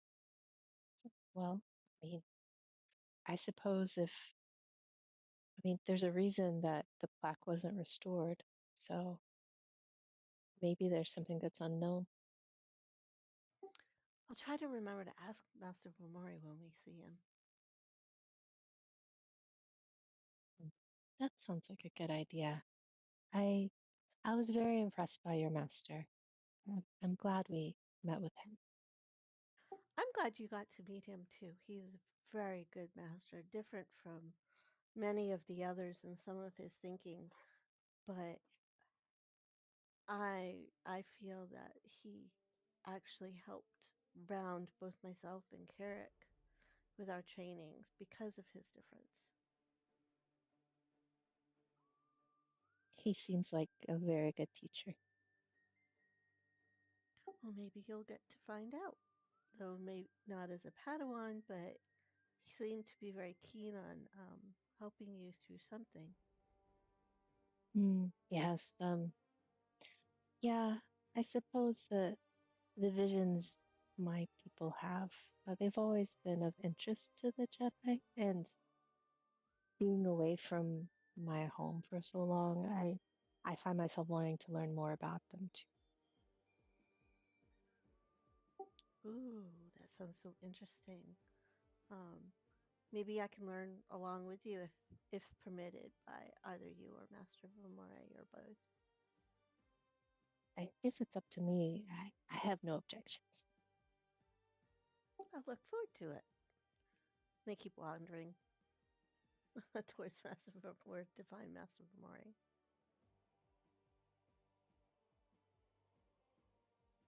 Okay, great. And as you guys continue this pathway, still talking, you guys do pass a few meditation chambers. They're closed, but one briefly opens as a little Padawan walks by, looks up and goes, "Oh, Night Tan! Wow, hi! What are you doing here?" It's a little Rhodian boy dressed in Padawan robes. Does she know him? No, but he knows you. Okay. Well, she's gonna crouch down just a little bit and put her hands flat on her thighs. She says, "Well, hi, and who are you?" My name's Merrick. Your master, our master talks a lot about you. Merrick. Who's your master? Is that Master Omril Vamori? Yep, Master Vamori. He's always stuck in the archives with his. Oh, I'm supposed to speak nice of him. Yes, he's like, this kid's like 12 years old. Very, very young. Well, Oola reaches out and she kind of like gently tips it, uses the tip of her finger on his nose playfully, not in any mean way. She says, "Well, Master never changes. He's always loved his archives. But if you find a way to love the archives, find something in there, then you can be there with him too and learning more." Uh, I think I'm more like Knight Maze. I kind of rather just swing my sword. My lightsaber. Darn, I need to pay attention more. I gotta get going, but it was nice seeing you. And it looks like, oh, are you a Jedi too? Looks to you, Ni-Ella. Ni-Ella smiles and says, no, no. Knight Oola is taking me to see your master. But no, I am not a Jedi. Oh, well, I can feel it in you too. Um, you don't know what he's talking about necessarily, but he walks up to you, goes, "My master would say the force is pretty strong with you." Ni-Ella smiles and doesn't really know how to respond to that. Oola's trying not to crack up because this kid is just the seriousness in his face. It's just reminding her of herself when she was younger. All right, well, good luck, and I hope you find what you're looking for. And Malik, get back in here. You're supposed to finish your meditations. Oops. Bye. He goes back to the room. Bye. Bye. Well, I guess that means that Master is in the archives. We should probably make our way there because that was definitely not his voice calling that little one. And she's chuckling because it was just so cute. Ni-Ella's smiling too because she found him just adorable, the little Padawan. And to think well, Carek was more like him than I was. But oh, those days. And yeah, It must have been really interesting, all the things you learned. And I don't want to forget the meditation of emptiness. That's something I need to talk to you more about when we have time. Oh, definitely, definitely. If we get a chance, maybe well, hopefully we'll get a chance, but if we don't, or if we do, I'll take you in one of the meditation chambers. That helps a lot. If not, we'll find a place. Okay. Yeah, that sounds good. Um, yeah, if there's time on this visit, that would be great. so as you guys continue on, you eventually get to the archives. Um, this is a little tougher because once you approach, this female stands up from the desk and literally steps in your way and says, "Night Tan, you know outsiders are not allowed in the archives." You identify her as the head archivist of uh, the Jedi Archives. Yes, Master. But we've come on behest of Master Vamori. Could you either let him know we're here or allow us to go into him? Well, dear, I don't think you meant to go into him, but we can certainly have him meet you at one of the meditation chambers. She smiles playfully a little. If you would, please, because we're here again, like I said, at his behest. We'll be in the water meditation room.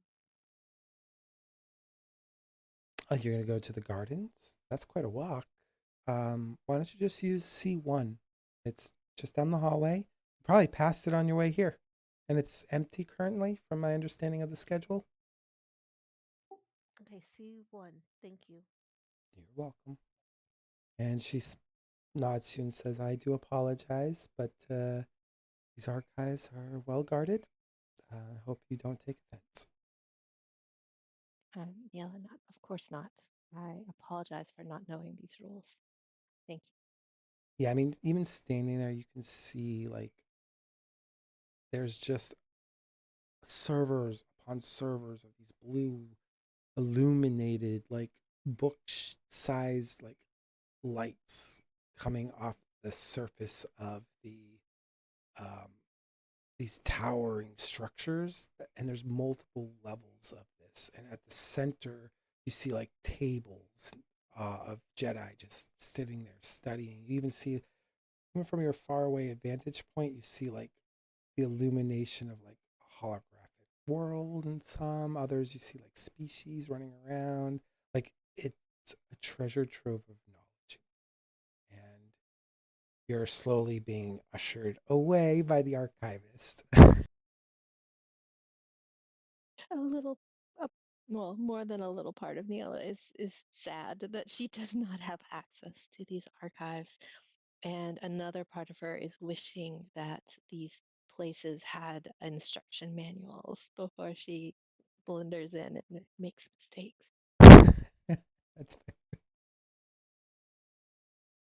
yeah, you're ushered Does away. it get. Yeah. Oola will apologize to Ni-Ella. She says, I should have known better. Oh, But one can don't always worry. hope. Oh, no, no worries. No apology necessary. At least I got to see the outside. Yes, and it's way bigger even in the further you go in, the amount of knowledge. Just think, we're going to be going to the ruins of a temple. Just imagine what we might find in there for knowledge and so forth. So you'll get a chance, possibly anyways, to see some of it. Neela smiles and just thinking about all that knowledge, and she says, I can understand why your master spends so much time there. Maybe what we find at the ruins will end up in the archives also, if we find something worth adding. Wouldn't that be fun? Here, let's go in this meditation chamber. Neela follows Oola into the meditation chamber. Okay, so while you guys are waiting for Master Vamori, I'm going to go to Suseel now. Suseel, I'm going to say you ended up in a very fancy cantina called the Golden Light. It is themed around like ostentatious golden arches. It's got uh, marble that is like black, but it's inlaid with like golden like vines that stretch through it to like design. There's statues of like a large hut at the center, which is very strange to see on Coruscant. But this is the closest like fancy place to visit, and above, it's all like a glass work, but the lighting is made so naturally it feels like the sun is actually like pressing against your skin, but it's not like a hot heat. It's like a nice warm 68 degrees, and there's like a filtering of air that comes through this place that simulates like a natural breeze. There's even like coils of like vinage and stuff that hang from the glass above to kind of make it feel almost ethereal in design, like purposely built to have like a very high level of elegance in a place that doesn't have a lot of green. It really brings to life like almost like a Romanesque kind of vibe. And as you enter, the way you're currently looking, uh, one of the attendants approaches from behind a kind of like a one of those serving um, podiums and comes around and says, "Welcome to the Golden Light, where all your dreams can come true." Oh dear. Um, how can I help you? They look at you up and down, and that's when they were like broke out of their character a little bit. And Cecile just gives him a brief smile and says, "Yes, I'm just here to get cleaned up, and get some flu. Overall, I just want to get rid of this." And she gestures to herself and understands the attendant's going to know what she means. Oh, yes, we will get rid of that for you right away, and we will throw it away and incinerate it too while we're at it. And she, he, you don't know because they're kind of like gender neutral in this situation. Their alien species is kind of, well, it's hard to discern. And they walk right around to the podium. They grab a white like handkerchief and they offer it to you and go, "This way, please." And they kind of walk um, you along like this upper ramp to like this upper level where there's shops and stuff. And they walk with like a sassy like movement to their hip. Um, they have a humanoid shape. Their facial features are very humanoid too, but they got like two noses, for example, and both noses kind of stick into the air a little bit. But the rest of them is very human Yep, and Cecile's just there, like walking along, just kind of looking around as she does at everything and the opulence of it all. So, are you looking for a new dress, something more suitable for travel? Are you looking for manicure, maybe something with your hair? Maybe something to do with your cheekbones? Is there anything specific you're looking for service wise? She's she's just gonna say, "I just need something that's professional, uh, nothing too exotic, but just hoping to get cleaned up for uh, a work trip, as they say." Oh, okay. And where are you heading on this work trip? Maybe that will help me guide you to a store that'll be perfect for you. I'm going to Alderaan. Oh, Alderanian fashion. That's one of we have a store perfect for that. It's been here since God forbid, probably long before my mom and dad were here. Yes, that'll be perfect. Follow me.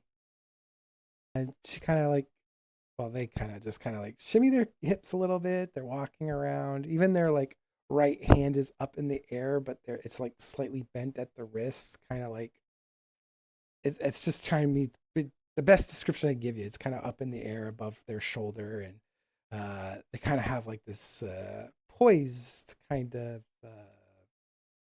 what do you call it, flamboyance to them.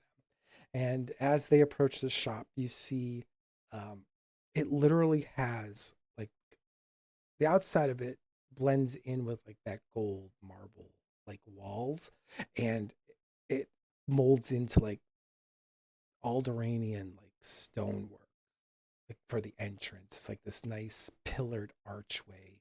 And at the center of the archway, there's like a little globe that looks very familiar to something that you'd see at home that illuminates almost as soft as the moon. And as she enters there with you, you notice that there's gorgeous Alderanian gowns here. There's travel outfits, like anything from like vests to long sleeve shirts to pants to new boots. There's even uh, hair garments for your hair, like you could do beading. There's even like a little area where you can get your hairs done, your nails done. There's even like a back room where you can get refreshed using a refresher. You can do the whole thing there. This is like the full experience, and there's like the Organa banner everywhere. You don't see any of the other noble houses; just Organa is everywhere. And the attendant goes, "Well, I need to get back to my post, but I hope this will do for you." And Cecile looks around and she nods, um, just kind of looking for something. I guess out of all that, she's looking for something that's not as extravagant, but also, is nicer than what she's wearing, I guess. She's looking kind of for that middle ground. Are you Do you verbalize any of that? Yeah, she's just gonna say, yeah, I was kind of looking for something, a little, I guess, more toned down. Um, she's just gonna say, this is work that, how do I say this? I don't want to be the center of attention, but I do need to be dressed around people who are the center of attention. Oh, okay. Well, they clap their hands together and go, Javier, please come. And this guy comes. He's an Ugnaught, so he's very short and stout. Kind of looks not like he should be here, and he's dressed in this like very tight, like tuxedo looking outfit, like really tight. He's like, "Okay, I'm coming," and he's got like this low, grouchy voice, like, "Okay, so what can I help you with today, ma'am?" And the person that was guiding goes, "Well, then I will leave you to it, and I hope you have a splendid time at the Golden Light." And they walk She's just gonna look to this little man and be like, yes, I'm hoping to find something professional attire. I guess you could say professional attire with not a ton of flair. And she kind of looks around at everything, which kind of looks like flair. away. No flair, huh? All right, follow me to the back rooms. He kind of like has this wobble to him. He's kind of like a buoy out of water. He just wobbles, and when you're walking through here, you see a lot of like the upper crest of like what you would think of Coruscant. You see people who have like these beautifully done like curls in their hairs. They got things like woven through it. Think of like Padme in some ways. Like their hair are done in such extravagant ways. They don't look like they would survive very well outside of Coruscant.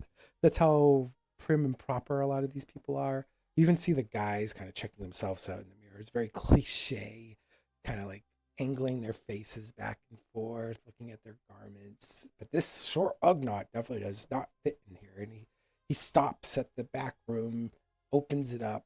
It's still pretty back here. It's just more traveling attire. You have more of your standard uh, muted tone garments, your more adventuring type attire, but they're also not downscaled still. They still have somewhat of an elegance to them, but they're more practical in design. Like you could get into a firefight and still move. He's like, I hope any of this will work for you. And Cecile nods and she says, this is better. This is more what I'm looking for. And she looks at him and just says thank you. And she says, uh, what would you suggest for somebody who's trying to be professional and has to do a lot of moving around and not a lot of dancing? She just kind of smirks and looks at him in his tight suit.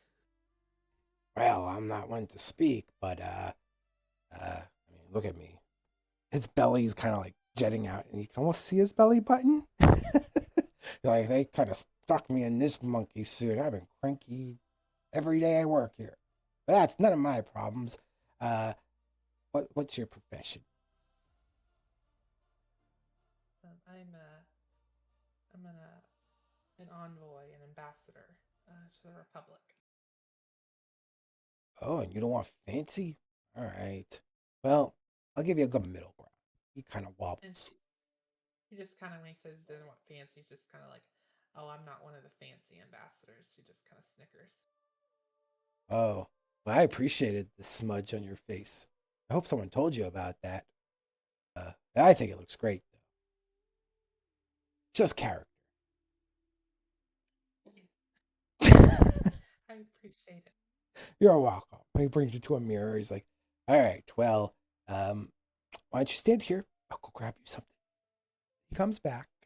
He brings you, I'll let you describe it, but part of the ensemble is like this, it's like almost a cloak, but it's designed in a way that would conceal most of your shoulders and help conceal like sides of your waist. Um, he's like, I think you should wear a cloak. I mean, a cloak is easy to take off. It still lets you get dressed up. He puts air quotes, and he's like, but if you get into a scuffle, and it looks like you like to get into those scuffles, he gives you, he's like, points to your handkerchief and then your cheek. Then you could throw that cloak off and you're ready to go. And she nods. She says, there's some tense negotiations at times. I'm sure you can imagine. Oh, nope. I work here, live here, and breathe here 16 hours a day. Us Ugnaughts are workhorses of this republic, God darn it.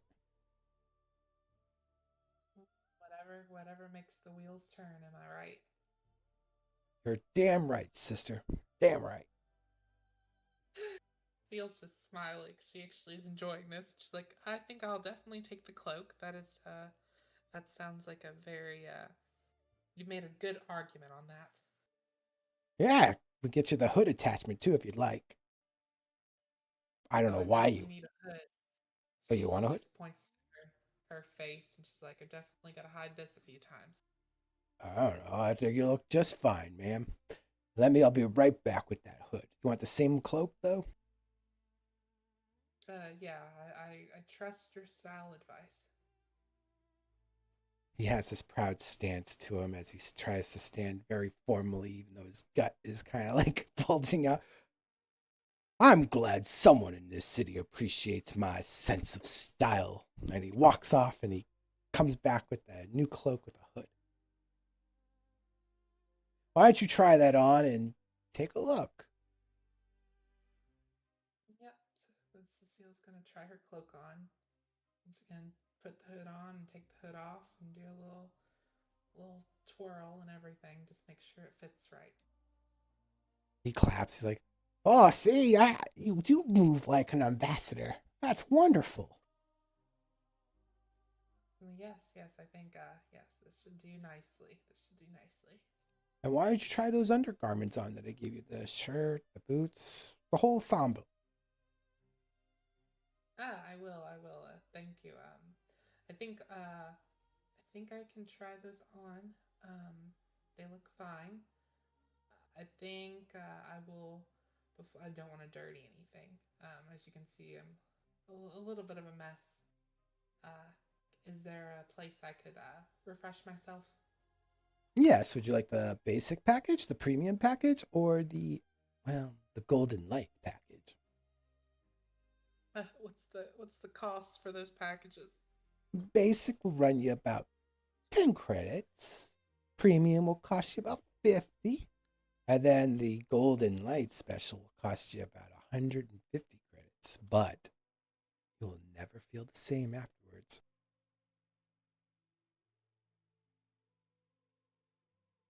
Cecile is over here just like thinking really.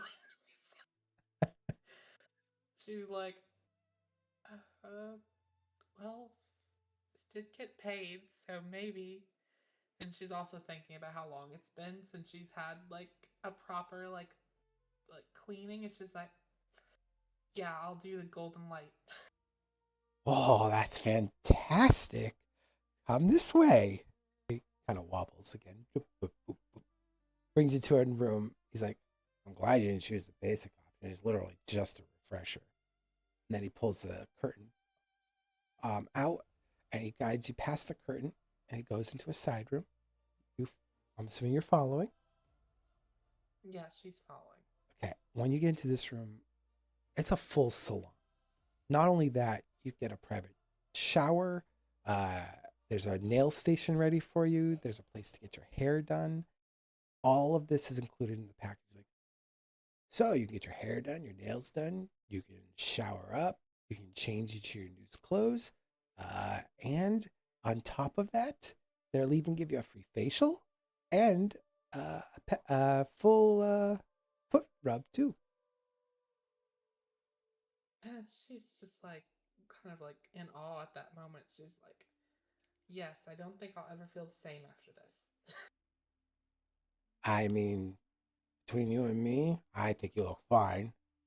And as an Ugnaught, I don't know if you know what they are, but they don't look. They're not the most attractive looking species in Star Wars. They're a pig with an underbite. They're short. Yeah, they're kind of scruffy. So he actually is like, I think you look fine, but I understand the civilities of the echelon of Coruscant. So yes, treat yourself and don't forget to tip. Tipping's good. That's what I've heard. No one ever tipped me. It would be nice to get tipped for once. And she nods and is like, I will I'll keep that in mind, and when I'm finished, I'll be sure to stop by and make my payment and maybe give you a tip. I will appreciate that. I'll leave you in the good hands. And you notice a lot of the staff are Twi'lek. Uh, they look almost kind of like Oola, except they're not pink. Most of them are Russian color, which is like shades of blue. Um, in Star Wars terms, they're considered probably the most beautiful of the Twi'lek species. Um, they're often seen in like social environments, not because they necessarily like just happen to be there. It's just their lifestyle tends to, and the skills they learn through probably a lot of hardship, give them the skills to fit into these kind of roles. Yeah. Cecile notes that, and as she kind of begins the whole process of getting cleaned up and all of that, she's yeah, she's just trying to also during this time use that to relax for the first time in a long time, and because she knows that once they leave there, and there's not going to be one moment of relaxation she's going to have. Yeah, you're having your girl moment, and potentially, I mean, you said it earlier.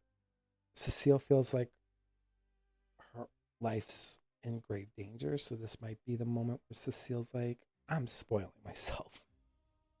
Yeah, I think that's kind of when she's thinking of this, getting cleaned up and everything. She is thinking like, this might be it for me. Like she's put her life to all of this, and she's like, if this is the end, then at least I'm going to try to, in this moment or time, take care of myself. Um, because I don't honestly probably she probably hasn't had many luxuries like this in her life. Even when she's been working as an ambassador, I don't think she's had these luxuries. She's probably been the person who's trying to get by with what she can, but this is one time where she's just like, you know what? I'm going to go further than I have before because there might not be much left for me. And so she's kind of just using this as her opportunity to kind of relax and enjoy these moments for however long they last. All right. Well, when we get back to you, just kind of think of what Cecile's outfit's going to look like now. Okay. Now back to you, HX. Did you figure all that modding stuff out? I am having trouble finding mods. It, Okay, so open up. yeah, let's table it for the week, off week, and we can work on it. Do you want to do it during the week? Yeah. Okay. It's going to be about 1,500, 1,600. But we just want to get the right mods. Make sure we're working it right and not giving me special stuff. Yeah, we'll work it out. So I guess for the duration of tonight's event, you're probably getting worked on. Kind of like Cecile, but in a different way. That works. So then I guess we'll go back to the temple. Oola and Ni-Ella, you guys are in this meditation chamber. The room is simple in design, yet profound in its balance. The floor kind of has a mosaic of pale stone inlaid with like, it's not kyber crystal, but it's like an imitation of it in a kyber glass kind of arrangement. It's arranged in like a concentric circles that draw your eye towards like the center. A raised dais, smooth and unadorned, um, where Oola, you know, a single Jedi might kneel in like quiet reflection. Around the perimeter, you see shallow alcoves curved into the walls, each holding small meditation lamps whose faint glow pulse rhythmically, like the slow exhalation of the force itself. So the meditation lamps kind of look like crystals that emulate light. There is no chairs, no other decorations, no distractions. Only this empty space to listen. Um, Even though it's empty, there is a sense that there's echoes of centuries of weight here, of historical figures who may have at one point in their lives stood here. That's how old this room feels, but it's certainly not how it looks because the Jedi take meticulous attention to detail to maintain their temple. And before you guys can like react, the door opens up and a very familiar yellow-skinned Twi'lek enters the room with his full dark brown Jedi cloak on over his Jedi Master attire with the full gi and everything. It's a soft tan. He's got those black leather boots on. And at his waist, you assume is his lightsaber, but it's hidden by the heavy cloak. And he kind of has his hands cupped in a way that they go underneath the sleeves at his chest. And he goes, Oola, it's nice to see you again, and you too, Ni-Ella. Greetings, Master. Thank you. It's good to see you again as well. Thank you for having me here. Of course. I figured while you're visiting Coruscant, it might be nice for Miss Tann, Jedi Knight Tann, to see her home again. But I also felt it might be a good opportunity for you, Ni-Ella, to see if you have any additional questions about your visions or perhaps the latent abilities that seem to be surfacing for you this late in your life. To be honest, it's hard to know where to start. I mean, the things that are so familiar to me when I was at home, um, I felt cut off from them after I left. I after we left the planet, the moon, it was like a guiding presence when I was there, and I've not felt that connection to another world since then. And the visions that were common when I was young are rare away from my home. So first, I would want to ask, what do the Jedi know of this connection that my people seem to have with our home and how it changes when we leave? Well, that is a good question. Um, as much as we claim to know about the Force itself is an enigma. Some species have a more heightened connection to it, such as the Mariluka, for example. There are species that are born without the natural ability to see. So the Force provides them the ability to see through the Force. It's a rare gift, but it's one that their species seems to have inherited. They have this natural affinity to it, just like the Keldor. The Keldor are another species similar to yours, but their planet, I would say, is a little bit more hospitable towards other species, as they need to have rebreathers on outside of their world. But they have an affinity for the Force as well. So do the Marylands. The Marylands have a Force culture that their faith is literally built around the Force. Um, Many Jedi come from their culture, for example. Um, so as far as your species, I mean, you just kind of fall in line with that. Your species has an affinity to it. You're born with, not all of you, but most of you, just like the other species, are born with an innate gift. And it seems your species has just this natural affinity to connect to the ebb and flow of the Force that allows you to see fragmented images of potential futures. I see. It's interesting because my home, we don't call it the Force.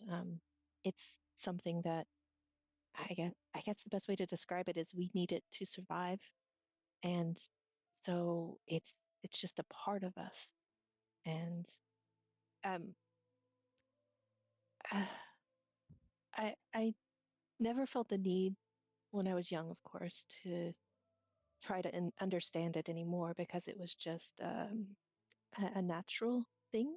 These visions, when they were needed, they would just appear. They made sense. Um, but now I wonder if you know of a way to better control them, to not just understand them better, but um, to welcome them intentionally or to call them up if needed. Um, and also, mm, in addition to that, and maybe this is a separate question, when experiencing these visions, being able to understand it better, sometimes I feel that I'm locked into place and shown things like on a like a hollow message, and I'm not really able to interact with that. Well, I mean, the term the Force is definitely a Jedi term.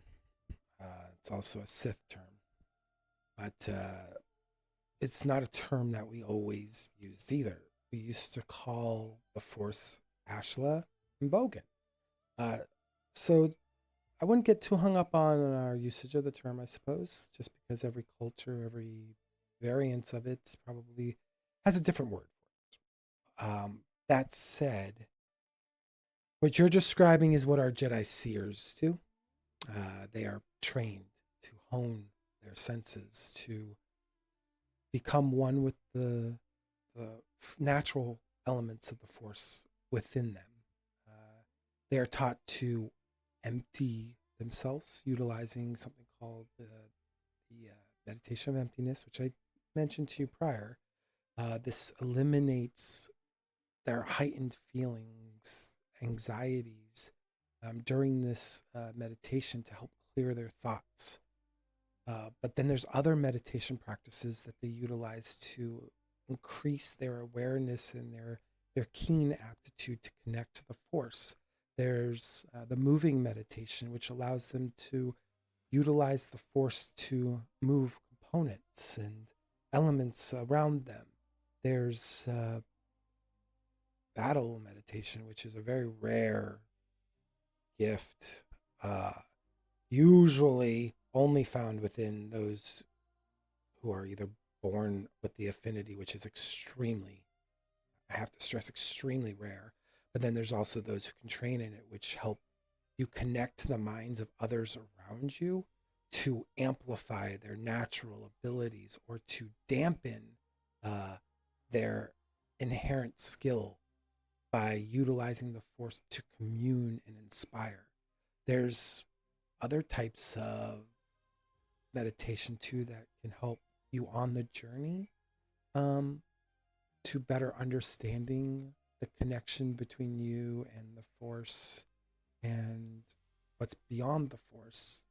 But just because we have these skills and tools to help us, and tools I use it very loosely as a word because we don't ever use the force in a way that forces it. We commune with it in an equal relationship, almost like symbiotically.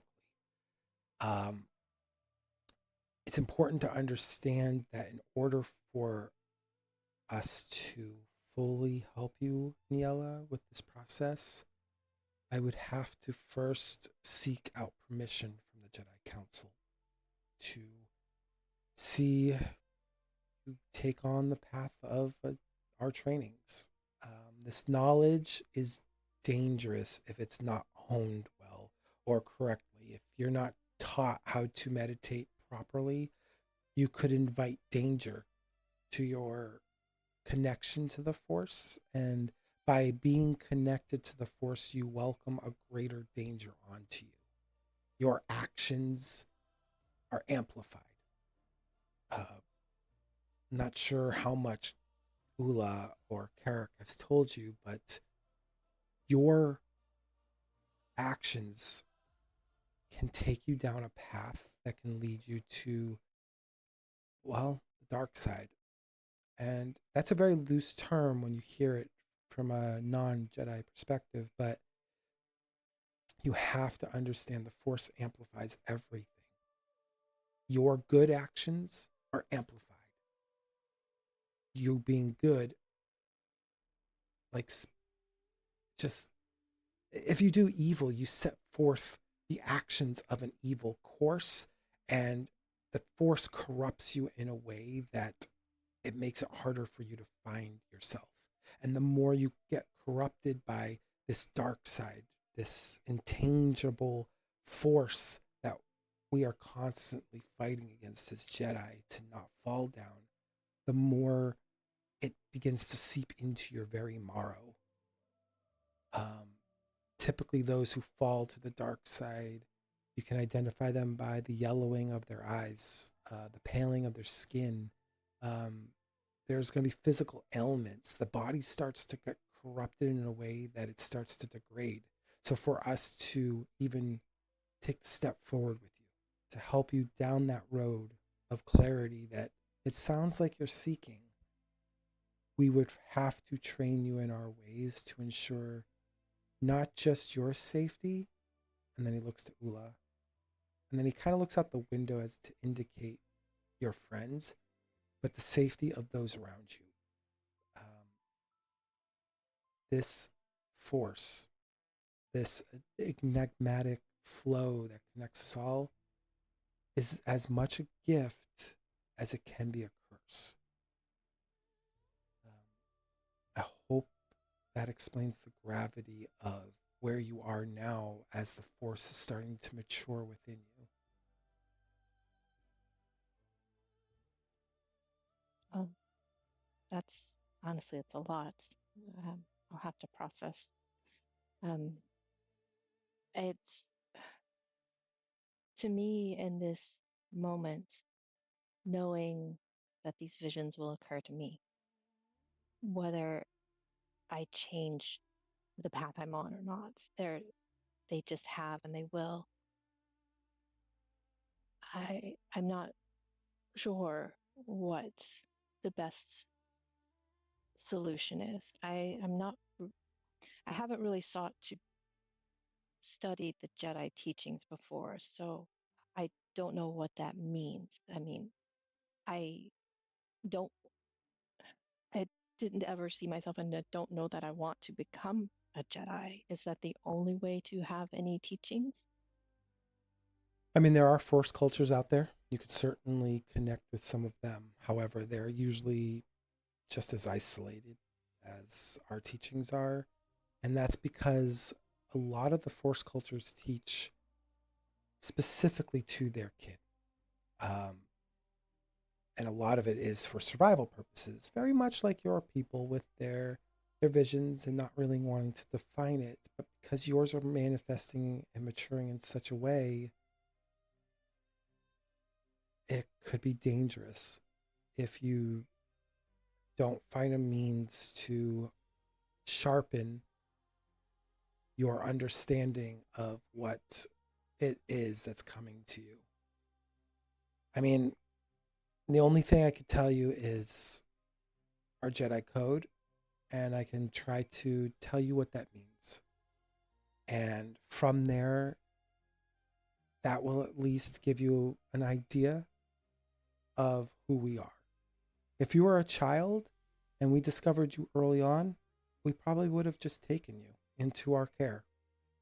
It sounds terrible and it sounds harsh and it sounds unbelievable that you would just take young and away from their loved ones. But the dangers of the Force are real. Whether those who do not follow our way believe that or not. Because you're connected to it, well, let me ask you this before we go further. Have you ever seen Oola or Carek struggle with something that they've done in your travels with them? Yes, but don't all of us struggle with what we've done? That's true. A normal person, like your ambassador, she's probably struggling just as hard as anyone. But if she was Force sensitive, those struggles would be 10 times worse. Because not only does she have the external forces playing upon her, but now she has this unseen element that is taking her struggles. And I'm not saying she's insecure or anything, but if there is insecurities there, the Force is a malleable living thing. It has sentience, and yet it doesn't. And when it feels these negative emotions, those negative emotions draw in upon itself greater with the Force. And they can make a good person do something horrible if they follow that sentience that's calling to them. So that anxiety can grow into paranoia. That paranoia can turn into action. And that action could lead to the murder or killing of someone, or perhaps an inaction. Because in a case where you have a fear or anxiety or something that's holding you back, where you normally would act to help someone, you've decided for self-preservation. And the Force takes that and amplifies that feeling, and it begins to corrupt you.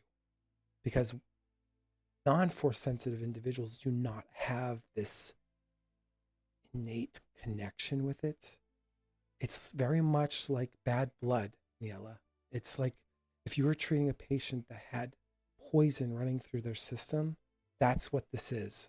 It's like the dark side is like poison to your soul, to that connection that binds you to your very emotional core. And the more negativity, the more ambivalence that you take into yourself, the more it holds on to it. It craves it. It's like a parasite that tries to gnaw at that until you give in. And the person you are is buried by layers and layers of just corruptive force. So this is a lot to take in when you're this late in the game. And this is why we take youngins, and by force it seems from the outside, but we take them in because We do not want them to suffer through their life because they don't have the training to handle the consequences of their own birth.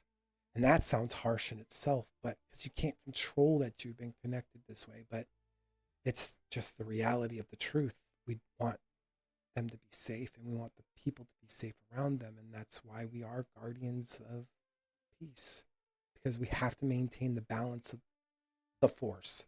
That is our true tenet, is to maintain the balance. All else is secondary. Our true tenet is to balance, to keep the balance. That's why you don't see us on the front lines fighting wars all the time or getting involved in politics, because in the end of the day, none of that matters. The balance of the force matters most to us.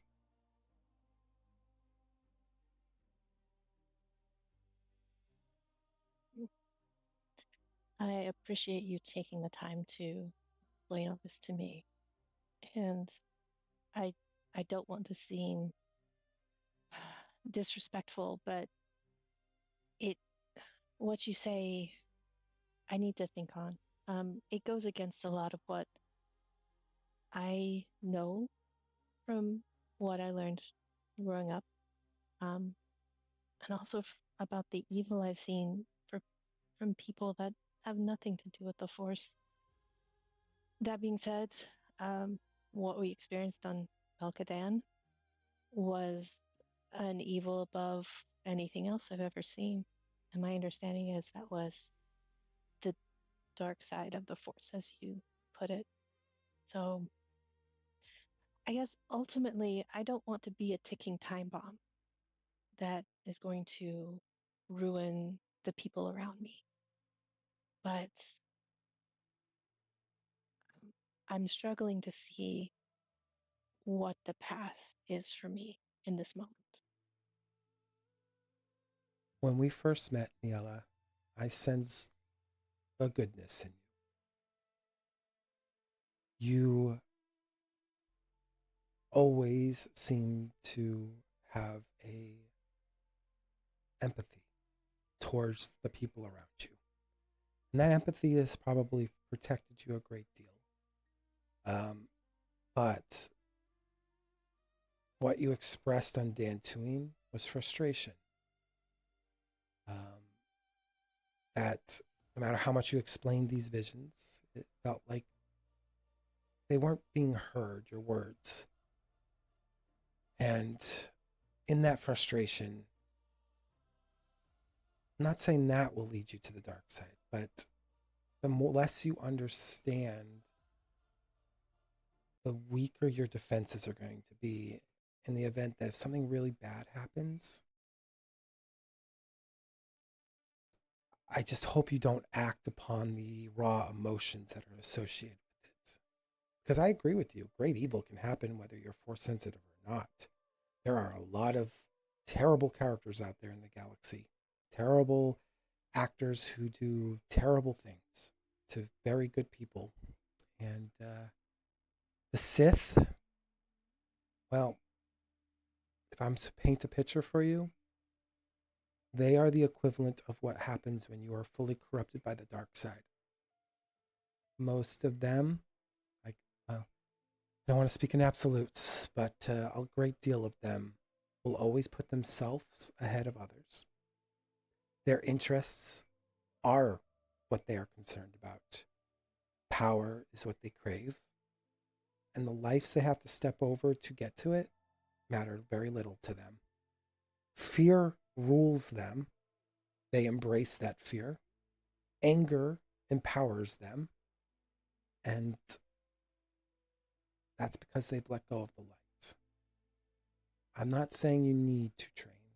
I'm saying if you want to hone this skill, if you want to protect yourself, the only assurance I can give you is that training will protect the person you are better than if you didn't train at all. But I'm not here to either convince you to join our order either. That's going to have to be a choice you make at this point. Again, if you were young, we would have taken you in. We would have explained this. Our younglings go through years of training. before they become a Padawan. And that's because we need them to understand what it is to be a Jedi. But it's also important to understand that we respect culture, we embrace culture. Um, Culture is very much a part of our foundation. So, as a Twi'lek Jedi, like myself, I still respect my cultural aspects of my own home world. I have my own religious beliefs that are associated with Ryloth, but I have to live by the tenets that I've been trained in, because if I don't, I risk falling to this dark side. I risk falling to that side that could bring everything that I've cared for, protected over the years, sheltered, in harm's way. Um, it's hard to understand. Um, I mean, the only thing I can do for you is repeat our code, explain what the code means, and provide that knowledge to you to maybe at least steer you in a decision that you can make for yourself. We're not here to apprehend you.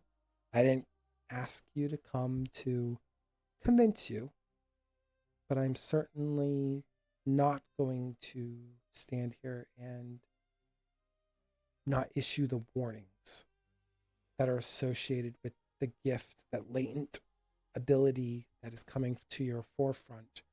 I, I would be irresponsible not to give you the warnings, um, and to not stress the importance of training. I do appreciate that. It does seem like um, a missing aspect, maybe, to our universe, that the only way to train this force is here. It's tough, right? Because there are like your culture and like many, they have their own belief systems. But the Jedi have existed for over 20,000 years, probably a little longer. It's not that it's not like we were the only ones studying this practice. It's just we're the only ones that have managed to survive centuries, decades, thousands of years of conflicts, and maintain the knowledge that we've acquired from those who preceded us. There are even more ancient organizations than our own that predate us.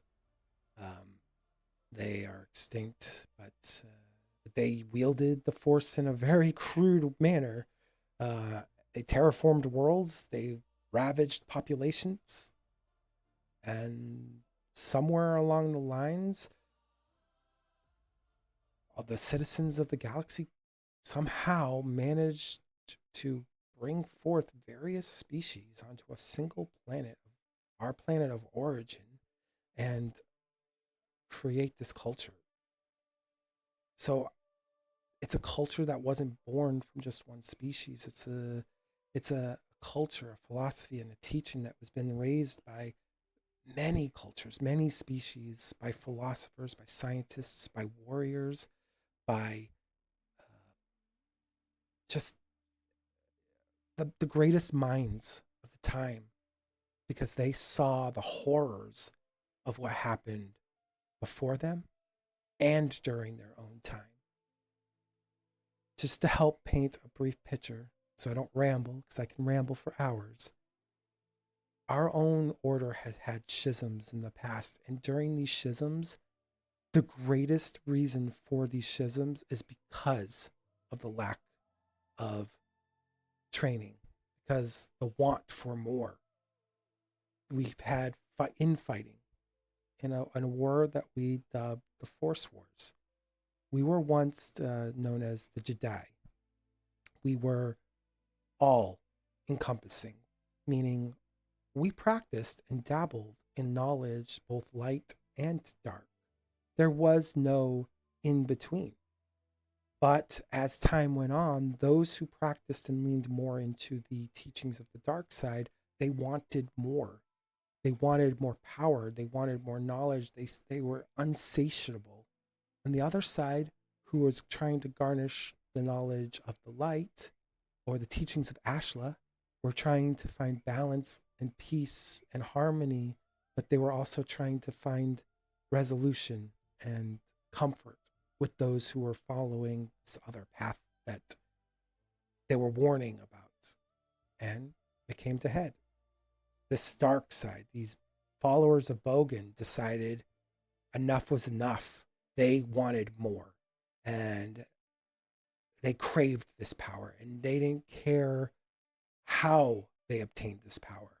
And so they extracted very raw, ancient knowledge from this origin planet. And from there, a war ignited between the followers of Ashla, who would later become the Jedi, and the followers of Bogan, who eventually were exiled from this world. Later on, naming themselves the Sith because they founded this planet called Korriban and found a species literally called Sith. The Sith weren't an organization at that point, they were a culture of their own. And these exiles who are bred with this teachings of this dark malice that they've created corrupted this society and literally bred with them and created the dark side force that we are currently dealing with now. But of course, that's not even a full picture because that conflict with those exiles would surface, a war would happen, and then eventually we thought they were gone, eradicated. The Republic, not the Jedi, pushed in on Korriban and thought that they destroyed any traces of the Sith that remained. They were wrong. And it's us Jedi, as you can see from Azira Berrigan's announcement. She claims that we were the ones that kept it from the public's eye. But that's not entirely true. We did keep it. I have no shame in saying that because I wasn't even privy to it until recently. And I am a Jedi Master. But the Republic held it too because they were scared of the darkness and the ghosts that could precede it. That's just a brief history for you, Ni-Ella, that this culture of the Jedi isn't formed by a single culture itself.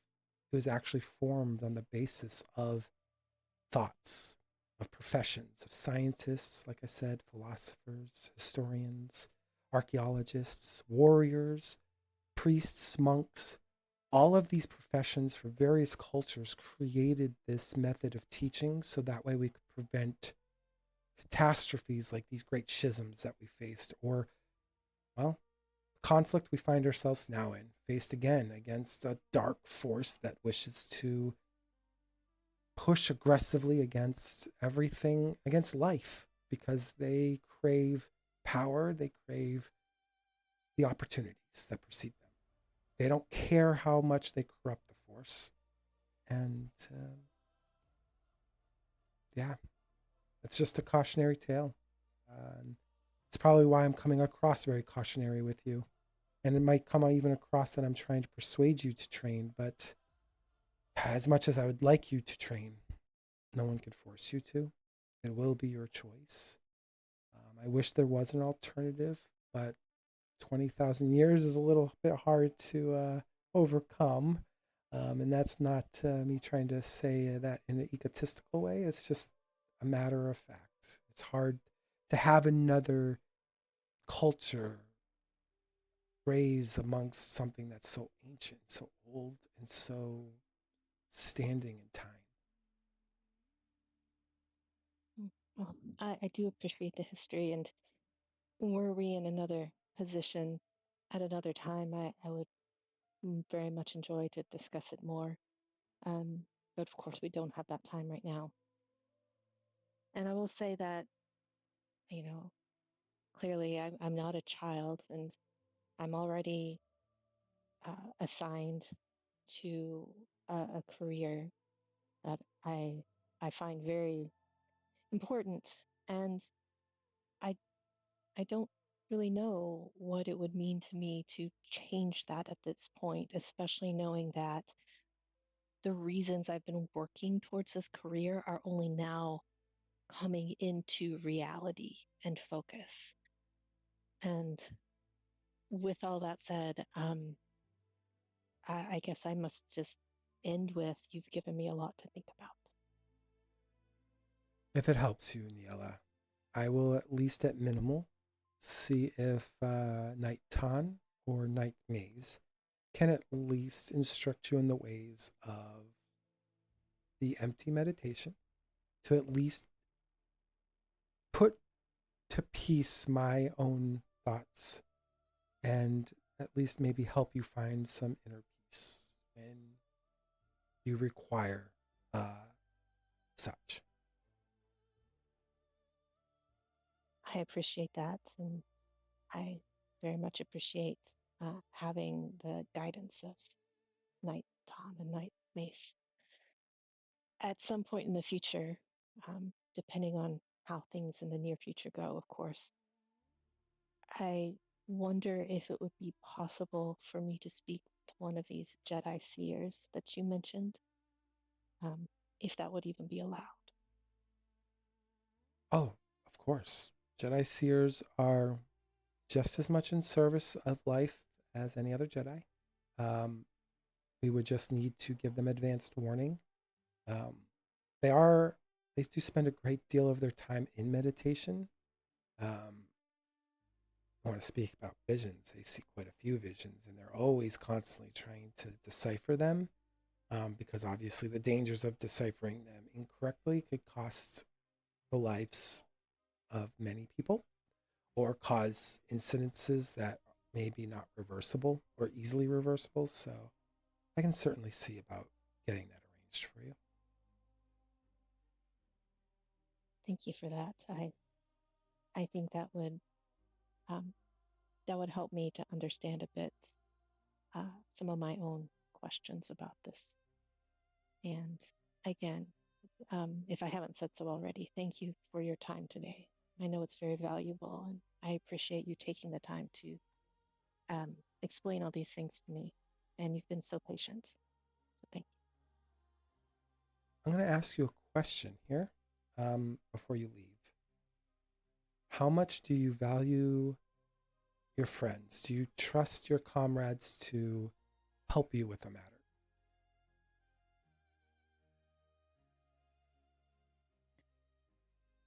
you. We've been together a few times, and most recently in some very intense times, and I do trust them if we are in a situation where we need one another's help to get ourselves out of or to help someone else. I trust them for that. Do you trust them to help you with the personal matter? Because they may have at least an alternative to give you that may assist you, but it might also be a very difficult path. I, while I do trust them, I don't want to impose upon them. So I wouldn't want to put them into some service that they hadn't agreed to. Okay. Well, if the day comes you feel you can trust them to or feel comfortable asking for their assistance, why don't you seek out a group known as the Bendu monks? Um, they are also a secular order, but they believe in the mathematicians, the mathematics of the universe, utilizing the mathematics in association with the force. So they don't see the force initially as a good or evil thing. They see it as an equatable thing. But I also warn they can be very difficult to understand because their perspective of the universe is mathematical and everything is an equation. But if you are finding yourself struggling with a decision on what to do for yourself, that is an alternative that you can look towards. Mm, thank you for that. And I, I guess I don't understand how that would require my friend's assistance. Because traveling there is very difficult, and traveling there alone is even harder. They don't have landing pads directly to their temple. It's part of their natural defense. You'd have to land in very snowy conditions, and even for a Jedi, a well trained Jedi, it would be a very hard trek. And if you're not trained in survival techniques or harsh conditions like that, going by yourself could be life threatening. But having good friends by your side, you can get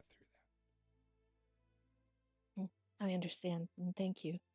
And at least for the foreseeable future, I don't know that it will be an option, um, as there are just so many other things that have to be done. that. Night Tan, I apologize that I've not been wise this time with your friend, uh, but I have a request of you, and I hope Miss Ni-Ella will not have any quarrels with my request. Yes, Master. If you see signs of your friend getting corrupted by the nature of the Force, you need to intervene and try to help her pull away from that darkness and seek out help immediately. And he looks to you, Ni-Ella. I know you may not necessarily believe fully in what we teach, and I wish I could express the dangers of your emotions with the Force. But with that said, I also have seen great goodness in you. And so my concern isn't one that has validity to it. It's simply worst case scenario. I understand. And Neil will turn to Oola and say, I hope I don't ever put you in that position. I hope I will never be in that position, but I will also try my best to, if I see anything even close to it, to give you warning so that perhaps we can turn you from away from that. But I don't see that happening. Never say with certainty, Nighton. Just like your attachment Yes, with Master. Carek, you do not know what will happen in the future. Great heartache can bring out the worst in us, including myself. And you have to be mindful of that. Things can happen out there in the in the galaxy that are unexpected. Just be mindful of that. Because I too hope you're never put in that situation, Ni-Ella. I hope your greatest fears are kept at bay. I would never hope ill will upon another. And I hope the Force walks well with you, whether you believe in our teachings or not. I appreciate that. And I hope not to become, I hope I don't ever become of concern in that way for you or for any of the Jedi. When you have time with Night Tan alone, he has like this expression on his face like this is a harsh thing for him to say, even though you may not understand it at the moment. He just says, have her explain to you what the four stages are and what that means for her, so you can understand the gravity of what that would mean. If you wish to understand where Oola is and where we as Jedi stand, that might be a great conversation for the two of you to have later Ula purses her lips, but she nods. She tries not to look at Ni-Ella at the moment because of the gravity of what you just said. That taking that to heart herself. Um, but she will comment. She said, "Well, but that is for another time. Right now, um, Niella and I had already talked about the studying the meditation of emptiness." Well, wait for approval from the council, Nightan. Teaching outside of our order, while you would think it's encouraged because we do embrace knowledge, our teachings, if taught improperly, could do more damage than good. So please wait for instruction from the council whether or not to proceed. Hmm. Yes, master. Though she has a hiccup almost because she felt like she had already been asked to teach her. Your intentions are good, and I want nothing more for you to teach her. But don't do as I would do. Do as you should. Oola just cants her head sideways and just looks at him. She doesn't stick her tongue out, but you can almost see in her eyes that that's what she wants to do. But she's grown up so more, so she doesn't do it. He looks to you both. Well, I won't hold you up any longer. As far as I know, as I said, you guys have a mission. Not privy to the entire details because, I'm sure you know the security behind it. But may the force be with both of you and your allies, and hopefully you get to speak further, and perhaps maybe even go over that code with you there, Ni-Ella, so that way you at least understand where we're coming from a little Ni-Ella nods.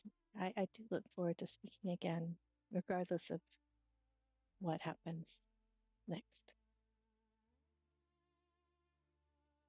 Master, once we leave here on our new assignment, we will be incommunicado with.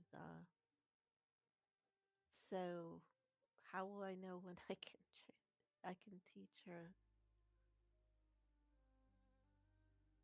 bit. Well, you'll have to wait till you get back done with your mission. Mission's always first. Okay. And it sounds like you're eager to teach, which I'm happy to hear. But we have to do this properly. Nighttime. Oh, I agree with you. I just see so much in the doctor here that it's hard to not want to assist, but I understand what you're saying. I guess I'll leave you with these words, Naitan. Sometimes ignorance is bliss, and the fact that Ni-Ella isn't aware of all the great dilemmas that you face as a Jedi might as well be protecting her, for all we know, from the dangers of the dark side. And by teaching her, unsanctioned, you could be opening her up to greater dangers. And because you're giving her that knowledge of that, and so opening her up to the vulnerabilities of that threat. That's why we have to make sure we're doing this properly, because she's not going over all the philosophies that are associated with these teachings. You would be teaching her something that's invaluable, and without those philosophies to back it up, and if it's improperly done, she could find herself lacking the knowledge to protect herself, which would defeat the purpose of the training to begin with. Exactly, Master. I do understand. Good. He has that tone like he had to stress that with you because he still sees you as that small Padawan that like got into trouble sometimes because she didn't want to be around other Padawans. Yeah. She looks up almost like as because it's a side thought. She says, "By the way, Master, Nayela and I, when we were coming and we saw this statue that I've seen so many times, it's out in the hall right at the beginning, but the plate introducing it is all worn out. Who is that? Well, it's not a Jedi. It's actually in honor of the first species of Coruscant, the Tong. They eventually became. They eventually got bred out, unfortunately, which sounds terrible, and it is terrible. But their culture still exists in this galaxy. We know them as the Mandalorians, Oh, but we well, I'm honor glad it. I asked. It's just our way of honoring the first species that walked on this world, well before the cities and when there was used to be jungles and swamps that covered this world. We honor that species by remembering. Unfortunately, the plaque has faded over time, but we like to preserve the knowledge the way it is, and so it's a good conversational piece for a young Padawan to hopefully ask their master, unless they're a knight that forgot to ask when they were a Padawan. She leans over to Nayela for a moment. She nudges her and she says, "Maybe we should put a bug in that little Padawan's ear." Niala smiles and nods. Well, then, I held you up long enough. You should head back. I'm sure you still have prep work to do for your long journey. Oh, yes, definitely. But at least I don't have to pilot this time.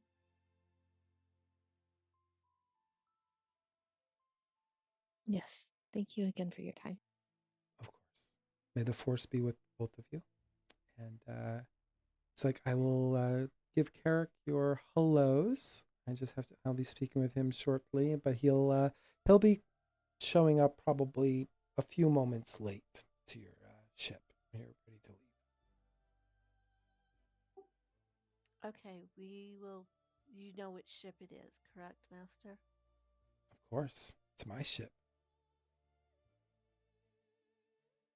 Here she blinks a few times. And then a bright grin appears on her face. Oh, how did I miss that? Ugh. Anyways, we'll get going, Master, and thank you. Oh, and enjoy Merrick. He's a little live wire. Oh yes, I tell him all your stories so he doesn't repeat those mistakes. He says that in a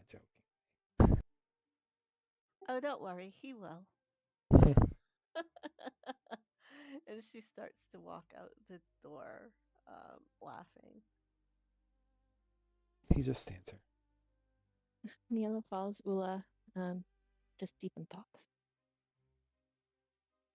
And where would you guys be going after that meeting? Well, Oola, I know we have to do some shopping, and it might be good to get a shower. Oh, yes. Get cleaned up and then I don't know about you, but I know that I have to pick up at least some stim packs and a couple other necessities like light rods and so forth to refill my pack. Yes, definitely. I need to refill my stim packs as well. I was thinking of getting, and I figure we can figure out this purchases off stream. Yeah, Mhm. we will. Yeah. Normally, I would have probably done that during this session, but yeah, we can wait till off stream for that. Okay. And then, Cecile, you're the last person for tonight. Why don't you describe to us all the pampering you went through and what you look like at the end of this pampering? Well, I'm gonna make it real quick. So she's went through the whole shebang. She had a very fancy soak and bath and all that stuff. So she's, smelling like like all the sense of Alderaan, because this is an Alderaan themed area. So she smells like she just is on the planet.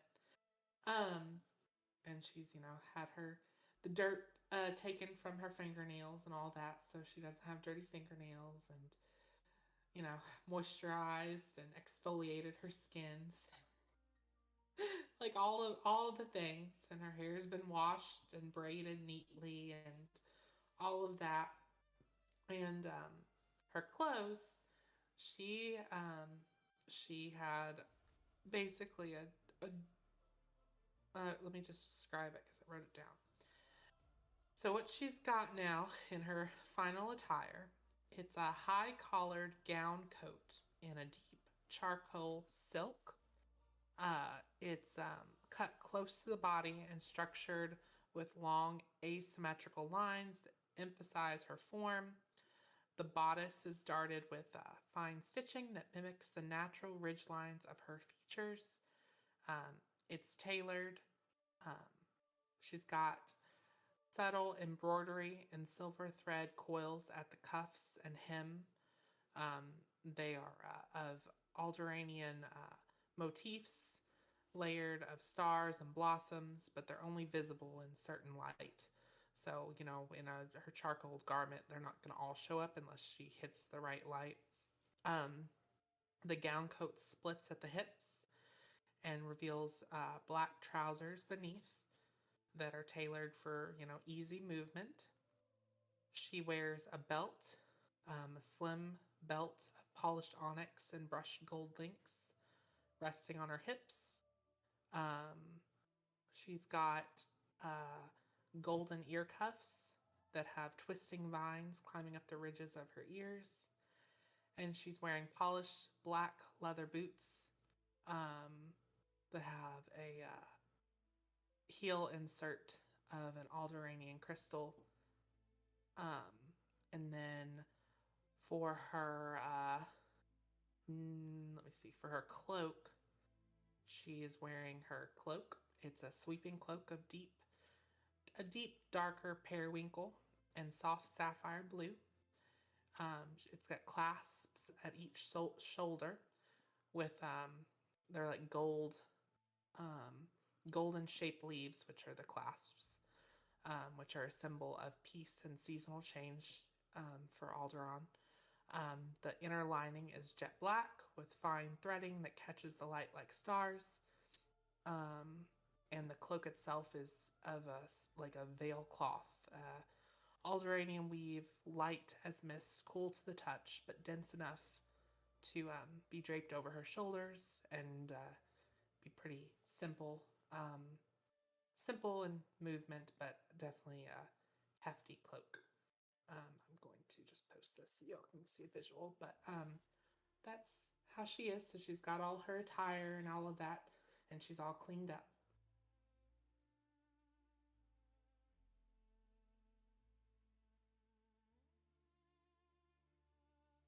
Well, excellent. So as you kind of stand there, that Ugnaught comes back. He's like, "Oh, you're looking great. I missed a little dirt on your cheek, but you look great." And she smiles and she says, "Well, I'm glad I don't disappoint too much, and I'm sure I'll do my best not to get too much dirt on me going forward. But I definitely appreciate it, your help." Of course, of course. Um, is there anything else that I can help you with today?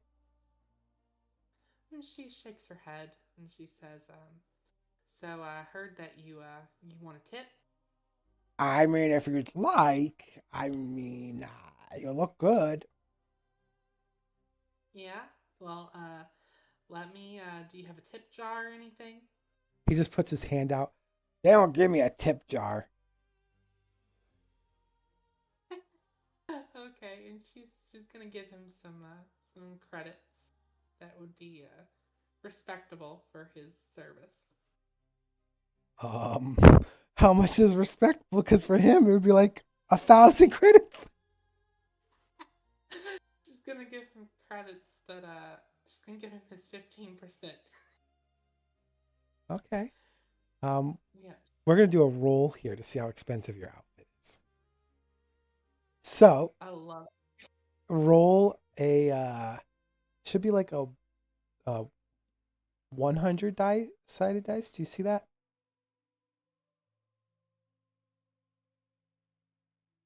A D100. Yes, you're gonna roll that 4 times. Okay. Okay.